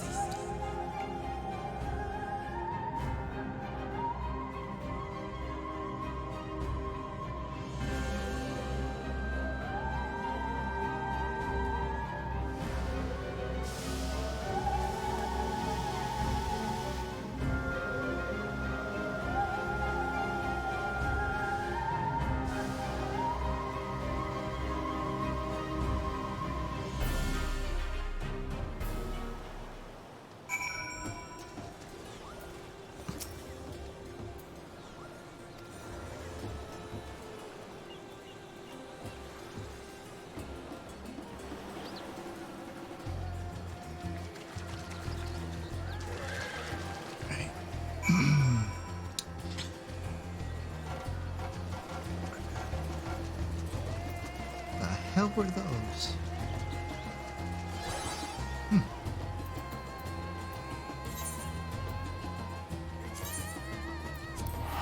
No. Place that.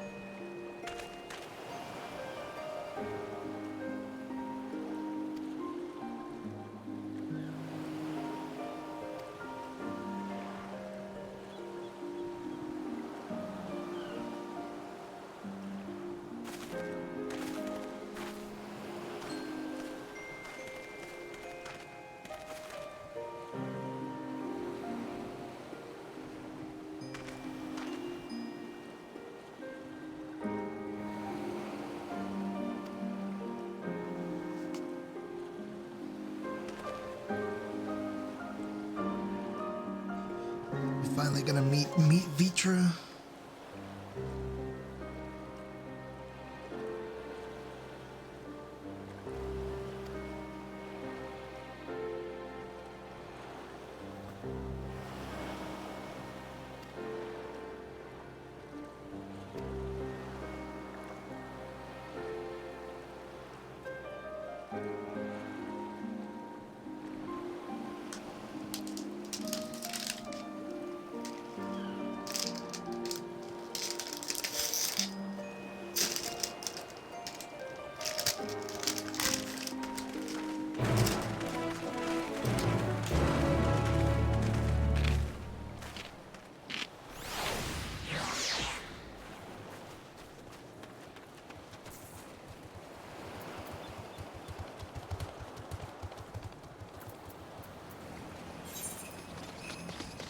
Lady.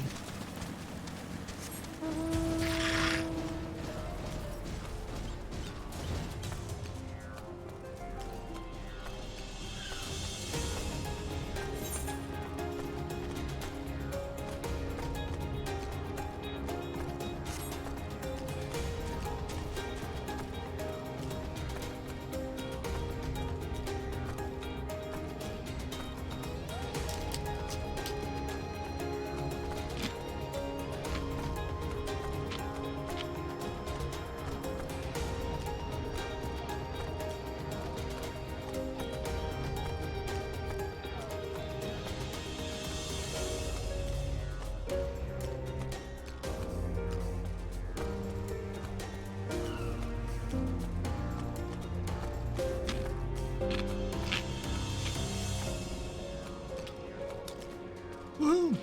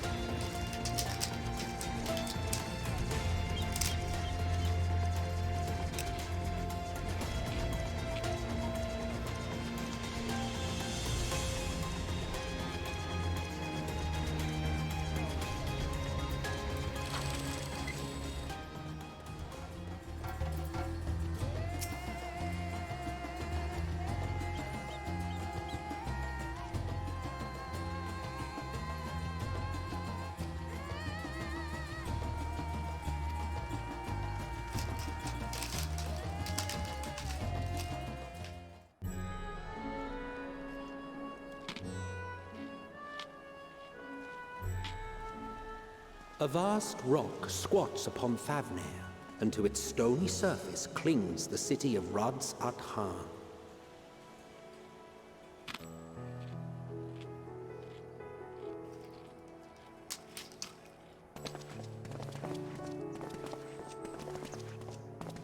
Ye who enter here are subject to the scrutiny of gods, the gate's most watchful eye. The orb which beholdeth the truth of all things.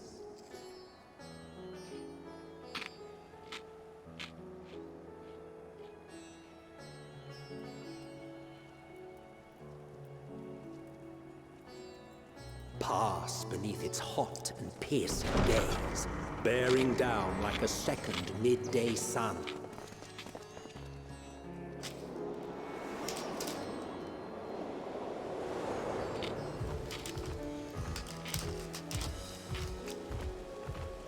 The fragrant haze, a mixture of sweet incense and acrid smoke. The cries of merchants mingled here with lively melodies accented by dancers' feet. Travelers seduced by vivid sound and colors were once swallowed up by patchwork streets.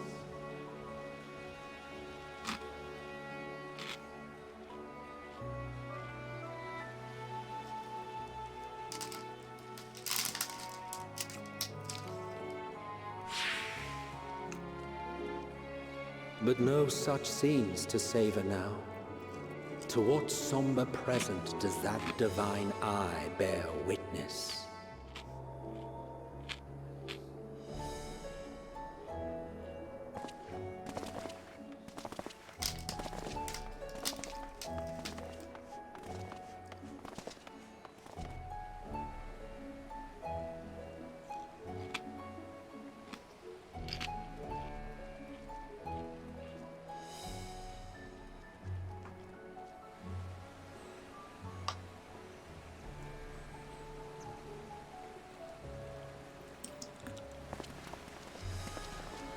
Here we are. Megadota.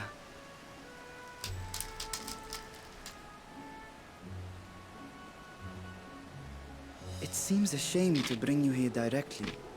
Under normal circumstances, it would have been my pleasure to show you the sights. And it would have been our pleasure to see them. Alas, it seems our tour of the city will have to wait. I'm afraid so. Come, we should head inside.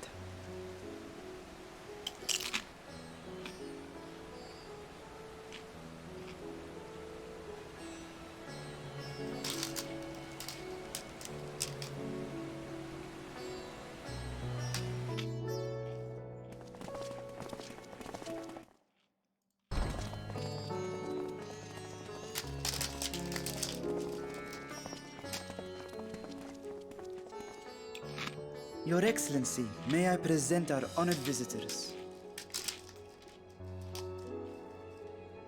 Ah, splendid. Most splendid. Allow me to introduce myself. I am Ahawan, satrap of Radzatan. Our alchemists tell me your assistance was invaluable in the creation of the warding scale.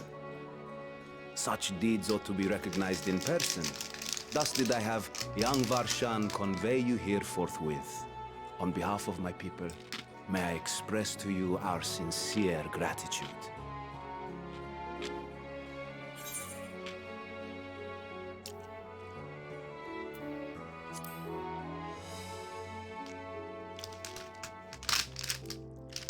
I assume you speak of Nidana.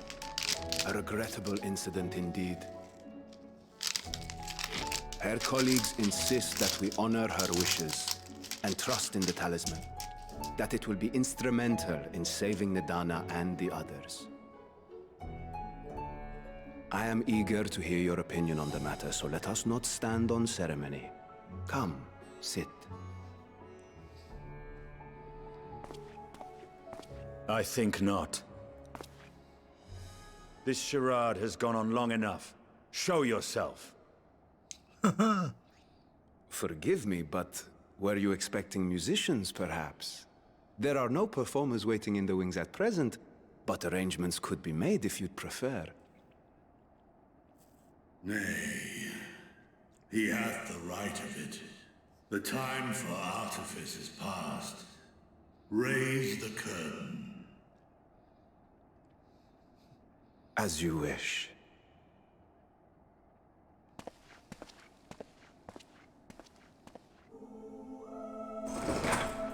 You travel as assistants to the students of Baldesian, but you are known to me.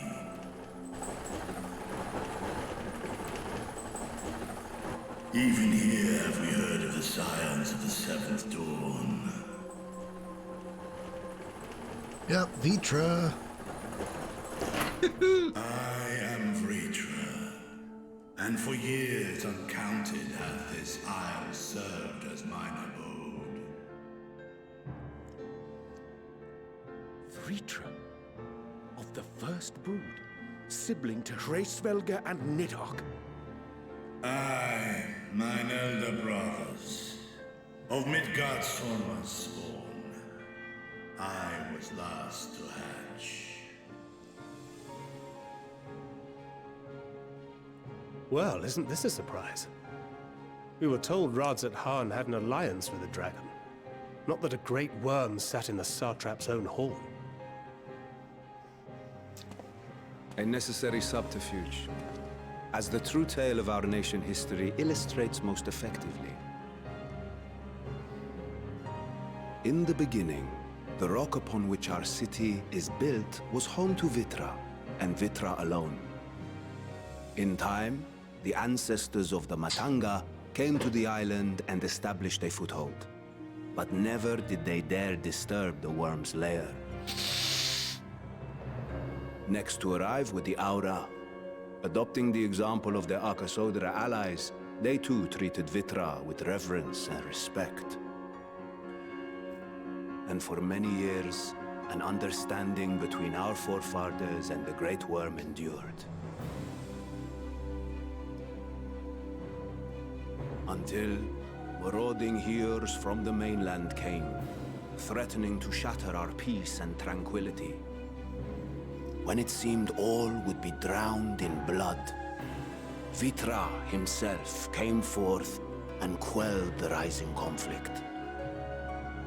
A peaceful accord was reached, and oaths sworn in Vitra's name. Thus began the dragon's governance of the fledgling state, which was to grow into Radzat Han. But if Vritra is still here, then your position as satrap is just... A charade, yes. And one which my family has performed faithfully for generations. Many envy the Great Worms their power. Were it known that I ruled here, then the fires of war would burn without end. I would not be the flame which consumeth my people. Those few who join me in laying our country's foundations were, perforce, sworn to secrecy. Your eye. It was taken.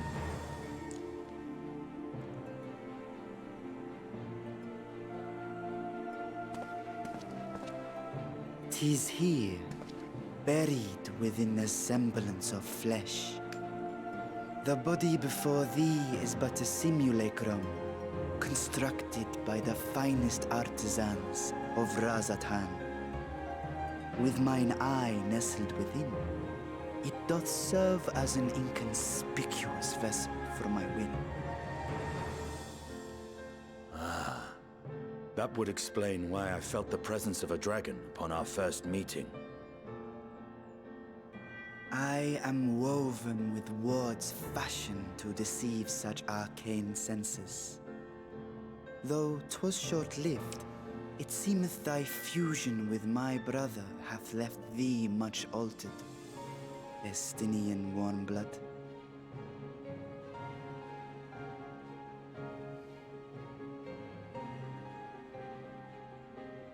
From the very first, we sensed the nature of one another, yet did neither one of us bare his fangs.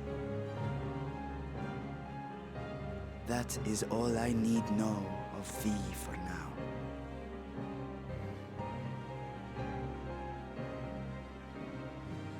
With my secret thus revealed, I have for you a proposal.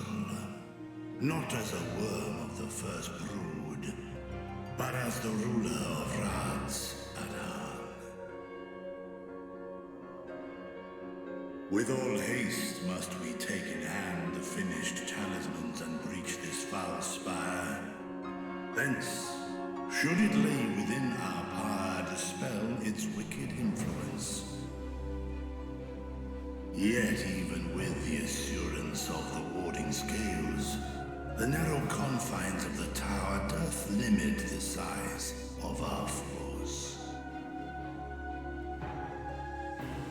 and thus denied strength in numbers, thou must choose thy soldiers with care. Just so. Yet though our radiant host is formidable, I see a surer path before me. Thou and thy comrades have contended with a multitude of primal beings. Most recently, thou didst cast down false gods in Padelthan and Cartanau, I am told.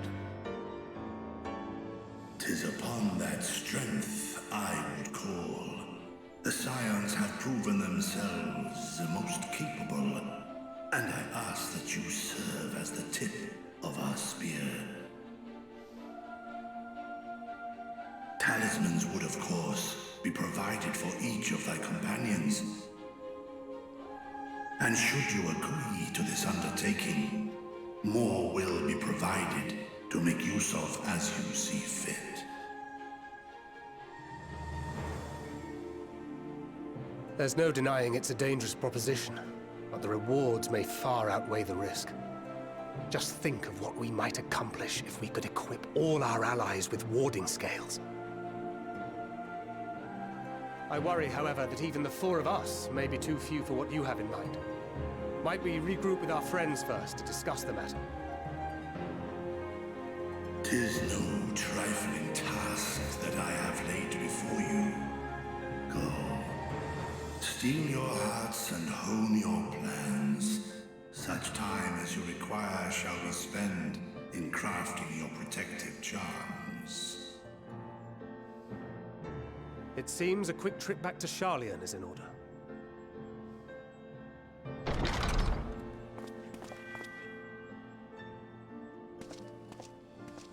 Wilt thou not lend thine aid?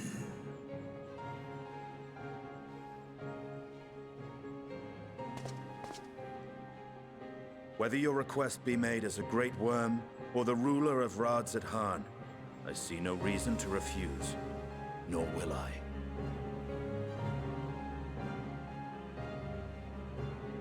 I am in thy debt.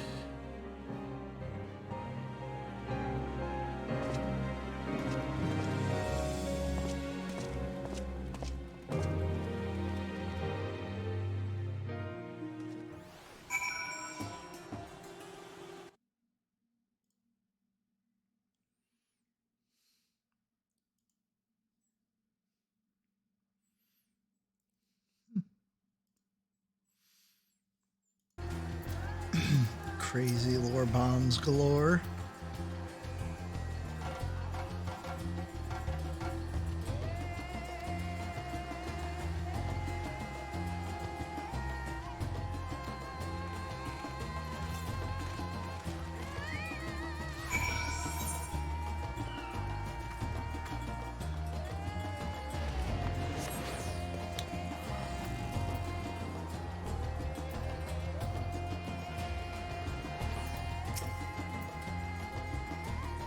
Ah, damn it.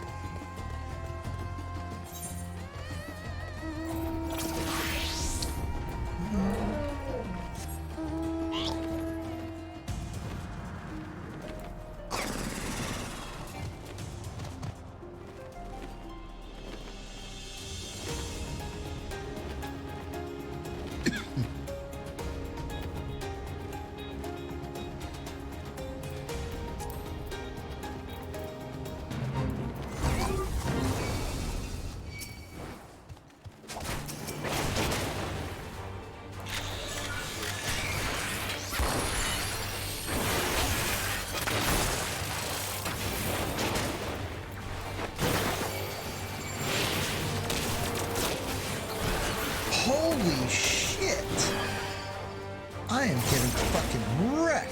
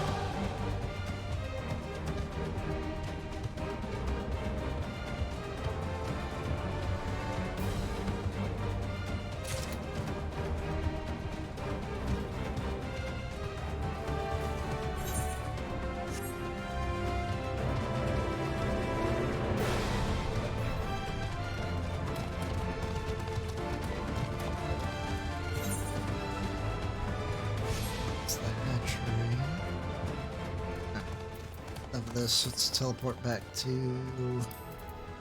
Old Charlian.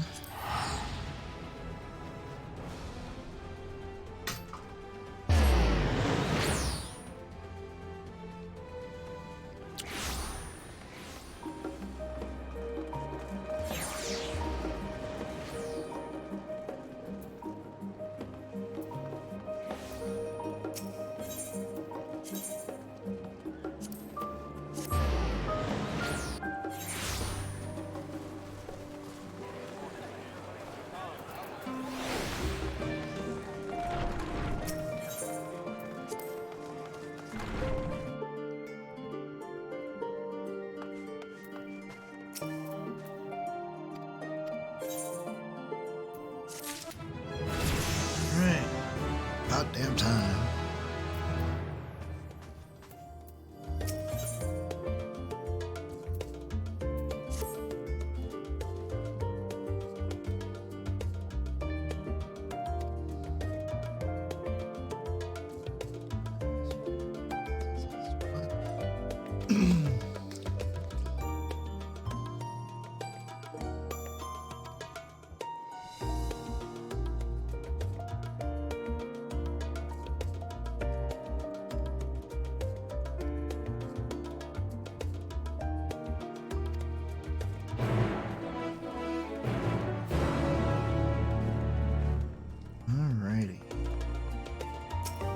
Go to the Temple of Zot until I finish both new zones and stuff.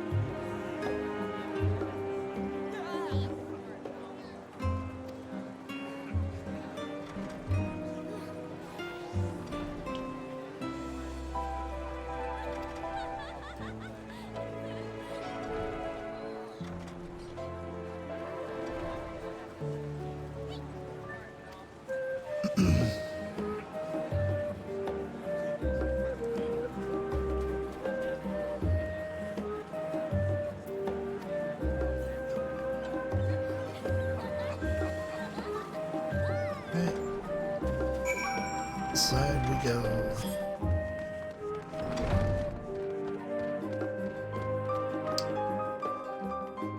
God dang.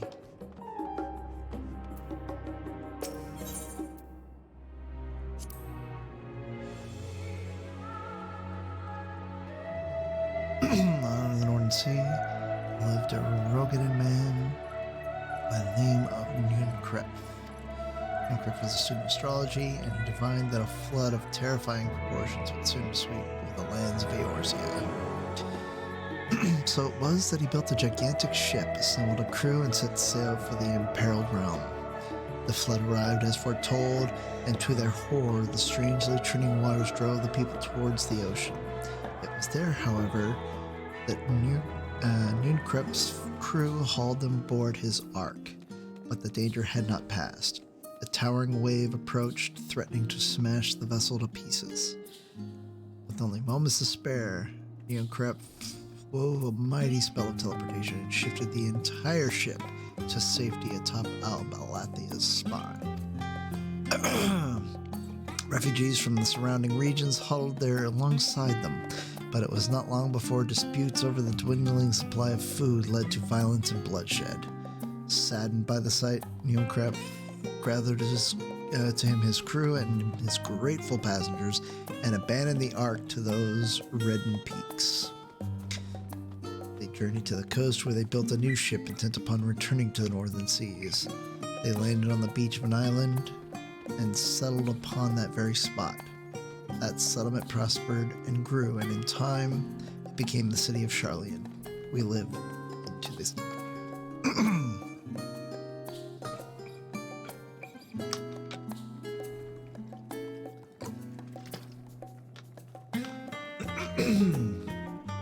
Might have to make some tea in a little bit.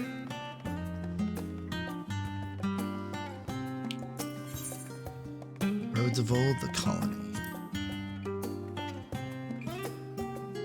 Many years ago, on the banks of the Thaliac in the Dravinian hinterlands, a Charlian colony once thrived.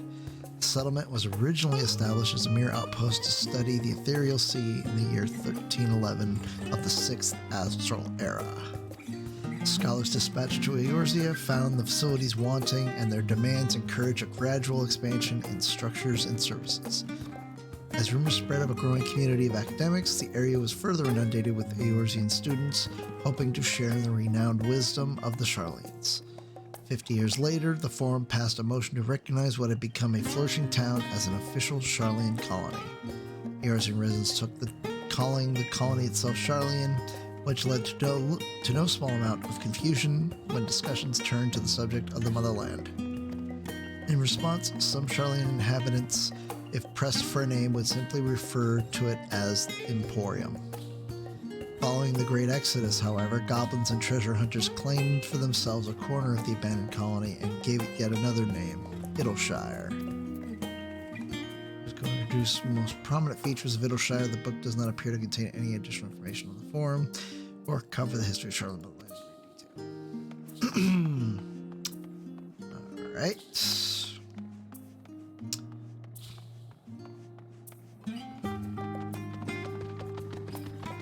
Leather-bound tome. The voice of a growing city.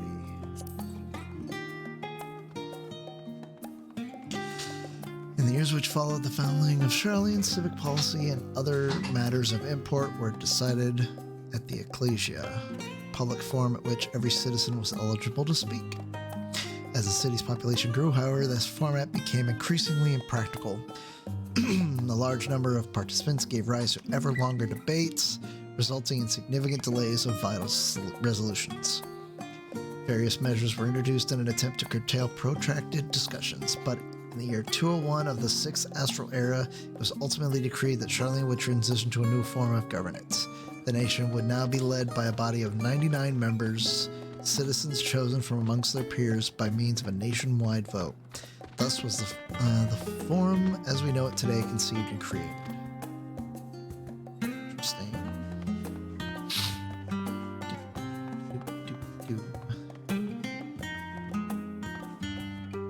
Blue-covered book.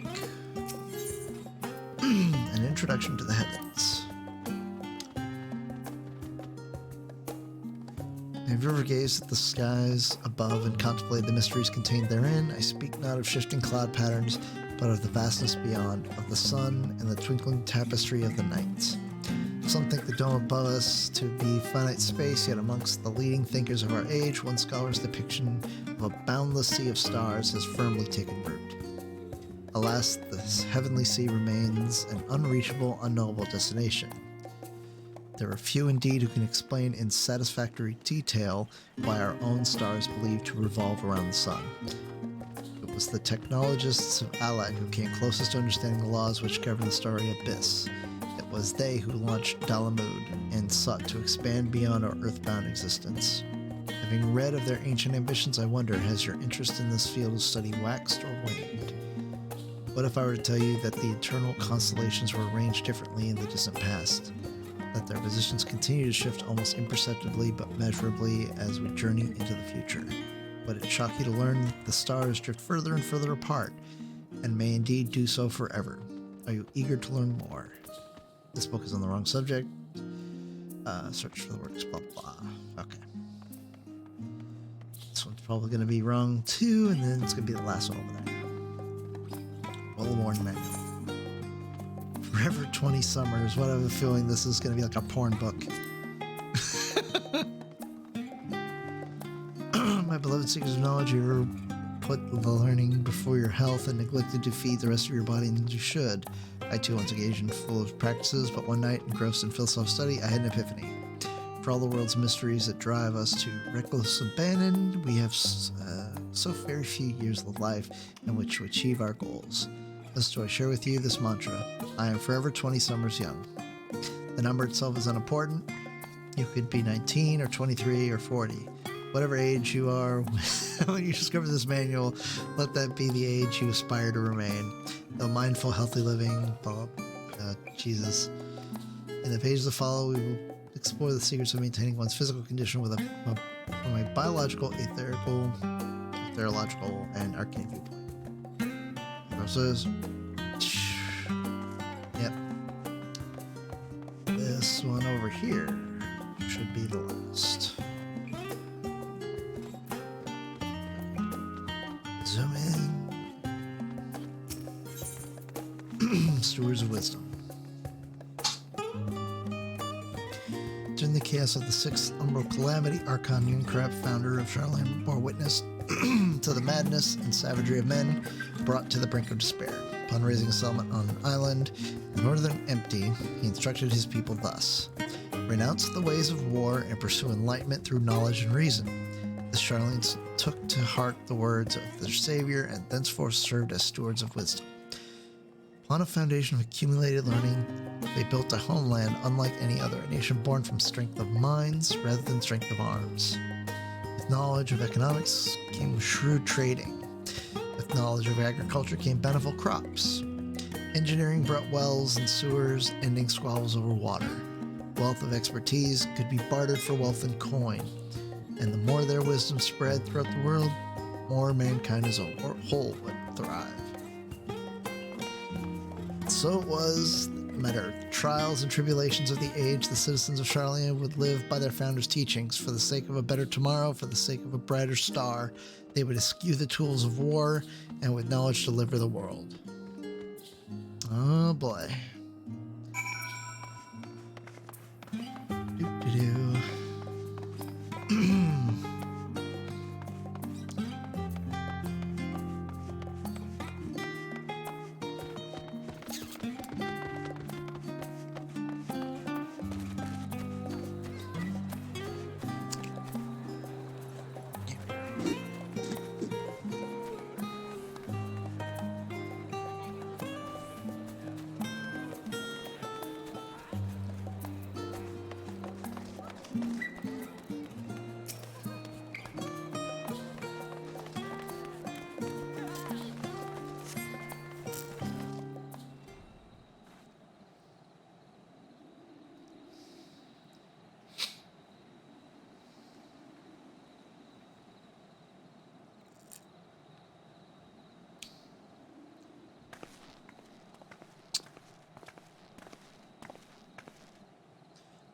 I'd borrowed at least a few promising volumes. Off and on crowd should also be along shortly.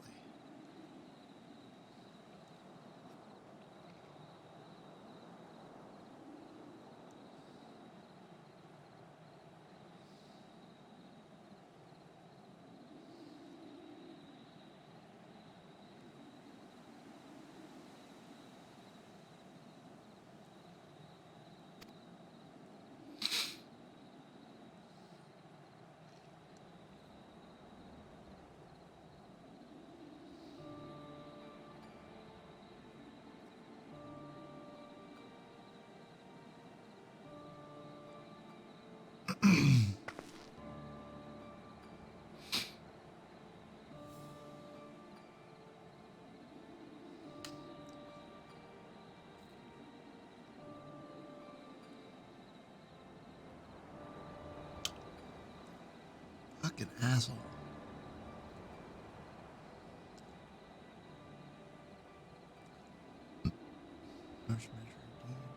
Hope that our efforts to understand his position and reform will perhaps lead to a reconciliation. We'll mend this rift one day, I'm certain. What of you, Graha? visit your family, or do they not live here in the city?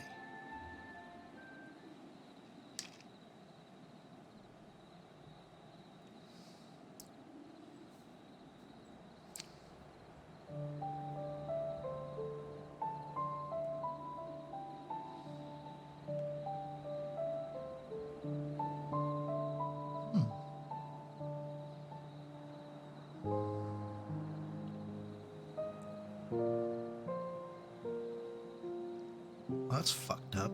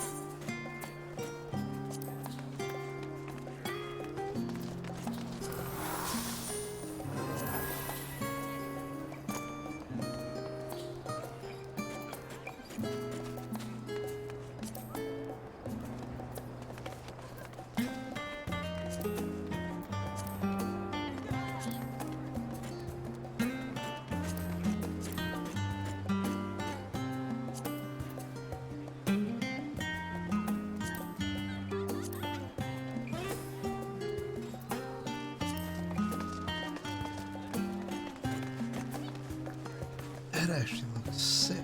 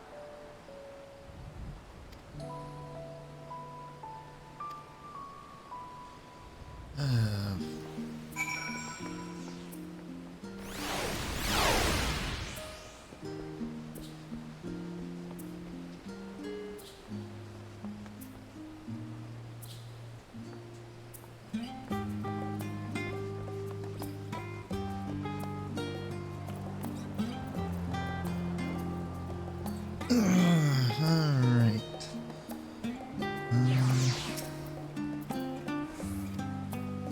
Hunt for Isla. Kotei. It's lobster.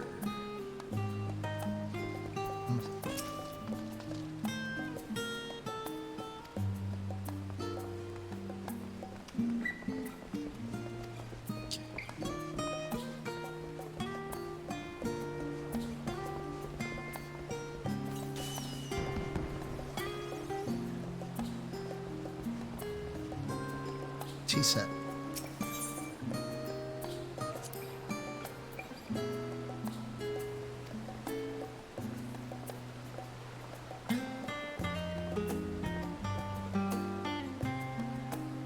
Current events. Visual game references.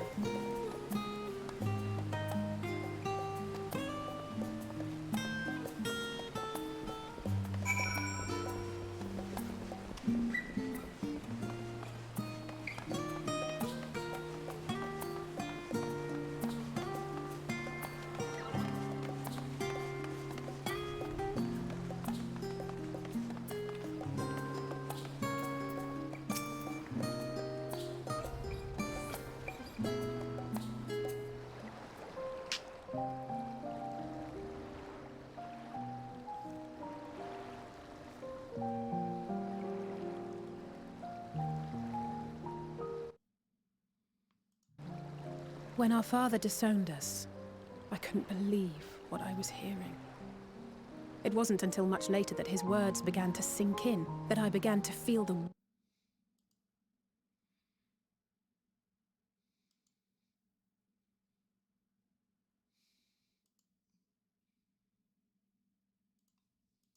Grahar said that the Forum was determined to keep us in the dark, and that Father's venomous performance was part of that strategy, to keep us at arm's length. Perhaps it was. Father argued with Grandfather on many occasions, but never with such dismissive contempt. And when he demanded what justifies the sacrifices we make in war, I honestly didn't know what to say. Neither did Alpha know, I know, but never for one moment did I believe we had made the wrong choice. So all I could do was fume silently. It was only afterwards that I realized how childish I had been, how being stubborn and self-righteous must run in the family. If I could have just mustered a civil response, then things might have turned out differently.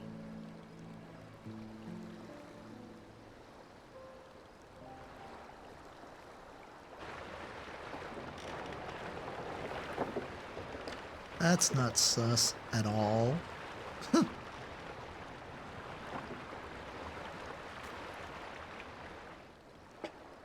They must be ferrying goods to Labyrinthos.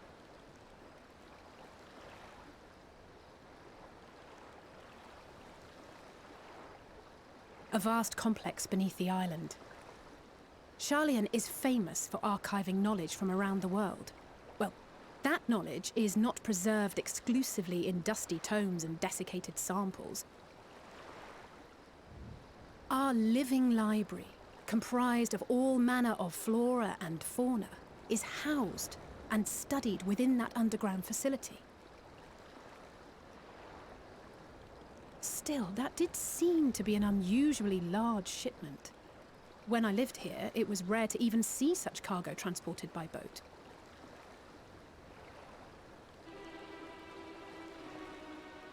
Wait! Didn't you hear something in the last stand about the gleaners coming and going more than usual? Well, I think they're the ones we saw manning those boats. And gleaners answer to the Forum. If the appearance of the Telophoroi prompted this sudden burst of activity, then Labyrinthos may hold a clue as to what the Forum is planning.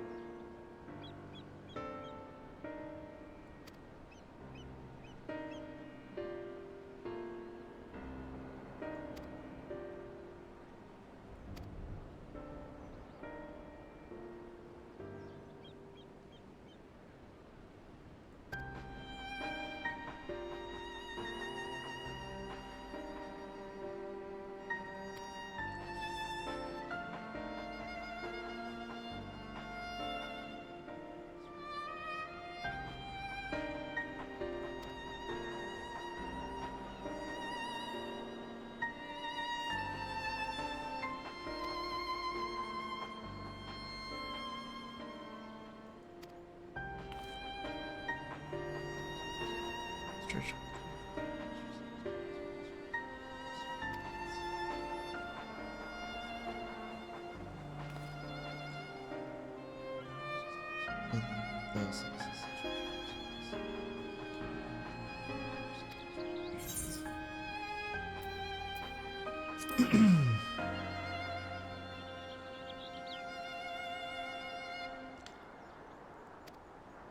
God damn it, Kryl.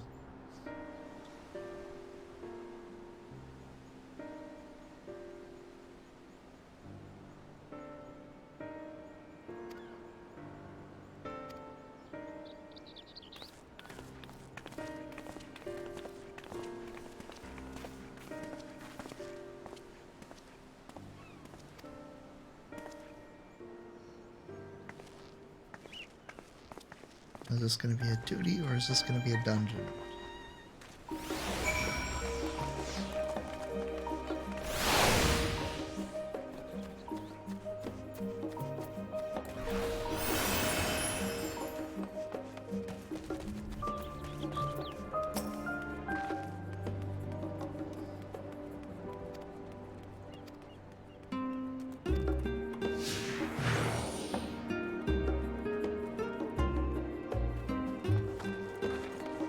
Brisk walk, Jesus.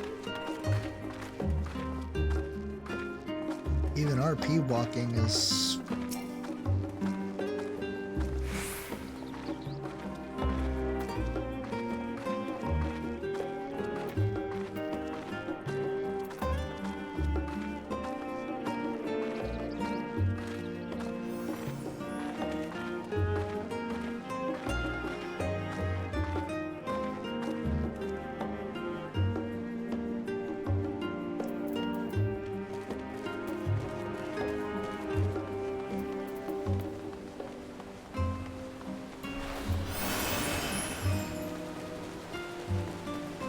I'm running circles around you.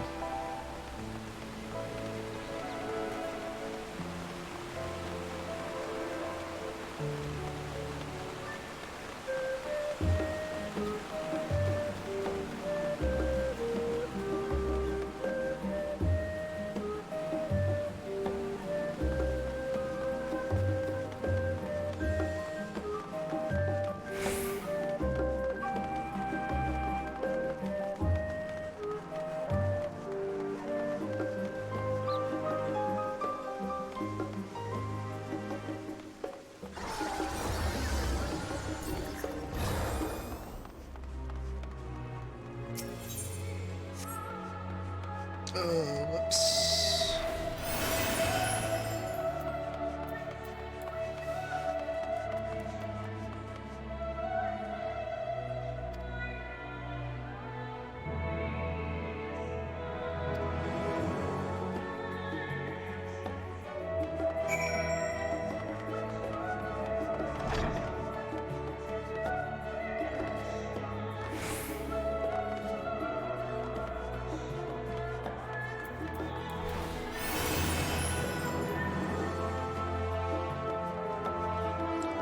Chocobo keep here. What the hell?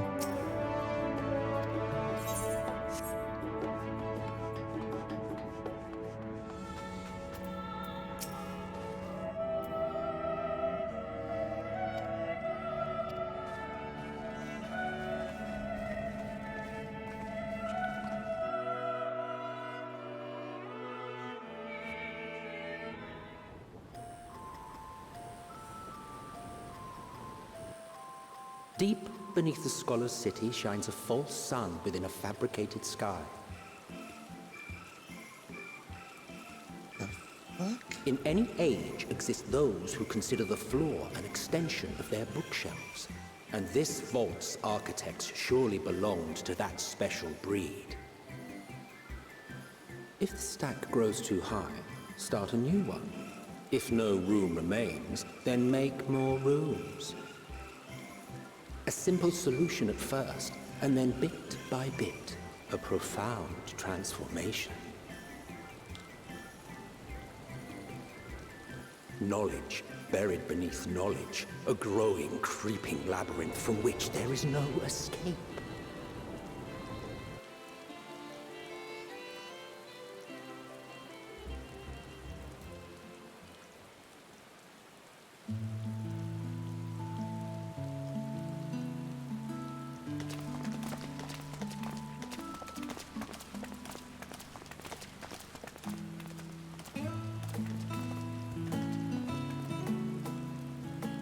Not what you expected. I must admit, the artifice is very convincing. But I assure you that we are beneath Sharlayan itself.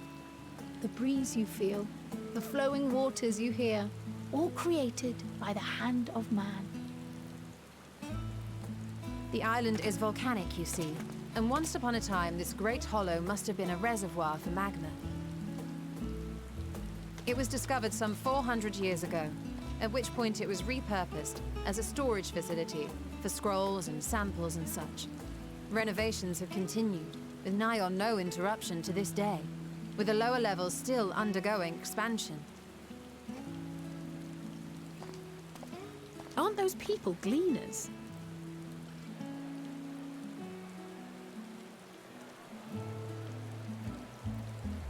Aye, judging by their dress. They are said to work alone as a rule, but 'twould seem that rule is being enthusiastically broken today. It may be as you suspected, that they are engaged in a task apart from the norm.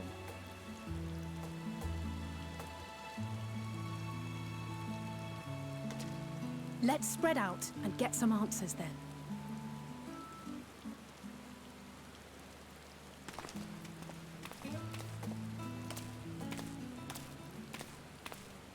Ugh.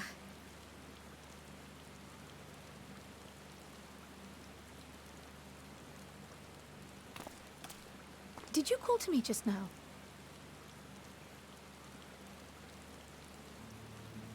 No. How odd. I must be a bit dizzy from the descent. I'll be fine, I'm sure. Let's get to work, shall we?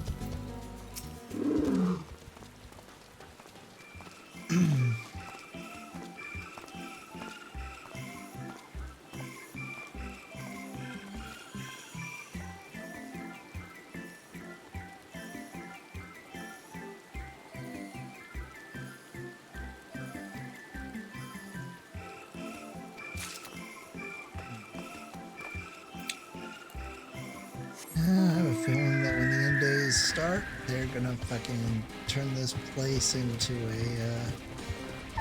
like a safe haven for just the Sharlayans.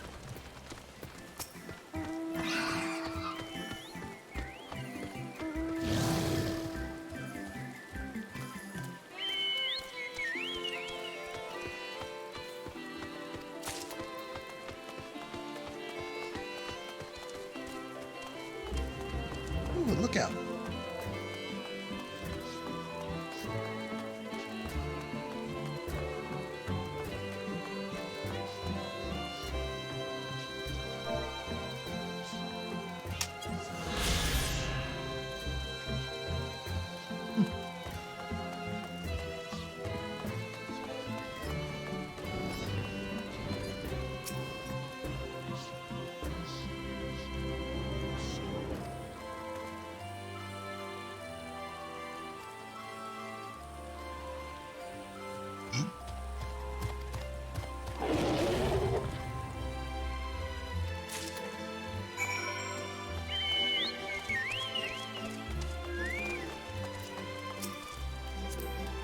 God dang it, move your stupid jump up.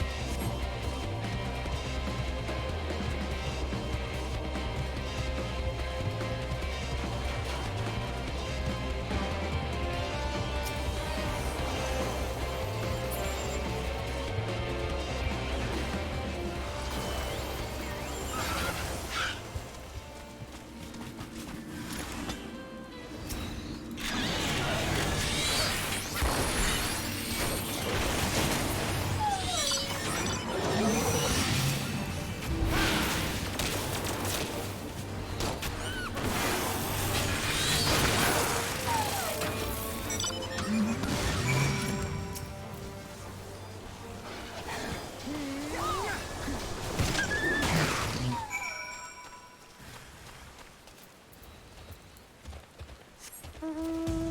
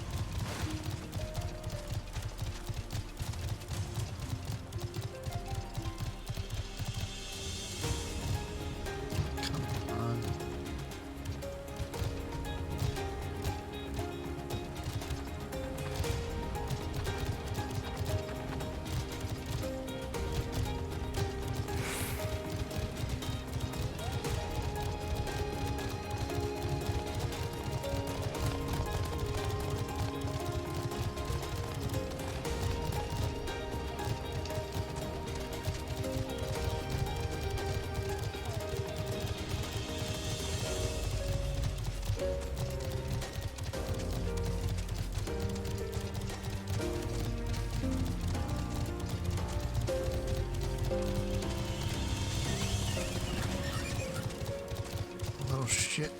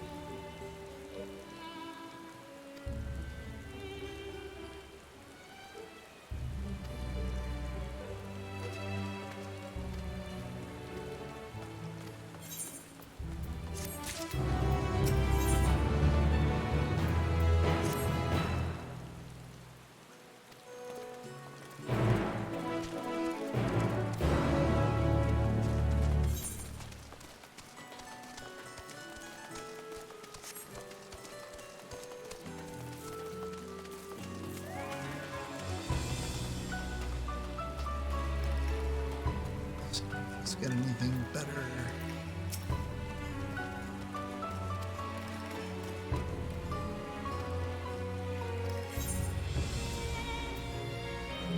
Nothing. I'm guessing I gotta do...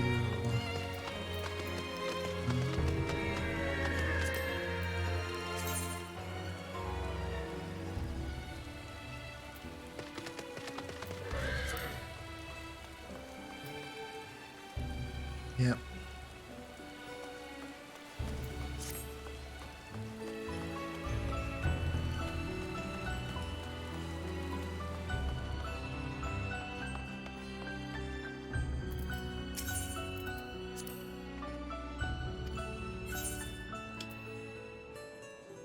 Okay.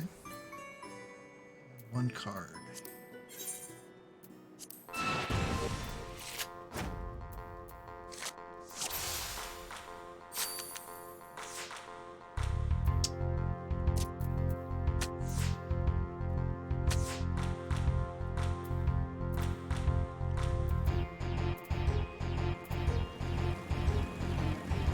Use her. So let's dump those on.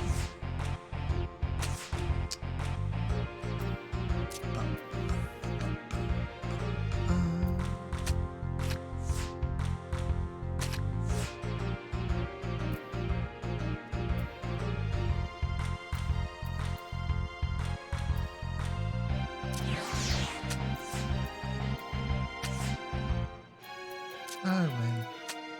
Oh, what? Match that shit.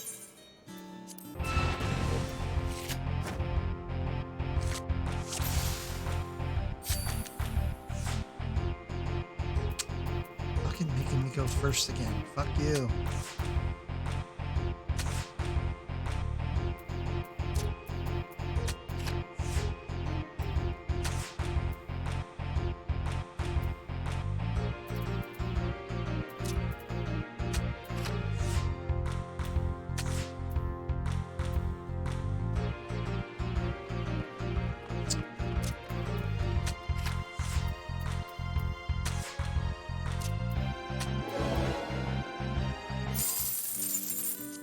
Give me your fucking card.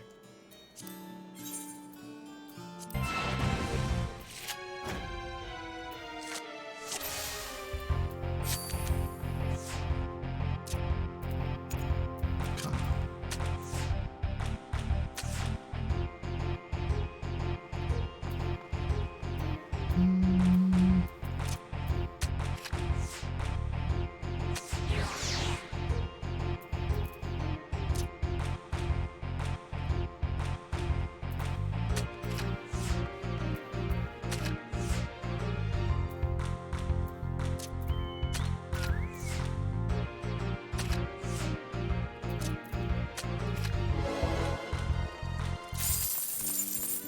Control card.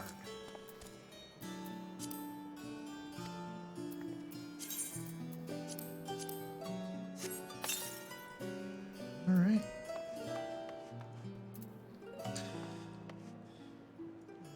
Yeah, before I finish this, I'm gonna take a bathroom break. I've been going for a few hours now, so be right back.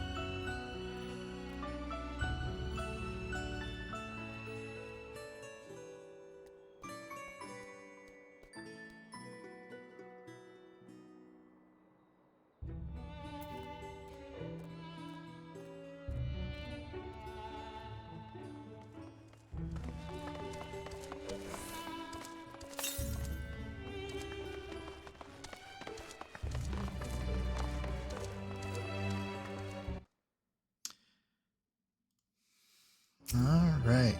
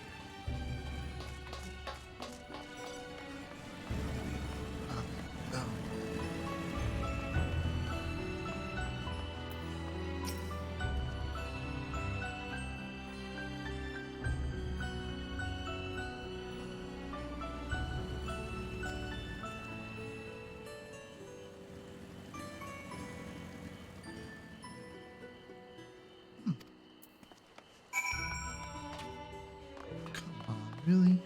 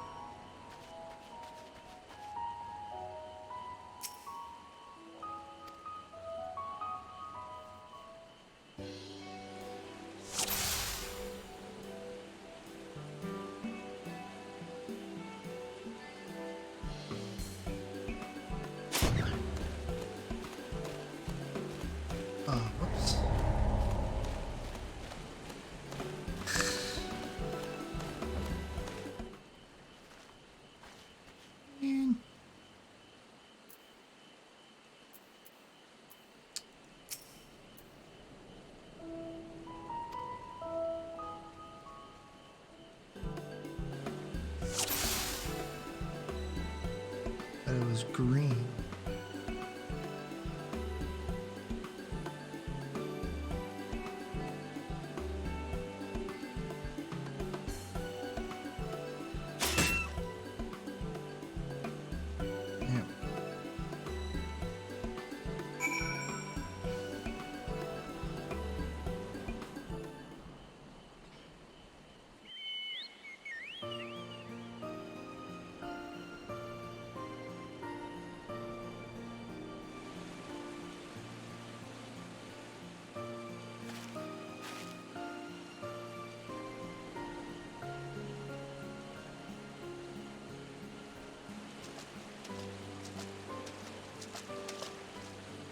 Fair shot. Nicely done. Let me truss this one up, and I'll make my way over to you.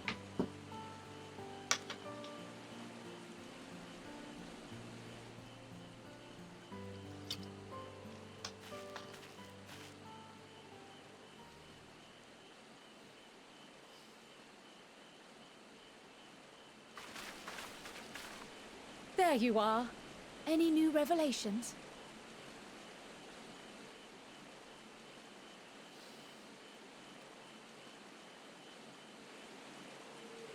So you met with that gleaner again, this time to capture a hornbill. I understand catching and bringing in creatures from the outside, but what's the point of chasing after ones already here? Oh, it's a simple thing, really. Occasionally, we remove specimens no longer needed for study, or those we've had difficulty raising. But we can't simply turn them loose. Safely returning such creatures to their native habitats is another facet of a gleaner's duties. But not in this case, I'm afraid. I've been asked to bring the bird below.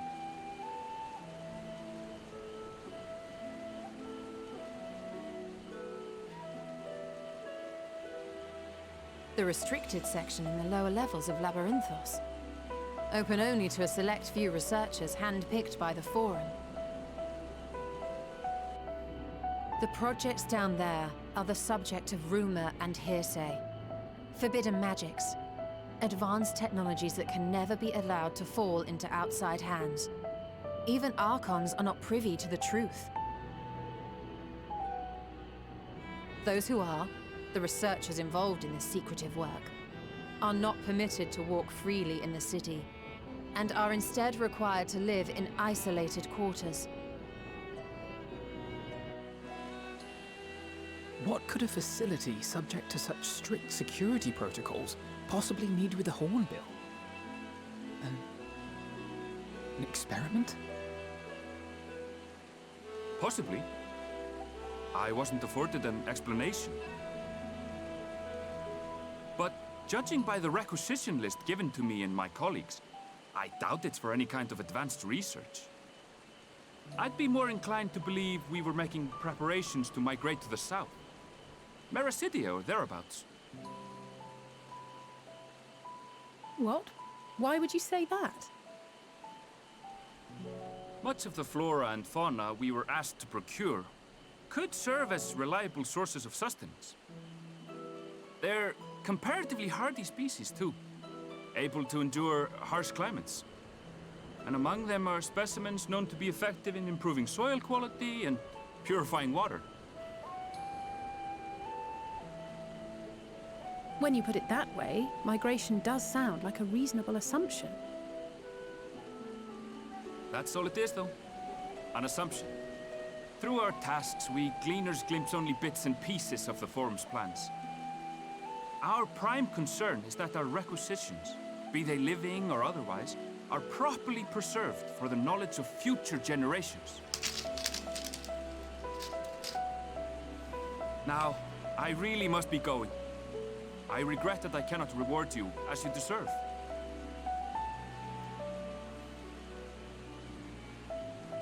Perhaps you might reward us after a fashion, then. It is imperative that we reach the lower levels. And seeing as you are already set to descend with your assigned cargo, mayhap we could accompany you as your assistance. I'm afraid that won't be possible. Once the animals have been prepared for transport, we send them down separately via the lift. I will, of course, follow after to make my report, but I can hardly pass you off as porters when there's nothing left to carry.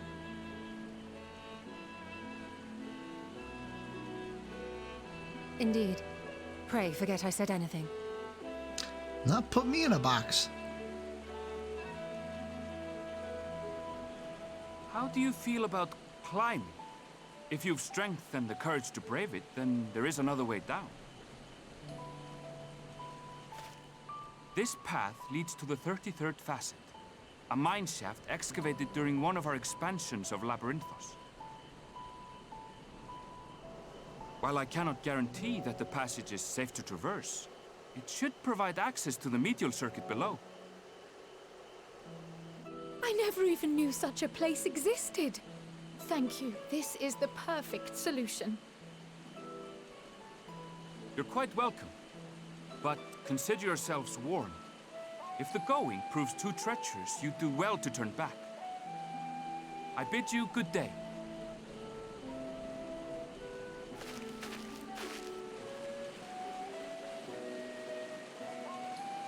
Well, turning back is hardly an option, not when we've come this far. Let's go and take a look at this mine shaft.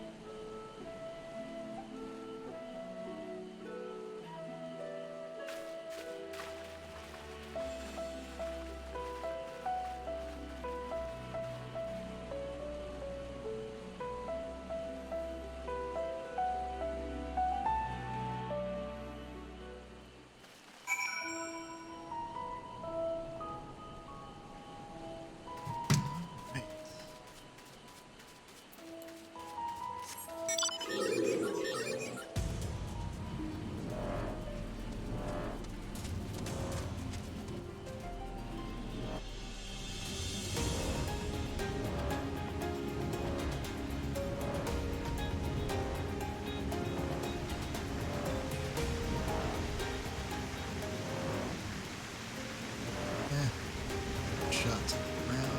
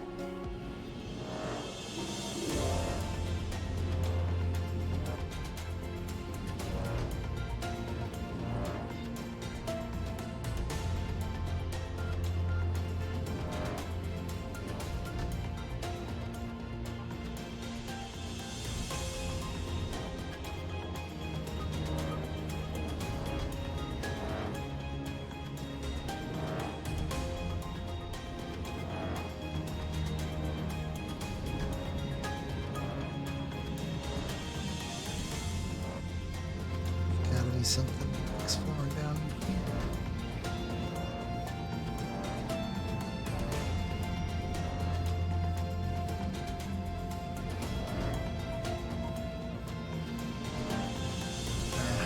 Oh. Alright, fine, you wanna play? Let's play.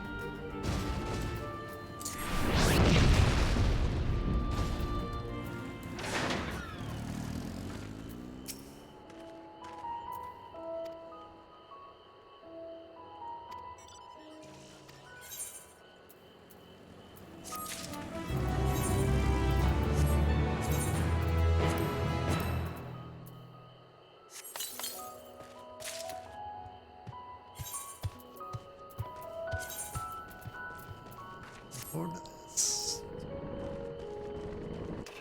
cheesy looking mask.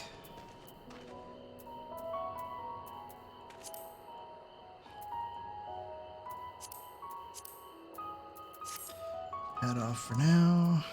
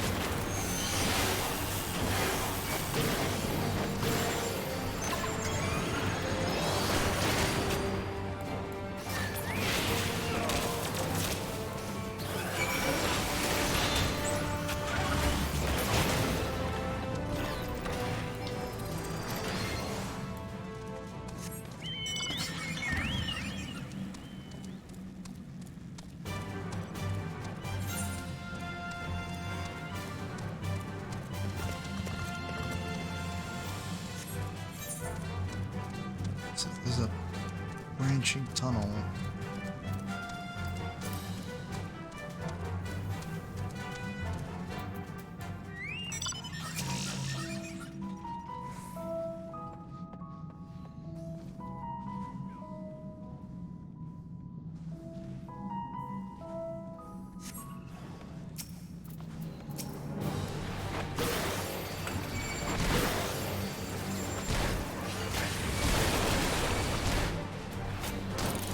Oh, it's the wrong way. Can't I exit it?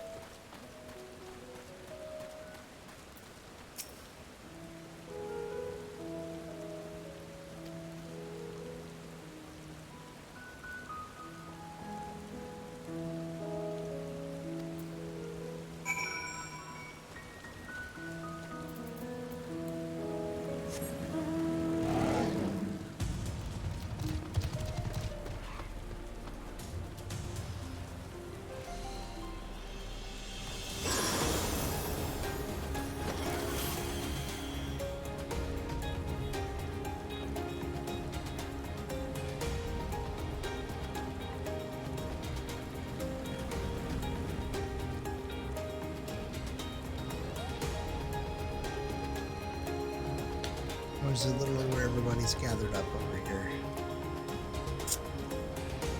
Awesome.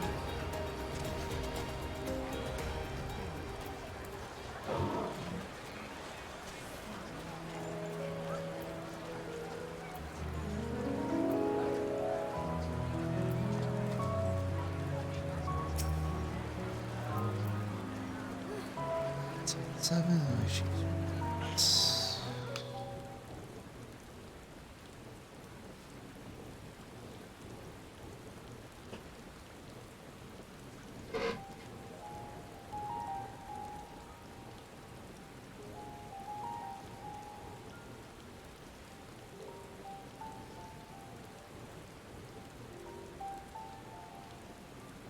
Hard to look away, isn't it?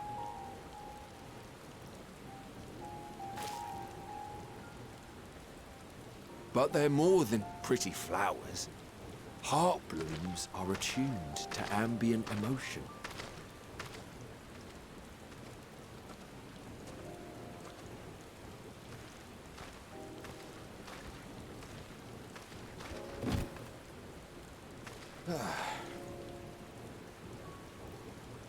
You don't seem convinced, but believe me, it's true.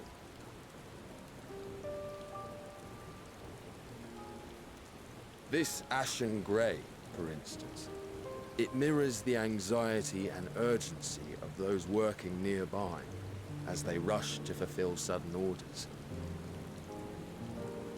Intense feelings like those spur the petals to change colour.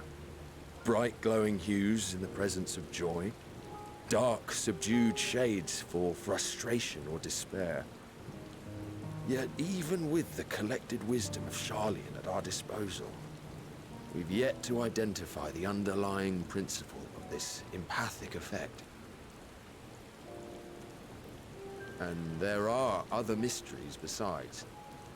Although the flower is extraordinarily long-lived, its low reproductive rate has made it difficult to find younger populations growing in the wild.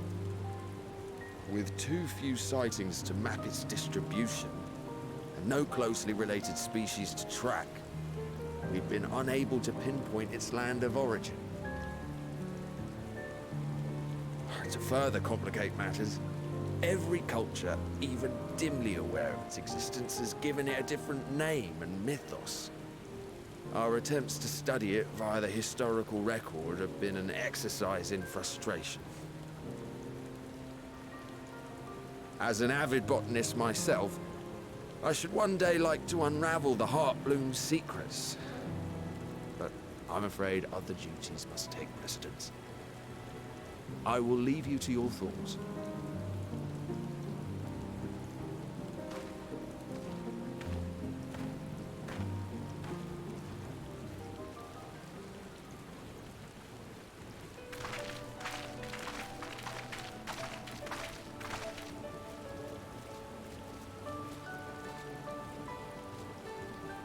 Have you learned aught of interest?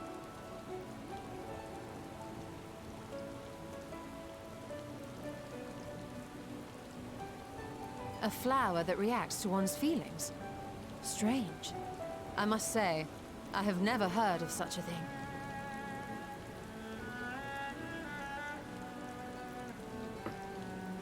This is all very fascinating. But as it stands, we fail to gain any significant insight into the Forum's undertaking. Indeed. While there is certainly enough activity to support Erenville's supposition that a priority has been placed on improving food production, unfortunately for our investigation, these workers were never informed as to how their duties serve the master plan. If only we could interrogate the Forum members directly.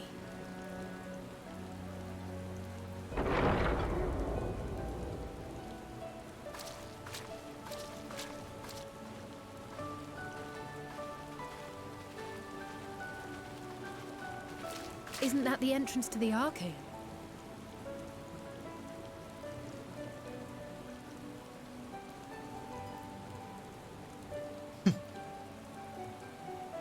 Look, there. I think that's Erenville. A little difficult to tell from here, but I think you're right. He did say he was coming down to make his report. Erenville receives his orders from the Forum. Would it not follow, then, that the superior to whom he reports is a Forum member, or at least a close associate? You mean to eavesdrop on their conversation? What of the risks? Ours alone to bear. We won't interfere with Erenville's work, nor will he be implicated as an accomplice. If you're not comfortable taking part, I can do this alone. Nay. I said myself that I wished to know Father's intentions. And no answers will be forthcoming should we simply ask nicely. We can apologize later, should it come to it. Right now, we need every crumb of information we can get our hands on. Consequences be damned.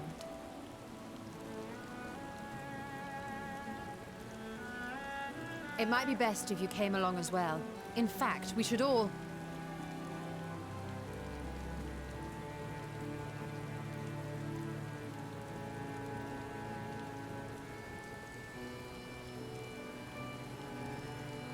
Cryo?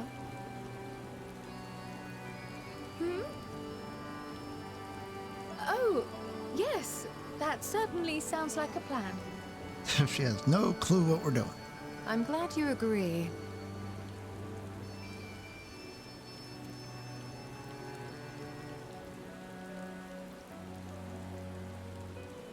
Quickly!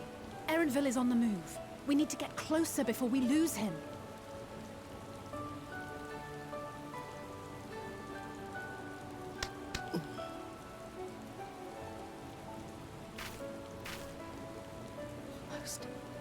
I can almost reach you.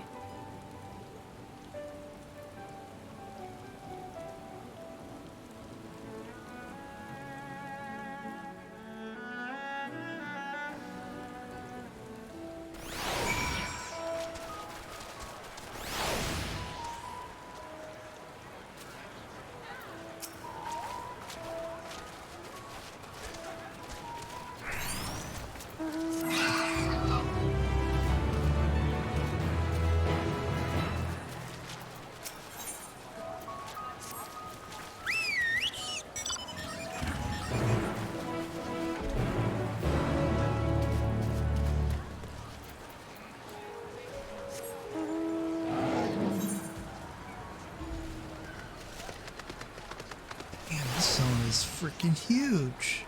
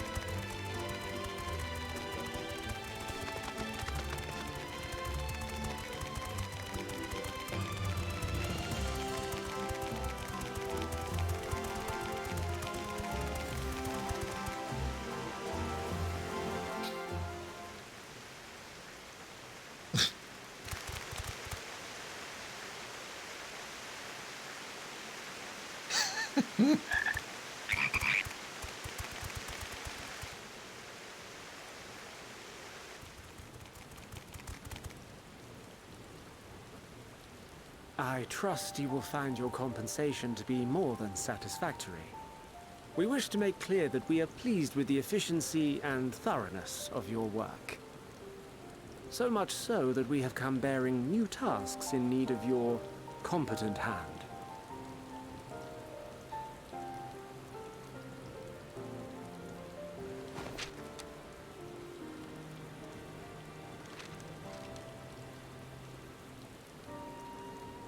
Another lengthy list.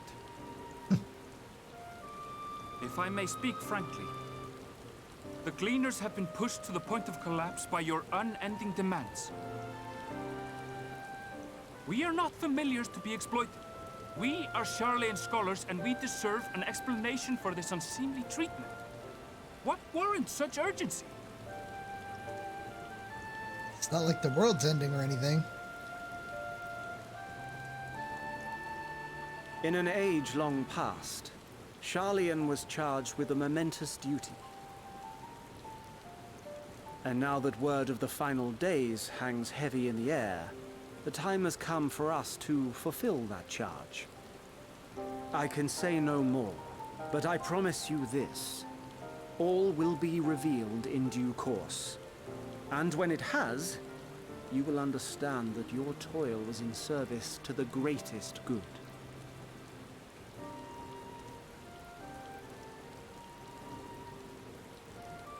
Then I will do your bidding. For now. But unless you wish the Gleaners to rise up in protest, I advise you to offer tangible improvements for our working conditions. Your promised revelation does nothing to address present circumstances. A fair point. Your concerns will be conveyed to the Forum.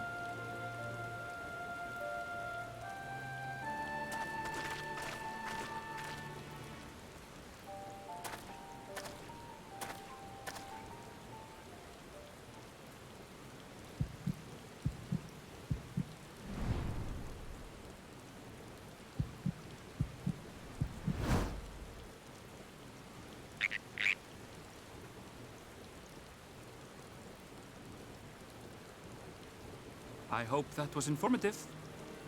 You may consider my debt to you repaid in full.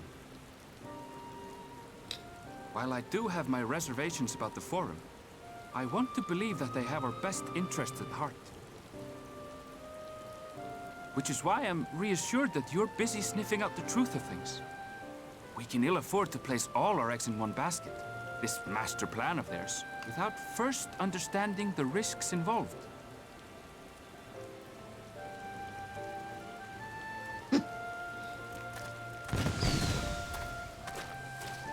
Wait! How did you know it was us? If you mean to impersonate a toad, try studying the real thing. And don't try to fool an expert.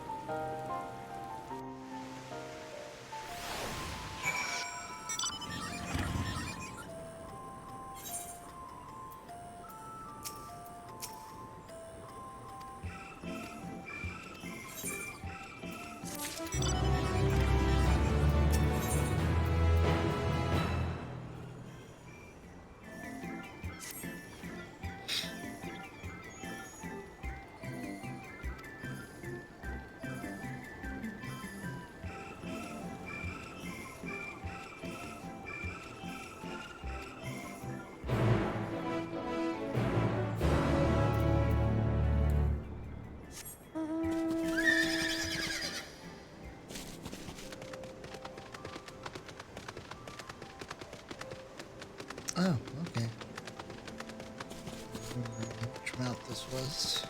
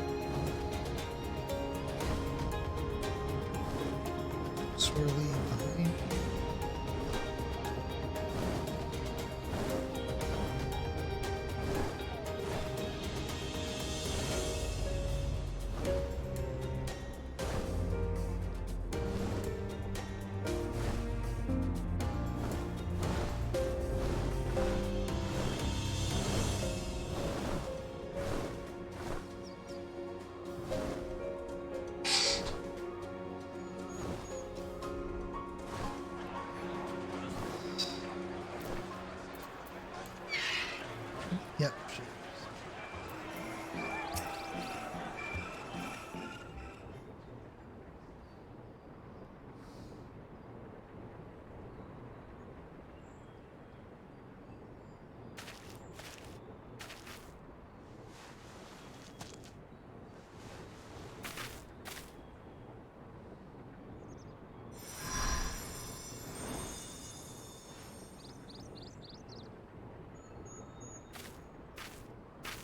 For you. The spell will keep it from wilting. She said you would need it for the journey ahead.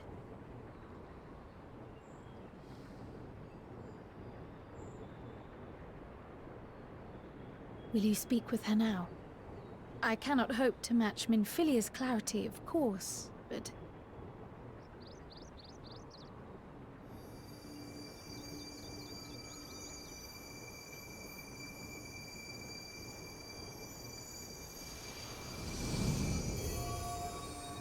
Thank you.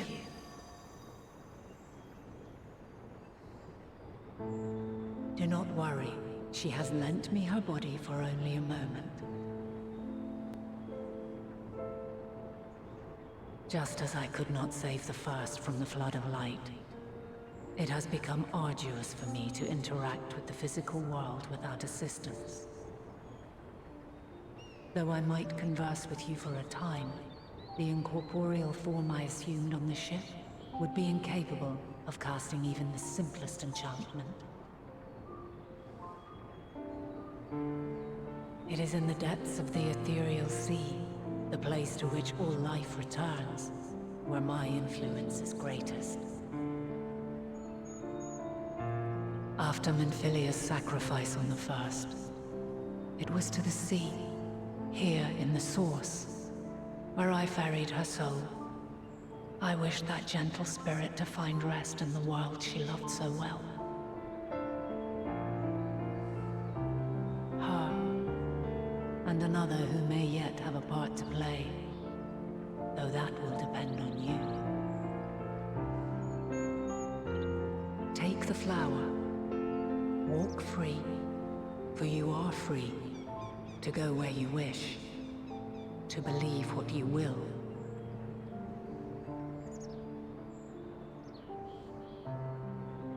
That blue will be your guide, test and proof of your conviction. In darkness, seek joy. Surrender not to sadness, and see beyond despair. Walk free, and bear the light for others to follow. Together, raise it aloft and let it shine, till the end, blinding and radiant.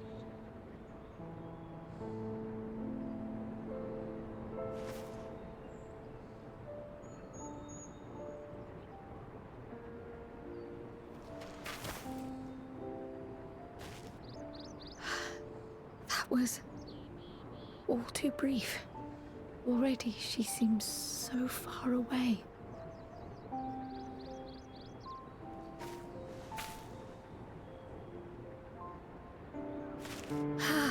My apologies if I startled you. Ever since we began our descent into Labyrinthos, I had sensed another's will, straining to reach out. Even with my particular talents, though, I was unable to make a connection at first. So weak and tenuous it was. Once I took hold of that wispy thread, imagine my surprise to discover it was Heidelin herself. Needless to say, it seemed wise to learn what we could before letting go.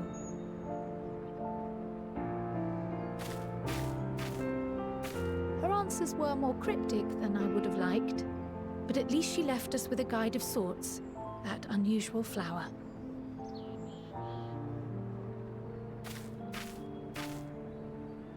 Yes, we are definitely making progress.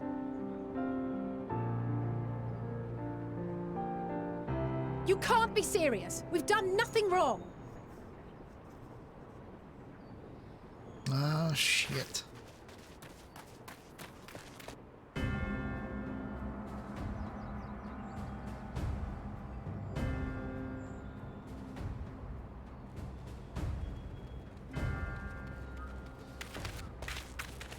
Fortuno, what business has the Forum with us? Obstruction and suppression, apparently.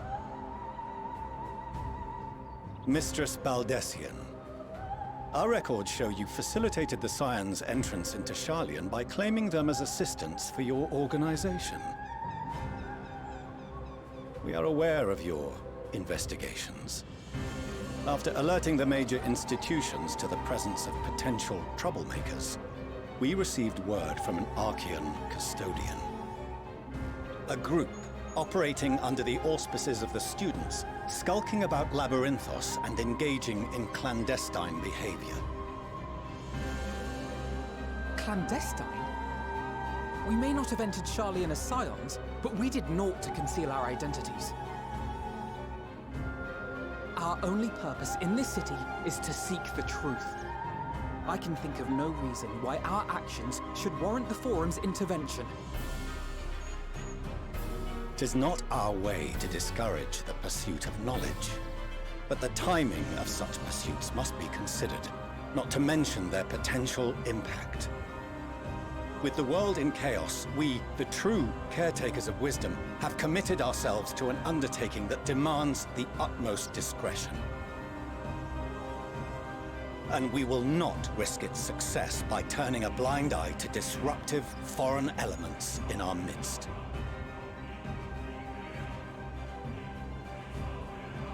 What, then, is to be our fate? Will you put us on a ship back to Eorzea? The Forum will convene to examine your case. The results of said inquiry will determine your future in this city. As for your absent companion, he has already been detained. Graha! But why? Is reading a crime now, too? Reading is encouraged, celebrated even. Not, however, of the volumes shelved in the restricted section of the library.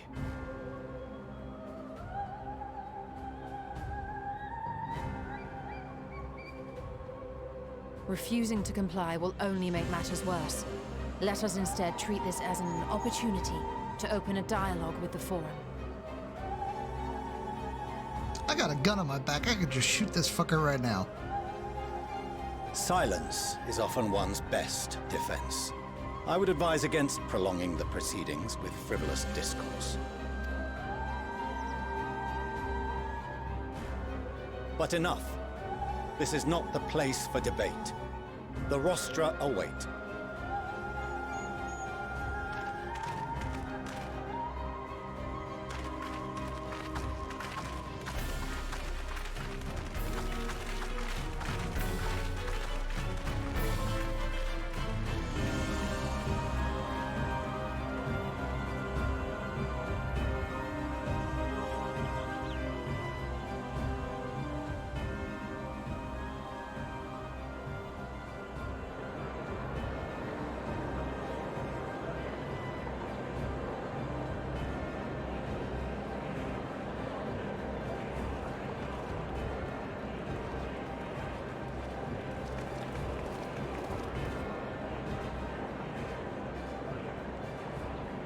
Forgive me. I was careless. We would have been detained regardless. This way, at least, we managed to stay together. I trust your time within the Forbidden Archives was well spent.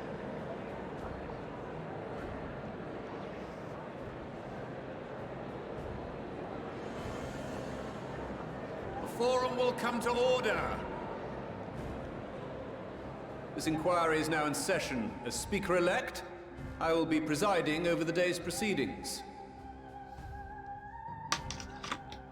Master Fortuno, would you be so kind as to restate the matter which compelled you to summon your colleagues with such urgency?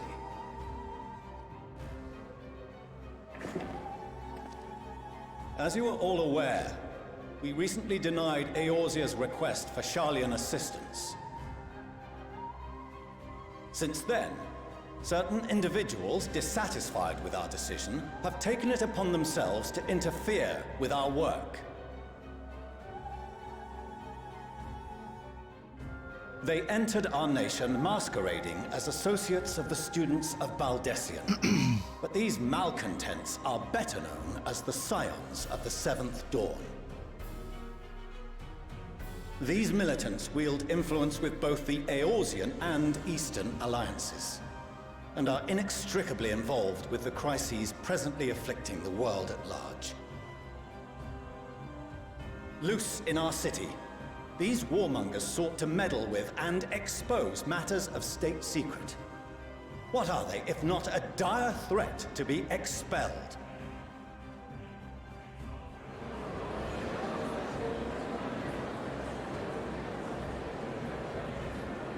You have tarnished the good name of the students. Galuf would be ashamed.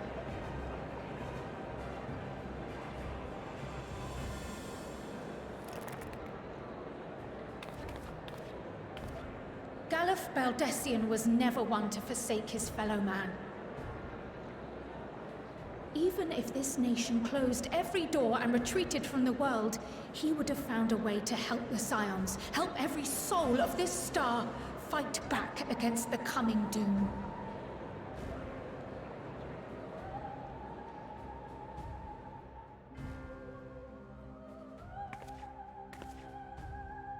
A terrible enemy stands poised to lay waste to all we hold dear. In the face of such madness, Eorzea reached out to Sharlayan, a respected ally, in the hopes of forming a united front. Was your curt dismissal truly the best you could offer? Or are you so preoccupied with your momentous duty of an age long past that even the end of the world is unworthy of your attention?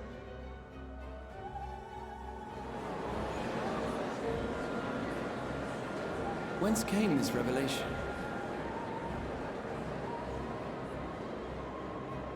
From the mouth of a Forum member within fortuitous earshot. Then it seems your findings support my own.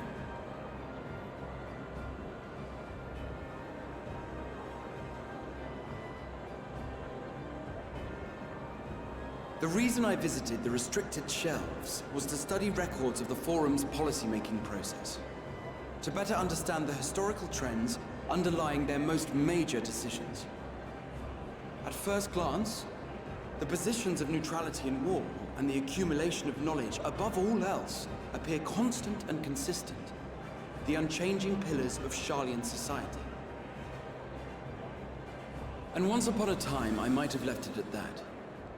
These days, however, I am more attuned to the subtleties of governance, and so I noticed something odd.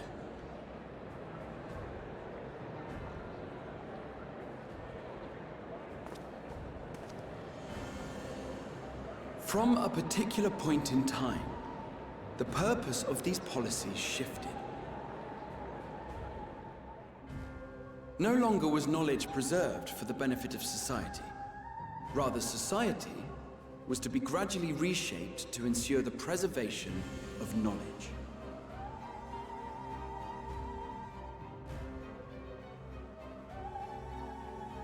The most conspicuous and telling change was the one which befell Labyrinthos. Once little more than an oversized storehouse, an enormous allocation of funds saw it transformed into an advanced research and archival facility. I also discovered a fascinating account on the finances of our Dravanian colony.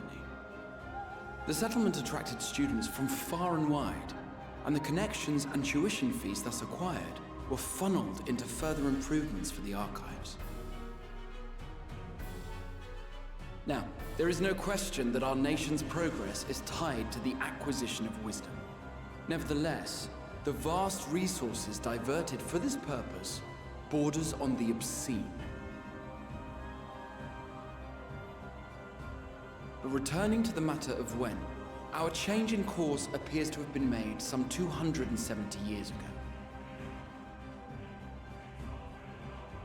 The very same period when Sharlayan scholars in the hinterlands began a formal study of the ethereal sea.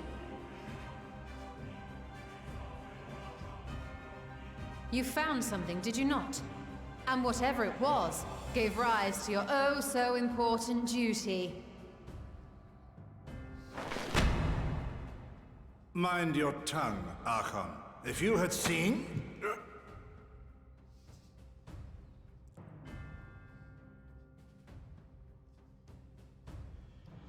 Yes, we are bound by a duty we cannot ignore.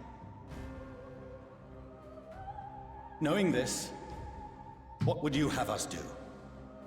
Abandon our vital work and join you on the field of battle? We will never choose the way of the sword. We will fulfill our mission not through strife and bloodshed, but survival. Come what may, we shall live on. We must. Do as you must, then. But we Scions will fight until the heavens fall, until our last breath.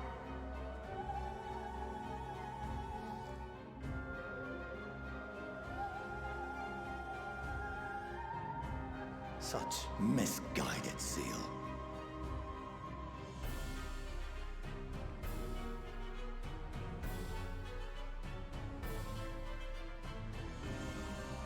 Father,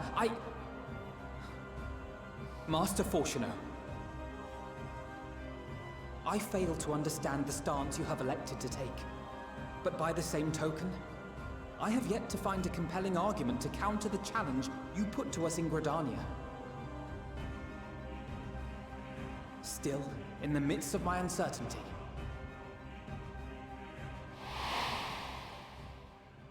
I must trust in myself to do what is right, as others have chosen to trust in me.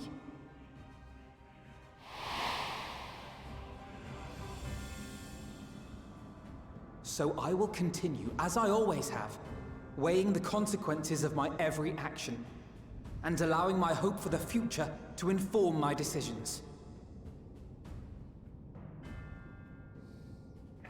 That's quite enough.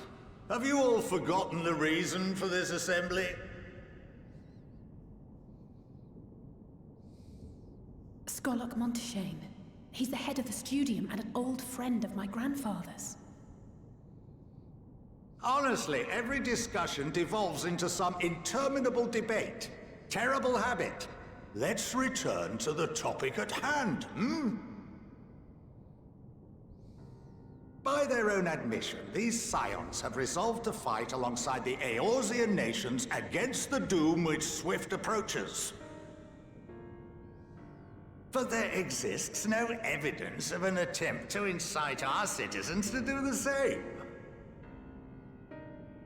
Furthermore, while our decision may well have been the correct one, we cannot simply bull our way through these disagreements without inviting doubts or objections. Put yourselves in their place. Who among you would leave a tome unopened if an elder forbid you read it with no reason given? Now, if we're to quell further discontent, then we must conclude this matter with a fair and even hand.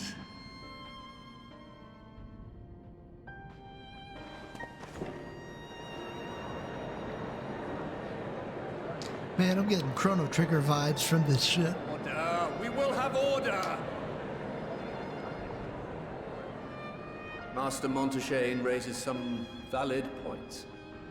Keeping such concerns in mind, I propose we enforce the following measures. Until further notice, the students of Baldesian are to cease any and all activities within the domain of Sharlayan. You will also refrain from any further investigation into the Forum's decisions and duties. Failure to comply with these restrictions will result in the immediate expulsion of your Scion associates.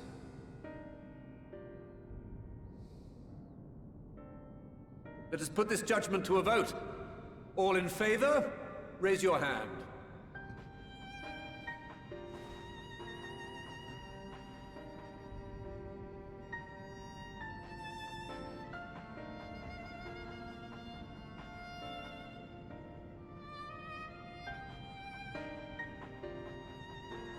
I count 51 for and 48 against. The proposal is passed. Students, Scions, you have heard the Forum's judgment. Pray abide by it, or face the consequences.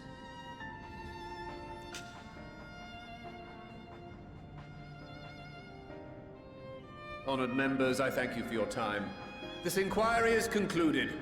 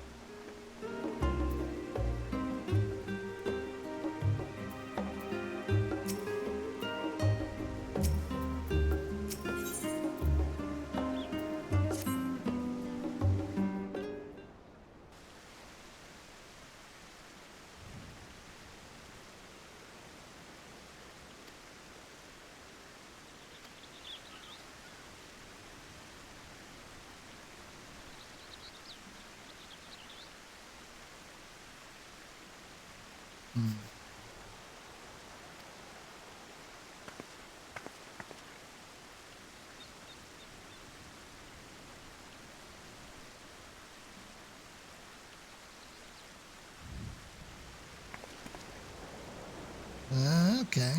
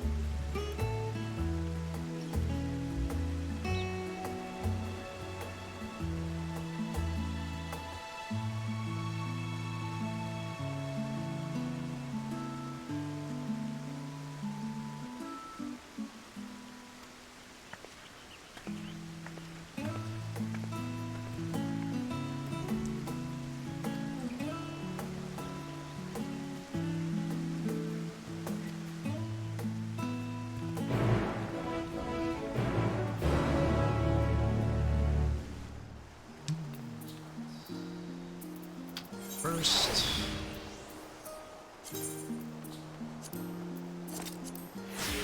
I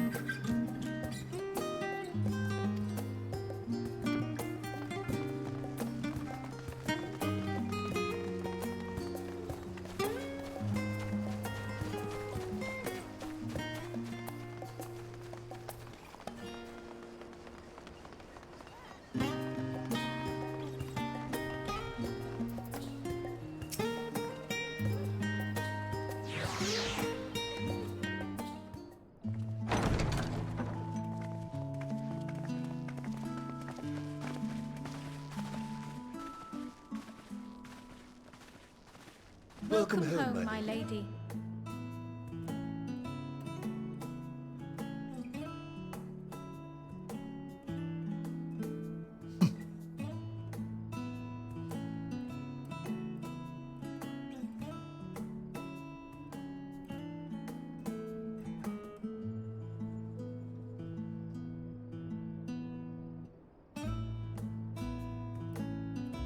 What? What are you gawping at?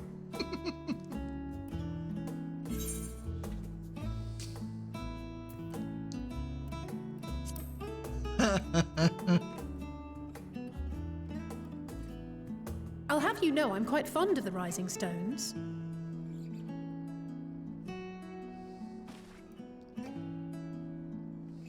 Lord Fortuneau is not to hear of this visit. And I should also like the children to have their gifts, ere my husband makes his return. As you wish, my lady.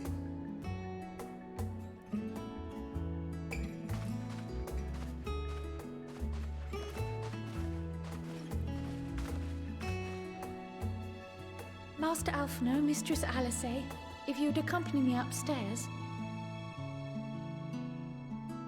We shan't be long.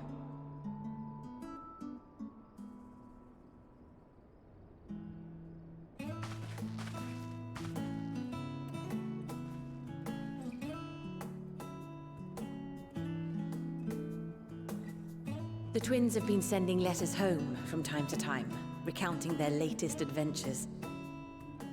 I am sure they withhold certain details, of course, if only to keep me from worrying.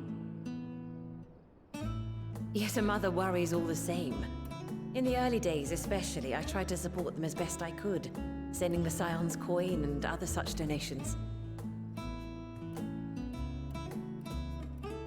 Fortunately, they have found the strength to overcome adversity time and time again.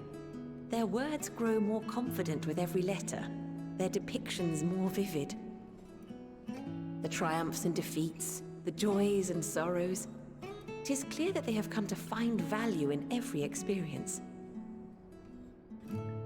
But of those they treasure most, it would seem that meeting you might be the most impactful.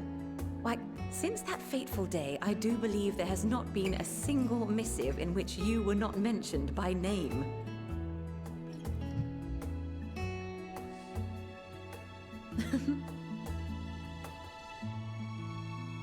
It is plain they care for you, and I am glad they have such a steadfast companion watching over them.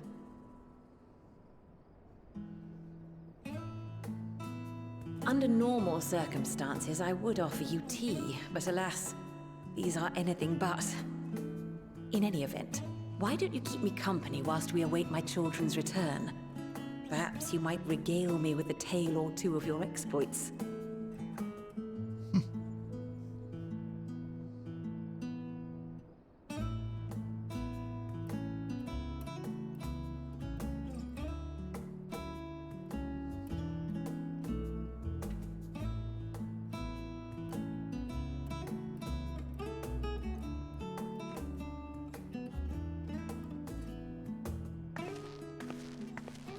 When you mentioned gifts, I wasn't sure what to expect. Mother, Oh, look how well it fits you. And the style is to your liking?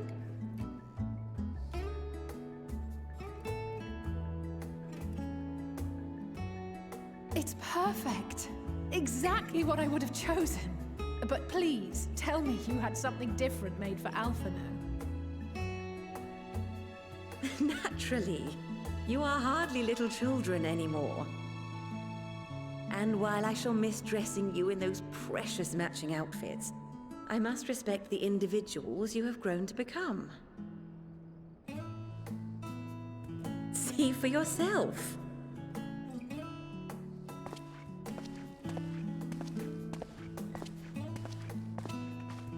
Thank you for the splendid clothes, Mother. Stylish, comfortable, and eminently practical. I am so glad you like them. They are, however, missing one final touch.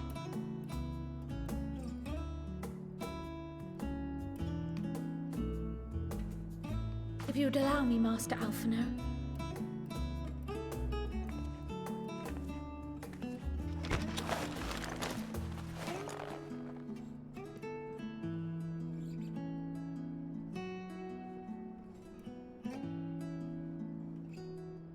Wait. Are these... A sage's tools of the trade. They belonged to your father.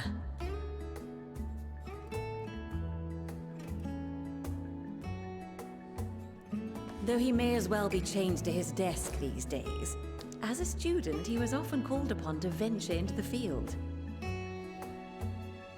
He wielded those armaments, both to heal and to harm in no few battles. None so fierce as those you two have braved, perhaps, but battles nonetheless. Thus did I pull them out of storage, to show you that he was not always the man who stands in vehement opposition to you now. And also because it would be a terrible waste of ridiculously expensive House Leveilleur commissioned artistry.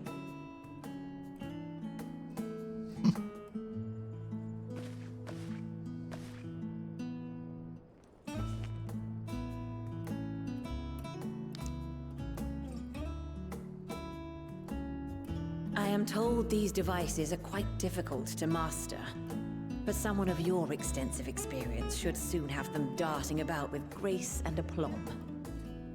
May the wisdom in that crystal serve you well. And please, try to find common ground with your father, that you might come and go without need for this awful subterfuge.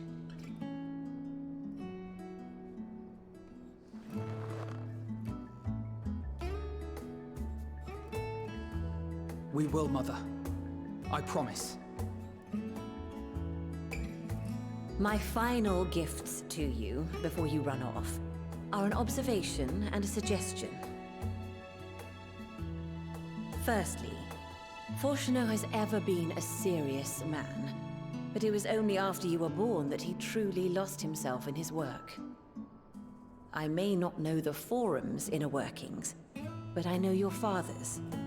The timing of that change in him holds some significance. Secondly, do not seek to best your father with words. Far better that you simply show him. Let him discover the merit of your actions, after they cannot be undone.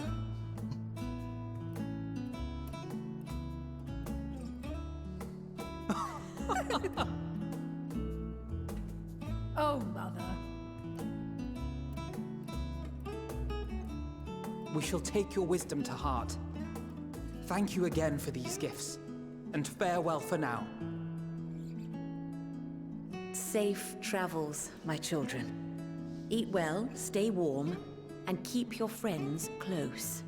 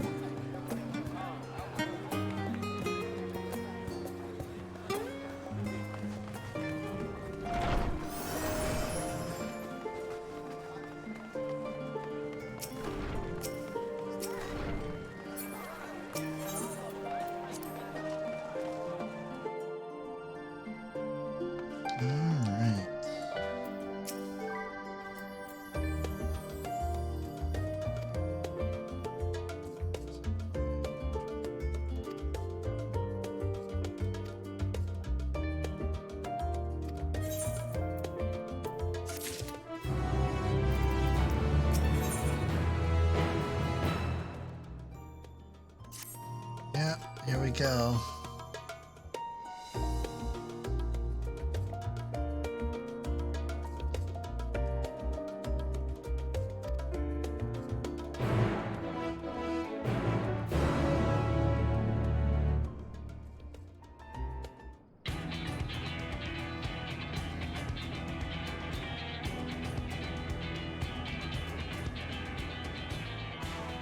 Your time in Thavner has certainly been eventful. In my opinion, carrying out Vitra's request and assaulting the Tower of Zot should be our highest priority. I agree. While I still have questions concerning the Forum and their grand undertaking, we have all but exhausted our avenues of investigation.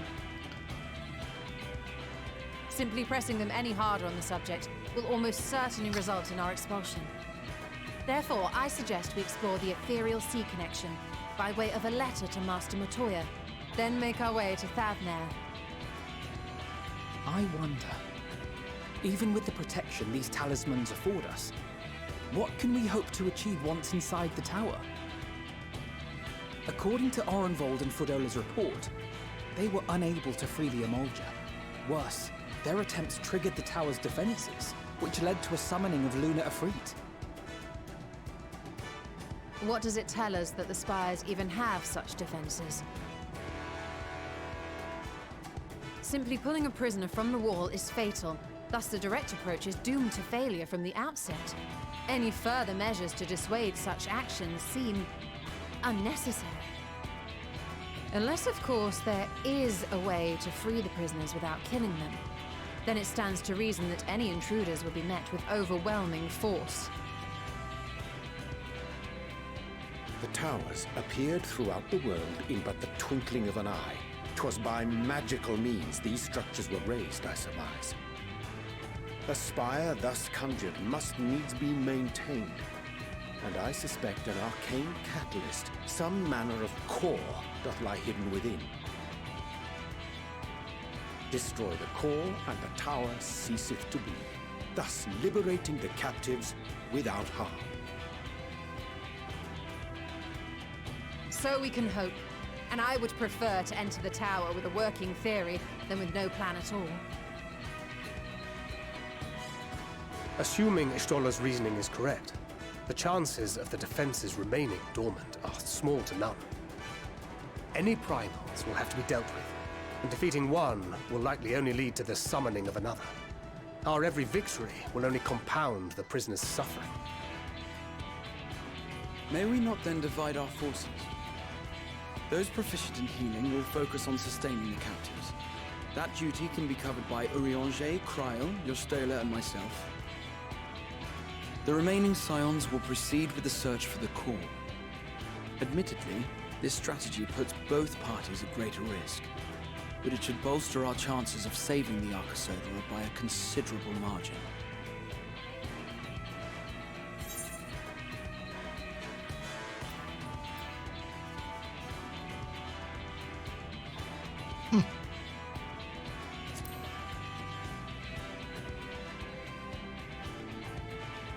That she does. But I think Alize herself would assert that she's at her best when she's charging onto the breach.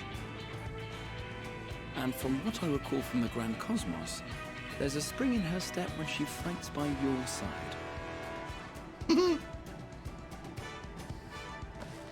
Ye gods, will you never let me hear the end of that? Rest assured that I will do what is asked of me, regardless of who I happen to be standing next to at any given time.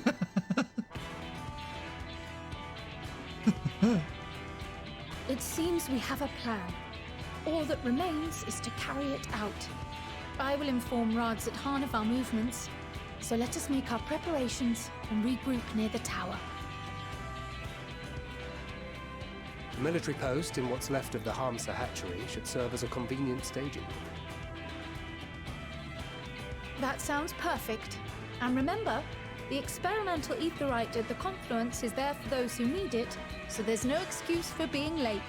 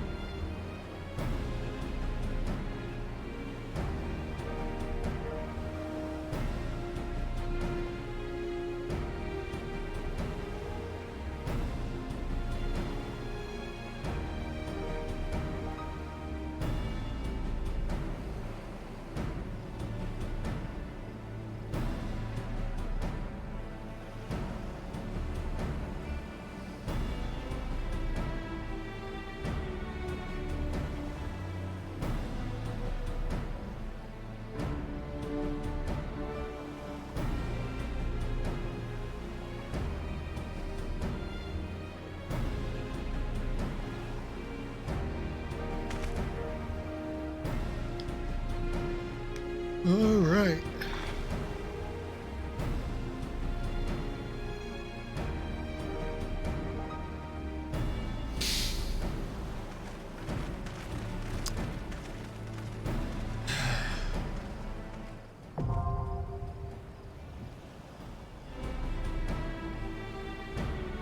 Now, question is, can I do this as a trust?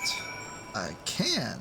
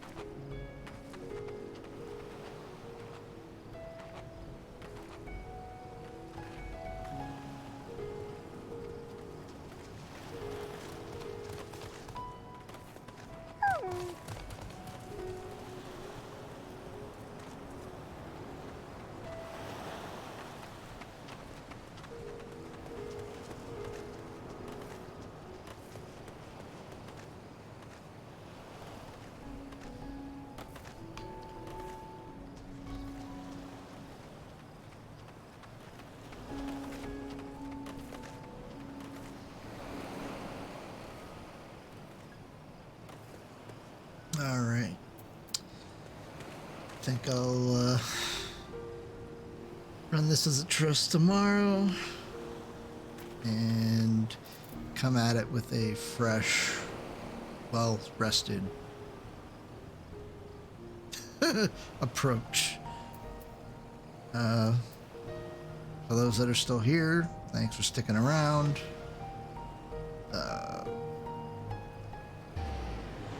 Looking at coming on probably around 9 a.m. EST, maybe 10 a.m. EST, just depends on if I have anything going on in the morning. Alright. Everyone have a good night. And thanks for watching.